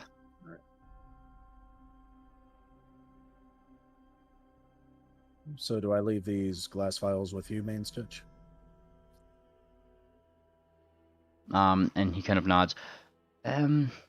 Well, probably not me. We have some safes up at the, and he gestures toward, the north. Would either be best kept in an account in the 6 riddle safes or the abjuration department?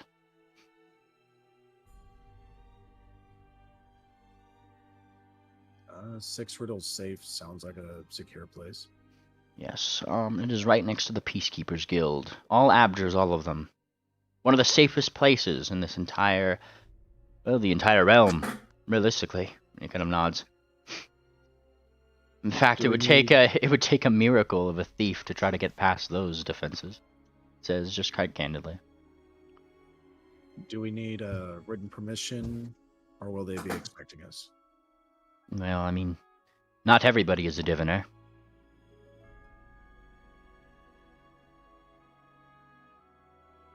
And it's pretty much his way of saying, like, not everybody's going to know your business. I mean, like, is word going to reach them before we get there, or are we going to have to explain ourselves when we arrive? They don't. They're bankers. They don't necessarily ask your business. You walk in, they have, you have business to deposit something, and you also have a right to that privacy. Okay, so it's like a safety deposit box. Exactly. All right. In regards to the Grave Knight and Grave Champion armor, does that need to be submitted to the Rune Guard as evidence, or do I leave it with you? If you leave it with me, I will either have it disposed of or disenchanted by the School of Necromancy. If you wish to do something else other than that with it, I suggest you take it with you. All right. I just want to make sure the Rune Guard is aware that this is what Babbage is creating, so that way the bounty can be reflected appropriately.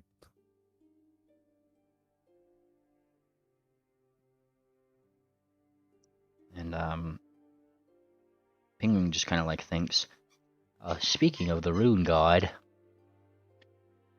has anybody seen Twipple? He's still. Oh yeah, he's just in jail. He's chilling. I haven't heard from him today, so I assumed he might have talked to one of you. Not to me. He looks around. He looks around. Huh. Well, maybe it was Ophi or Duck. I haven't seen Duck all day, actually. Have you checked the pond or the local bakery?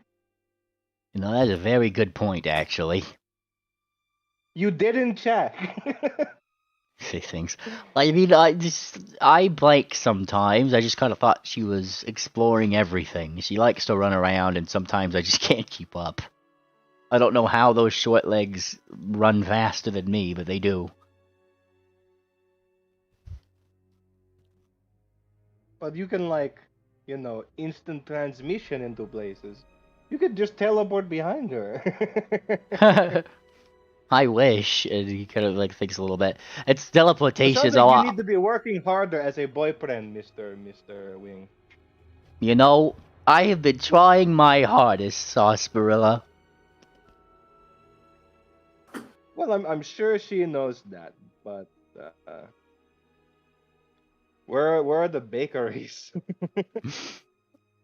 Mainstitch just casually motions north. See, on the way to the bank, we can get some bread, you know. See if Duck is around. Oh, something of that nature. Bank, Yeah. rob the bank. Well, maybe not rob the bank, but you know. No, I'd rob the bank. like I said, I would be surprised if anybody was ever going to be able to rob that bank. Impermeable from nearly all angles. Oh, what makes it so impermeable? And he kind of gives you like a Question mark. he kind of gives you a look. Magic far beyond even our own abilities protects the places of that bank. It's on I par. am beyond the abilities about magic. Okay. It is on par with that of Criminal. Shit. Fuck. You're not supposed to say the C word, but oh god. Okay, I understand. I won't try. Yeah, Penguin kind of like takes out his book and he starts writing down some notes as he normally does. And the main stitch like looks towards you. Well, if that's all you had for me, I do believe your friend Miss Hop. You seem to be a bell mare. Well, I believe you said you had an investigation to conclude. Oh yeah, the thing, yeah. It'll be on it. Be in your bonnet. Let's go. Wait, no, be in your bonnet wouldn't fit here. It's fine.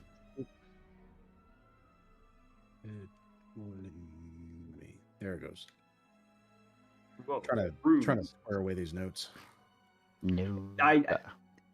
You have quite an unenviable position right now, RPG. That's a lot of notes to take.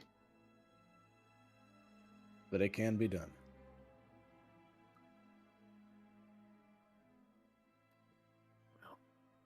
Oh, it seems like there's a lot happening. Yeah, there's a lot worth writing down. Absolutely. Holy. You know, but if I'd known we were going to work so hard right away, I wouldn't have joined again. I like napping on the job here. Now I have to do stuff. This sucks. So what do we think is the most important thing to do? Do we need to go to the rune guard, go to the safes, or go investigate the burning tree? Oh, I guess Stonks is obsessed with money right now, but he is not going to steal it for, he's got to get it. He's got to get it legit. Well, consider this, Stocks. Stealing is legitimately earning money. Hey, this is Stocks, not Triple. I know. Listen, sir, I don't really know who you are, but don't you shirk my line of work. All right? It's their fault that they didn't protect their money. It's their fault. It's their fault that they didn't check if I was cheating. It's their fault if she just starts listing like a bunch of really bad shit and how it's like their fault for not noticing. Well, you see, and he's like trying to butt in. There's every nothing single more time. honest than stealing from somebody. Well, when you're getting Not paid, quite. you're getting paid by a bank, and there's so many different hoops that your money goes through. I am taking directly from the earner. It is the most fair way of earning money. I'm too prone to emotional outbursts now, as proven earlier. I must go do something else. And he's going to go just spend the day earning income. Fantastic. Like a chump. Like a chump.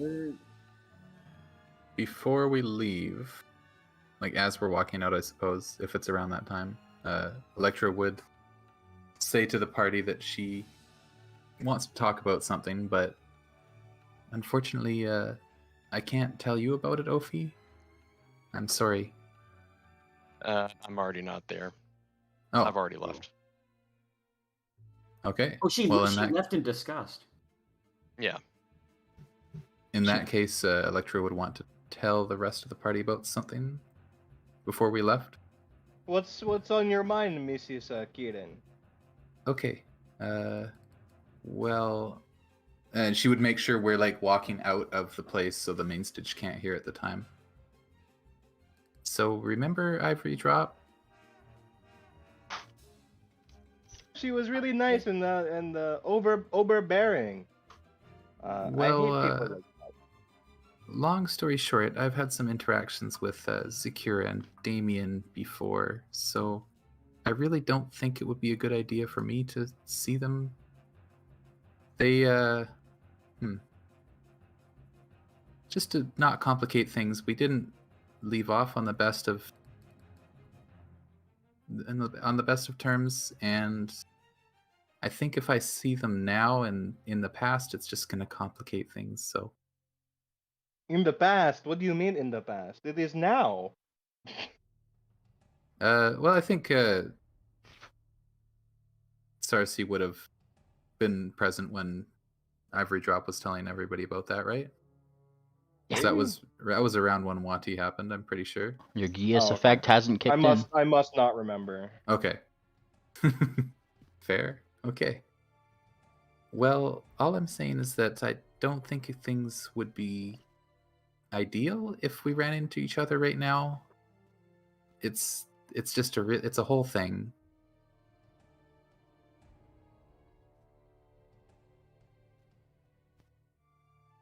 So, what are you going to go off somewhere for a while? What are you? No, I don't think so. I'm just, if we're planning on running into them, I might stick to the shadows. You're making it sound like it's going to be more fun if you stick around. I am planning on sticking around and just don't really think it would be a good idea to run into them, personally. Can you tell us why? Well, I kind of just did. We had some dealings, and when I dealt with them, it would be in their future. So if I met them now, it would kind of be weird because they'd recognize me in a different timeline. I don't know how that works. I'd have to ask Alright, Ivory Drop. This is where I call for drinks. I've heard enough today. I like that idea. Again, let's drink again. Yes. Drink. I was lost halfway through that meeting with the main stage, and I'm just over the moon now, lass. I'm sorry. It's okay. I just thought I'd say something in case it does come up. And it's something that I can't really just talk about with everybody, so I thought it was a good time to tell you. Why did Opie have to stay out of that? Because I'm under Geas from Ivory Drop. I can't let anybody know about that she hasn't already told. Oh, okay. All right. Well, if you're worried about your timey-wimey, wibbly-wobbly stuff, you could always go spend time with Triple. That's definitely an option. I think it might be useful for us to contact Ivory, actually. Is there a... Next time we see Tangent, I think I'll ask her about that. See if we can send her a sending.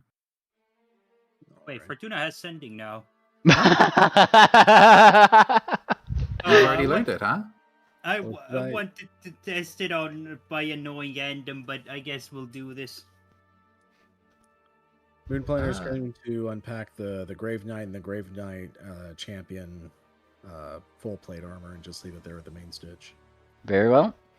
And by that, I mean I'm deleting them from my inventory.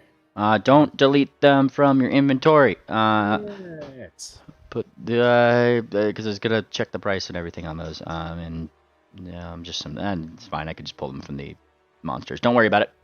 Okay. I mean, yeah, one was a +1 resilient full plate. Don't worry about. I could. Well, wait. Actually, yeah. I need the amounts. Yeah. All right. I'll type that out for you. Thank you very much.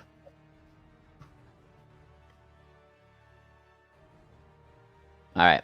In that case, Pingling is going to look over towards Swift, and just kind of like smile. Have you ever heard of the Alchemy Bar? Considering this is my first time here, no. Oh boy. He looks at you. I got a fancy badge so we could get in. It's something that House Semitone made a long time ago, and everybody really loves it. Wasn't he the party animal? No, he was the artist. Oh boy. Yeah, the bard, right? Yeah. Yeah, it's the party animal. I guess same difference. Oh, come on then. Alrighty. Pingling does wish to bring you guys to this aforementioned alchemy bar, which would be over here. So, namely, it would be in this direction. He'd take you guys up here first, moving along the way. He flashes his badge at this here teleportation tower. Okay, and everybody in the circle. He counts who's all going to the alchemy bar. Teleportation tower? Yes, he's going here. He goes into a small teleportation circle and is pretty much bringing everybody who wants to go to the bar. If he comes running up. Is Fireheart with us or no? If you wanted to be. Yeah. Oh, sweet. Did I miss anything? We're going to a bar. Lovely. Let's go. I'm bringing Bellhop. Fuck it. Let's go. Based. I thought it was Bellhop doing an investigation or going to the bar. I thought we were doing the investigation all together for that thing. Is that something that Bellhop would bring up on the way to the bar? I think Starcy mentioned it. Did I? Yeah, he there's said stuff. I mean, if you're gonna split off and do some investigating, Sarcy will help because she has certain ends. Yeah, we got a bunch of secondary missions on the plate right now. Yeah. I mean, we could always, go to the bar and solidify our plan. Could be a thing. All right. Yeah, let's do that. All right. Have a drink. Before that, Fortuna, are you able to send a? Yeah, sure. All right. Alrighty. So, getting into the circle, those who are going to the bar, there's a brief vacuum feeling around your guys' bodies as you guys are teleported, literally right over here, just really close by. To this to this tower right here. Seems like all these individual sections are blocked off, but all these towers link up to this one right here. And as you guys get into this area, there is definitely an aroma in the air, and it is very chemical, but also enticingly chemical. Not the bad kind of chemical, alcohol, like a bar in that place. And there does seem to be actually more people here during this Christmas weekend than a lot of the rest of the places you guys have been. Most of them seem to be wearing purple robes with that treble clef symbol, though there is obviously an intermingling of other students and otherwise that are of drinking age that can come here, and a couple drunk ones kind of stumble in your direction. One of them doesn't seem drunk. Sorry, I'm his designated teleporter. Excuse me, guys. Very nice. Goes over to the teleporter, and then they loop off. But you guys are here at this somewhat spooky looking bar, which, and upon entering, is like a lot of other things here, much bigger on the inside. Seems to me that the alcohol's probably spiked with more than just for hitting all. Moving on in, it's strange. Glass tubing not only goes along the walls with different colored liquids and fluids and bubbling things in them, it also goes between this building, what seems to be an alchemy lab next door, all of which the tubes seem to kind of go toward the back of the actual bar counter where they actually have various knobs and taps and things. A bartender seems to be sliding down drinks that he's putting in various different things in. Oh boy. Well, they know how to make use of their magic in this town, that's for sure. You want to try a balloon shot, Swift? A balloon shot? A balloon shot. You're doing whippets? No. No. We should all do balloon shots. Penguin, you do whippets? What the heck is a whippet? Does Duck know you're doing whippets? What's out of a balloon? Whip it. I actually have to look up a whip it. That's like doing CO2 out of cans. It's doing CO2 cartridges. Well, how do you do a balloon shot? Well, let me just say the first round's on me, and then he slaps down 7 gold pieces. Oh my god, I'm doing whippets with Penguin. and the bartender. Who are you? the bartender kind of looks up. 7, not just for me, it's for all my friends. And he gestures to everybody. All balloon shots, if you please, and make them as strong as you need. Penguin, one balloon is enough for all of us. Oh, no. And he actually, what he does is he takes out several pristine-looking tankards, and what he does first is he puts it under a completely clear tube, pulls the handle, doesn't even look like there's any liquid coming out, but he pulls it for a good 1 second under each of the mugs, and then goes to the normal drink, and then pours it in there, which it suddenly, as the drink kind of pours in, the foam on top of the fluid starts bubbling up, but then just floats up. It gets bigger and bigger, and then just pops in small bubbles as they pop. It's very fizzy. One by one, you guys are giving your balloon shots. And he smiles and like looks toward the rest of you guys.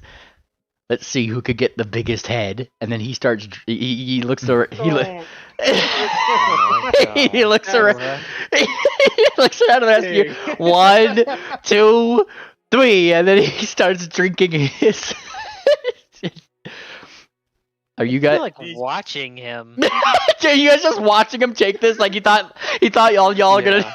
Yeah. We're just gonna watch it. What the hell is this supposed to be? I'm just imagining Pingwing and that dumb meme of where do you work out? Yeah. As Pingwing starts drinking, he doesn't even notice you guys haven't, because he's like squinting his eyes shut as tight as he can. Because as he drinks, I actually have to make him a save. Hold on. Let me find it. All right, there's his fortitude save. Very nice. Let's see. Yeah, as he kind of squints, you guys see his head start to literally inflate outwards like a balloon. Oh God! I think I'm gonna be sick. It gets bigger and bigger and bigger. It keeps going big, and he keeps on chugging more and more, and he seems to be holding it together until his head is literally like the size of like an exercise ball. And then he and then he cracks one eye open and looks at the rest of you guys who haven't drank anything. What the fuck, bros? Ophi says screw it. When the Nerlon. She pops some. Alright. You give me your fortitude save. Yeah, here we go. Pingwing picks up his. Pingwing seems to be holding his breath. Ophi, as you make your fortitude save, you too start to feel your head like start to slowly get lighter and inflate more and more and more. And it's clear that why Pingwing looks like he's trying to hold his breath, because you have to hold it in to keep your head going bigger and bigger. And Pingwing seems to be waiting until your head is just about as big as his, and then he picks up his glass again and keeps drinking. How long does that effect last? Based on like, away from me! I'm gonna beat you. And as you guys keep drinking, Ophi, your head is the first to pop. What? Pop! And for a moment, it looks like Ophi doesn't even have a head until slowly it starts to just out of her neck again to her normal head. What was that? It's a balloon shot! Never again. Alright, that was kind of hilarious. But I'm gonna play it safe here. So he's gonna drink some antidote, and then he's gonna start taking shots or hits, I suppose. You're gonna drink alcohol so you cannot get the effects. Oh, Dave. Oh shit! I know how to hold my liquor. You drink it, and Moon Planner, by God, nothing happened. If only Fireheart was here. She is, Oh. and All the Kirans are here. Fireheart seems to be waiting in trepidation to see like just your head explode outwards, but it doesn't. Just kind of smiles. I guess Moonplanter inhales the entire balloon, and he's like, "Yeah, I got nothing." Technically, your head is just extremely hard. Thank you. And she pushes up her glasses. She hasn't taken her shot yet, though. But Pingwing, bless him, his head eventually does pop. Pop! And by the time it starts blooming out of his neck again, he is just laughing so hard. As Bellhop, yeah, Bellhop started taking hers too. Yep. Bellhop, your head does begin to inflate more and more. If you continue to drink, I'm going to need another fortitude save.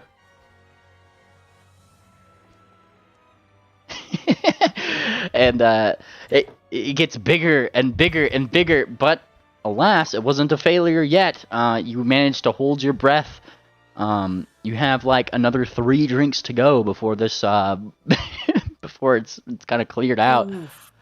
Oh, and by the time you take the 3rd one, you're trying your best to hold it in, and then your head just actually pops off your head and it starts going like like all over the place until it just eventually just fizzles out somewhere, and then it just regrows in the place of your neck again. Well, let's never do this again. Oh, but it's so fun. I must say, Penguin, this is one of the more traumatizing drinking experiences I think we've ever had. Another bartender. Wait, Penguin. What is the weirdest drink they have here? Oh. Don't ask that. No, ask that. Ask that. You want to try the juice, don't you? It's just juice? Yeah, it's just juice. What? Oh, that sounds nice. Yeah, you should get some sarsaparilla. Is it like liquid? Bartender, one juice, please. I'm buying this one, bartender. I'm buying it for my good friend. Get her 1 juice. And he pushes over 2 gold pieces. Well, this must be some really good apple juice. Oh, it is exceptionally good apple juice. I'll take some juice too. And he looks at you. It's a responsible decision. Just have some juice, Mr. Planter. And he looks in a hang on. I just need to double check my I just need to double check my my things here really quick. Oh boy. And yeah, so what he does is effectively he looks at you two. He takes two more mugs. And then one by one, he starts going across every single one of the glass tubes. No, this isn't. Wait, this isn't juice at all. Hey, what do you mean he starts going by the... That's what it does. Like all the glass Mr. tubes. Planter, what have we gotten ourselves into? And No, yeah, but the glass tubes. What? Yeah, he starts pretty much going to each glass tube that like ran across the walls that went to the back of the bar from the alchemy lab, and he starts putting in a little bit of like an equal part of each one in the Oh no! in the tankard. Oh, it's a mixer. It's the juice. All right. And as he does so, he takes like a shaker, like the shaker top. He puts it together. He starts like, and as he does so, the sound of shaking liquid goes away. And he looks towards you two. Have fun. Gives you Sarsaparilla Moon Planner the juice. Looking inside the actual glass itself, it looks cosmic. And I mean that literally. Looking into the glass, it almost looks like space itself was in these mugs. Ooh. Oh. I heard Well, I'm about to ingest. It's been nice knowing you. Moon Planner holds the glass with the thumb on his left wing, and he holds it up to Sarsaparilla. It's a good times, good friends, and safe returns. Oh, there's never been a better day to die, Mr. Planter. Clink, clink. Down the hatch. Oh God. Oh wow.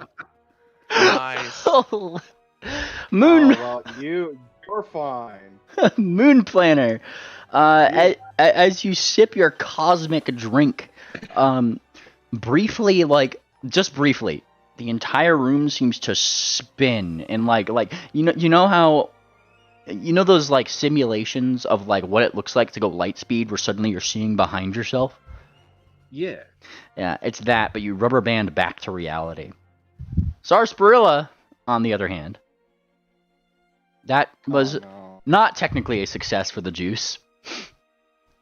and which means that you experience that same effect, except somehow you seem to be going faster and faster and faster until slowly all you start to see is just zooming lights past you, and then a floaty feeling. It's kind of like the desensorization chambers, like where you're just kind of floating around and looking around you.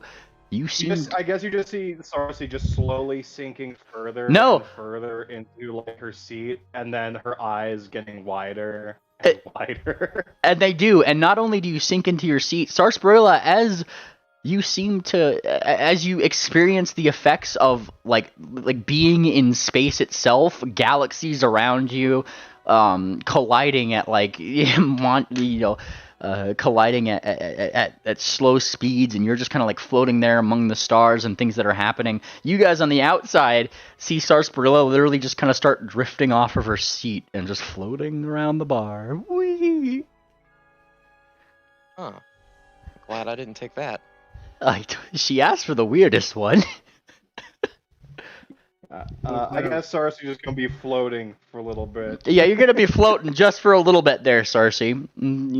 You're seeing all sorts of things. There's some really strange creatures that come to say hi. You know, the whole 9 yards.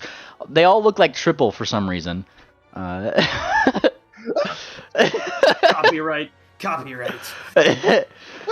Yeah. They all seem to be Triple for some reason. And after like not too long, suddenly you kind of feel this zooming feeling again as you start to go into one of these galaxies, and more it starts to look like weird floating islands among the clouds. You see some various airships and that kind of thing, and you zoom past them, and you keep going. Oh God! You're really going on a trip right now. God damn it! God bless America. First whippets, now this. And it literally takes Sarsi. It takes you like a whole 5 minutes. It feels like an eternity to you, I'm sure, but like to everybody else, it's only like 5 minutes before slowly you just start returning to your seat, and you just set back down. And then suddenly you're just kind of like drawn back like a big rubber band through back all of that. Back through the floating islands, back through those clouds, back through the galaxies, all the way back to your chair where you just kind of... and you're back to yourself, and everybody, I guess, is just kind of like looking at you. Yo, Sarsaparilla. Y'all right? Okay. He's just like white as a ghost, just eyes as wide as they could be. And she's like just completely still, and then very slowly just turns her head towards Penguin. She's smiling. You asked for it. She just kind of very robotically stands up and leaves the bar. That must have been without some saying kind of a word experience. to anybody. The expression on her face has not changed. Still just white as a ghost. Just doesn't say anything. And just stumbles out the bar. Pigwig is like you can see, yeah. She doesn't completely leave. She's just standing in front of the doors, just stiff as a boar. Nightmare. Pigwing is looks back at you guys. She did ask for it. You can't say that she didn't. Hey, round up that for everybody. I'm not paying for this one. Yeah, I'm not. I am paying for that one. Everybody gets one. I don't know if it's really worth it. I didn't get anything out of mine. It's like spicy water. Technically, you keep taking that antidote. It don't have any effect until you don't. She pushes up her glasses. Well, maybe they should mix up something strong enough to make it, more powerful than what I make myself. Come on, bartender. What's your strongest drink? What's the strongest? And she kind of like looks over. That was kind of the strongest. You took an antidote. Yeah. Come on, you don't have something for level? Yeah. Like Fireheart realistically is looking like she's looking like she wants you to to experience something here. but you just kind of like sit there. It's like, it's just like, there's a reason behind this. Looks towards your antidote, you know. Okay, I can't egg you guys on. I will voluntarily fail my next drink. All right, Oh, now. round, Okay, now. round for everybody. On me. How much is that? And he looks of the juice. Yeah, of the juice. It's 2 gold per person. 2 gold per person. How many of the us are in here? 7, right? I guess 6 now because Sarsaparilla left. 6. Oh, right, 6. Then that's 12 gold. All right, I got this. You can hear some muffled screaming coming from outside the bar.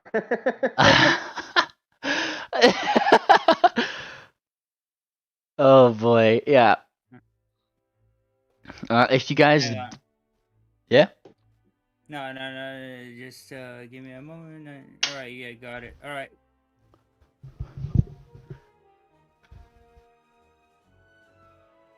All right, yeah, you got that ready? Yep. Yeah. Got that ready. Okay, paid for.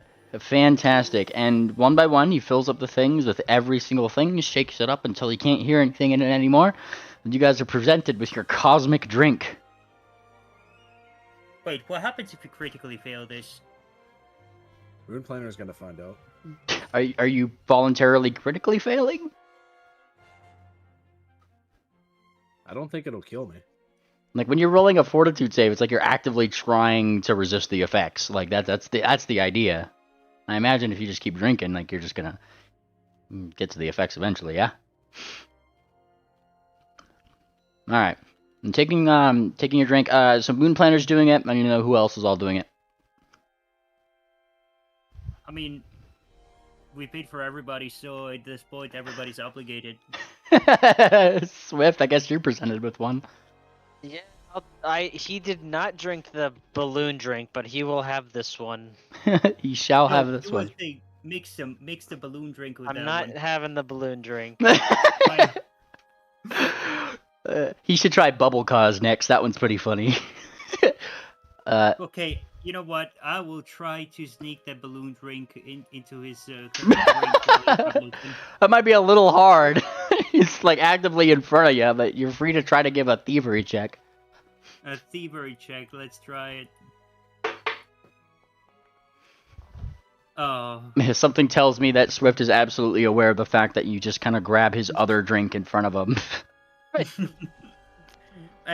fine. It's fine. I'll take this one. You don't want this. I don't want to do the balloon.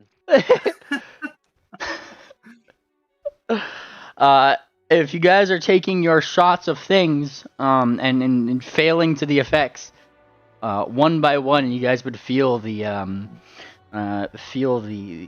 pull of space-time itself. Your eyes would go kind of like wide, and one by one, Swift, if you're taking it, you'd just kind of float off your chair. Whee! Moon Planner, if you're taking it, you'd kind of float off your chair. Whee! Ophi? Are you? I walked away from that. No. Fair enough. She's got class tomorrow. Pingwing is obviously going to be doing it. He'll partake in things, and even Fireheart seems to actually do so as well. So those two slowly slide off their seats. Ophi's drink that was still paid for is attacked by none other than a tiny thumbtack. Based. Oh boy. From out of nowhere, goes toward the drink. He's just suddenly his wings and everything just goes rigidly outwards, and he just T-poses up through the air. And who else am I missing? Show of hands. Or me's. Show of me's. What do you need our hooves for? I just making sure I got everybody who wanted to take the drink. So Swift, as you kind of feel this around. Your sensation is namely once again zooming through space. You see pretty much like those like the hyperspace lines of all the stars, right? Oh yeah, the light speed. Yes, and it starts to get light speed, and as you start to like look around, slowly like the the non-existent space-time air around your feathers comes to a stop, and you start to feel this suit go around you. Looking to the left and right, it seems like you have a crew, like you're on some sort of bridge, and there, standing next to you, is Jinx the Krillin. The Krillin. The Krillin. And she is currently aboard your starship crew as you zoom through space at ludicrous speeds. Whoa. We're going everywhere fast. Oh. She kind of does that like backwards speech, like over here. We can go faster, Captain. We could go so much faster. Right. Throw those blasters on and let's show what this thing can really do. she pushes this lever all the way up to an amount that simply just reads the words ludicrous speeds at the top of this bar. And much like Rainbow Dash's, cartoonish, like, the face going back, pulling the cheeks back kind of thing, the ship does, in fact, go to ludicrous speeds. So fast, so that eventually things just start to turn white. Oh, I'm going too fast. We could go even faster, Captain, she says yet again, pushing it even further up past ludicrous speeds, which she didn't even know was possible, but apparently but apparently she does. And then her voice kind of starts to fade away, and she actually looks, "Are you okay, Captain? Are you okay?" And eventually, like 5 minutes later, you find yourself kind of like on your back on the grass, and there is a Jinx standing over you that is literally saying, "Are you okay? Are you okay?" Is he outside the bar now? Yeah, like, this is pretty much what happened during your 5 minutes of space time. The juice. The juice. The juice. The ludicrous juice. Sarsa is the so there was Fortuna took it, right? Mm-hmm. Fortuna, Yep. You start taking the juice, and as you take the juice, you in your in your form start just kind of like tumbling back. Now you're kind of in a illusory form, so your hooves just kind of stick straight out, and as they do so, space-time warps around you. Though the faster you get, the more the more clicky ticky things get. More so as you start to see gears flying past you until you just suddenly kind of stop. All these gears around you start clicking and ticking and getting closer and closer until they start affixing to the sides of your box, and then some to the top. And as they do so, suddenly you feel your vision, like in your form, shift from your box to the outside, wherein you look down upon yourself, a Mecha Fortuna, who is in who is in an insane robot battle with another.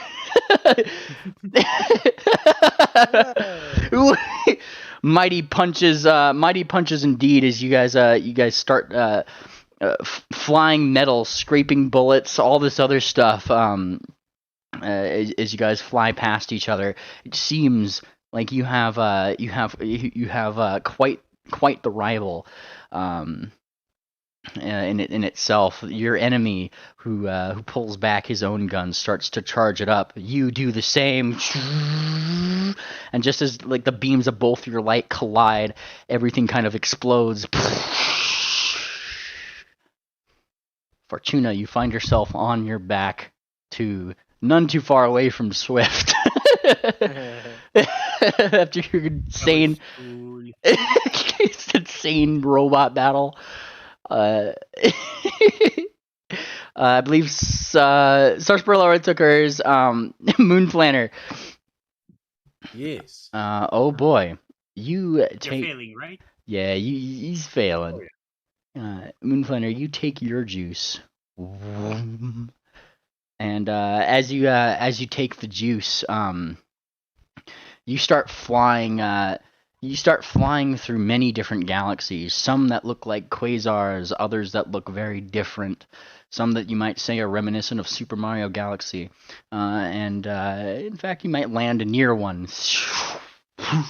And it's almost like you skid across the forest in itself, going into like this foggy location, into a body that is definitely your own, but definitely not where you are currently.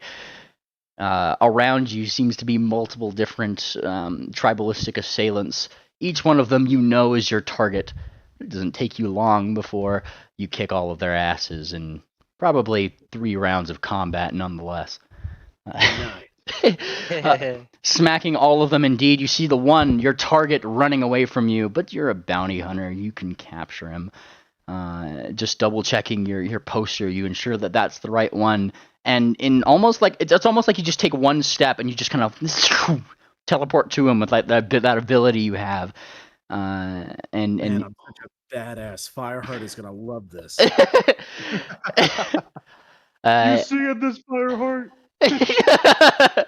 It's for you, baby. You nap your target. The target in which had a pretty high bounty on his head. Another step. You zoom through the forest to what seems to be a fort with some green butterflies on it, wherein you are immediately shifted to a scene of you turning it in, getting rich beyond your wildest dreams, but all the glittering of gold and various other things fills the vision, dazzling you to a point where you find yourself upside down, hanging from a tree. Whoa. Fireheart, did you see me? I was awesome. Fireheart is for some reason also hanging upside down from the same tree and blinking. Technically, that was awesome. Your glasses fall off. Yeah, the glasses fall off, yeah. Moonplaner reaches out to catch them before they hit the ground, and he falls off the branch.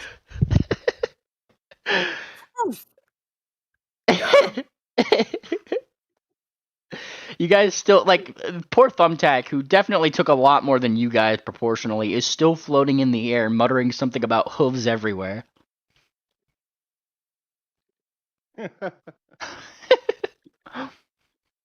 Even it was the perfect time to smack Thumbtack around a little bit, watch him float and bounce around the room. Yeah, Moonplaner, even when you're drinking, you think about work. Because work is so much fun. I can't follow you there. Poor Sarsaparilla. She had a bad experience.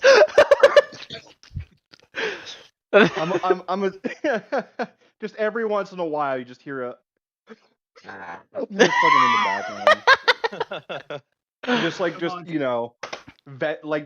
Venting horror to try and process her trauma. You know what I'm saying? And Tarsi, that wasn't so bad. The alchemist who mans the alchemy station comes out, just looks at you, the juice. You didn't go where I went. All right. Here you go. And everybody else got a different ticket. And I went to hell. He hands you a little drink. Take this. It'll calm your nerves a little bit. Is it just more of the same drink? It looks like a completely white drink. Oh, very funny. Do you think now that I'm super drunk, you can get me to drink your cum? Well, anything's better than that drink. He just raises an eyebrow. All right, well, if you don't want any, just puts it away. No, she said, what, you trying to get me to drink your cum? Oh. Well, anything's better than the fucking okay, that. Fine. And then better than getting dosed with DMT. Yeah, you drink the. It is in fact not what you thought it was, and is in after none too long, the effects of calm emotions do in fact probably set in, a mild effect of it certainly. Oh, what do you eat?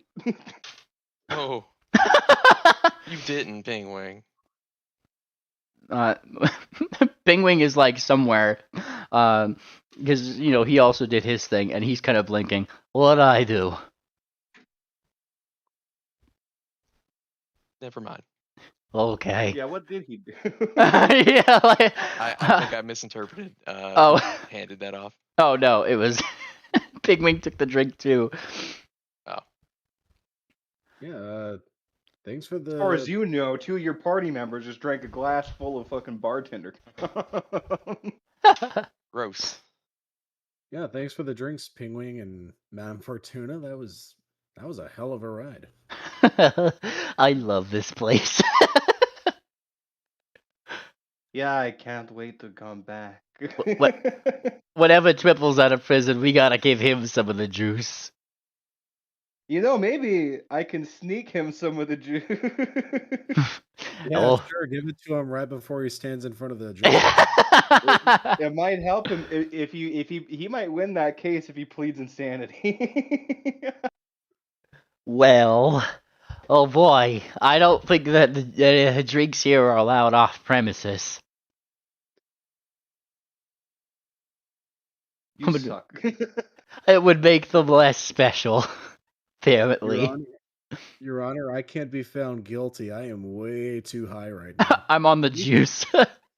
I'm on the juice. I'm juiced up. I'm having what they call a spiritual experience. Oh, when'd you get here? Jinx seems No, it's just an imagination.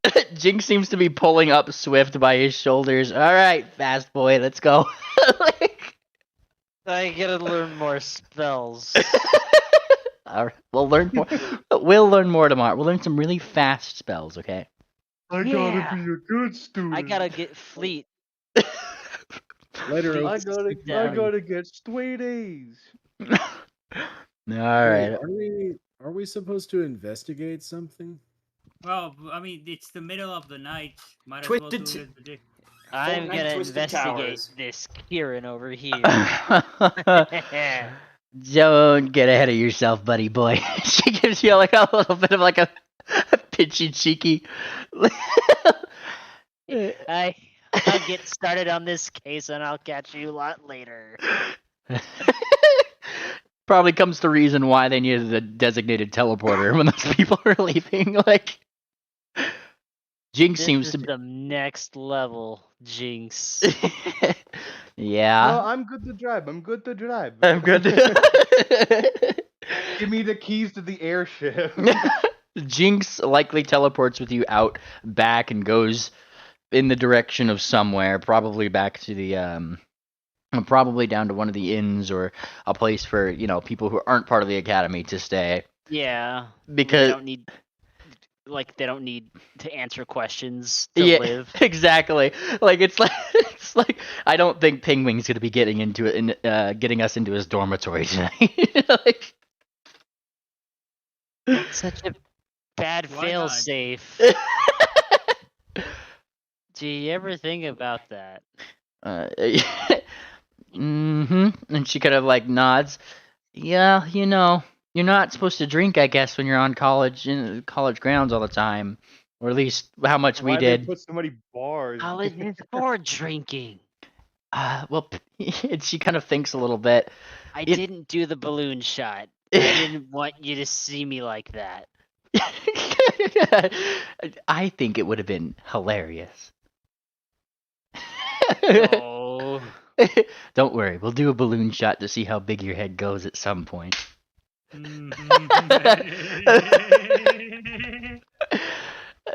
That's when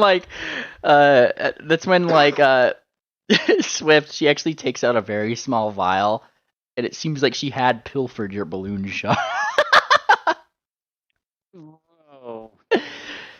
No, it's one of those glass vials that the fucking people are in. Oh my god, please no. No! Do the forbidden shot. Take a little sip. The forbidden shot. It would be.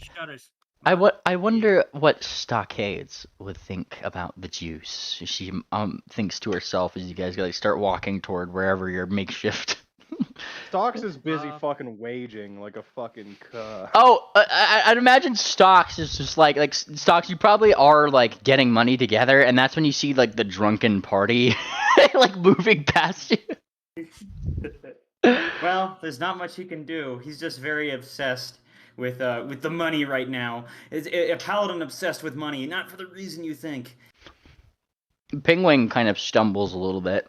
Oh, Mr. Stockades, you're doing really good. You know. He distends his talon and he puts 2 gold in it. It's for you and your stuff.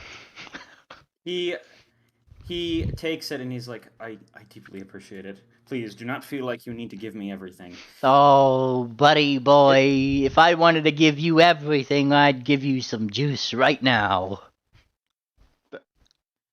Perhaps sometime. It's funny because you don't know what juice means. You weren't there. Yeah, he thinks like some lemonade. Yeah, he's like, I do like lemonade. Boy, I do like the lemonade. The juice. Such a stupid name. You're taking it next time, lass. Mm, And you'll see what I see. And she kind of like thinks a little bit. Oh yeah?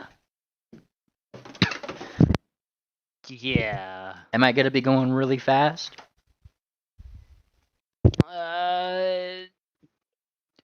You were the one with the controller at the control panel. You tell me.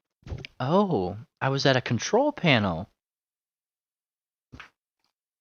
You flipped the switch and it went all the way up. Whoa. Well, let's. She kind of like smiles. All the way up. Yeah, she kind of smiles. Well, let's go flip that switch and get you all the way up. Why don't we? She just departs into the tavern. are we still all walking together as like a group? Yeah. Wait, what'd you say that last it's thing? like late. It's like late, right? Oh, it's pretty late. Yeah, like. Well, okay, Sarsi just goes, well, guys, it was great having a time out with you. I gotta get back to work. I'm still on the clock. Oh yeah, you're supposed to pass out on a beach or something.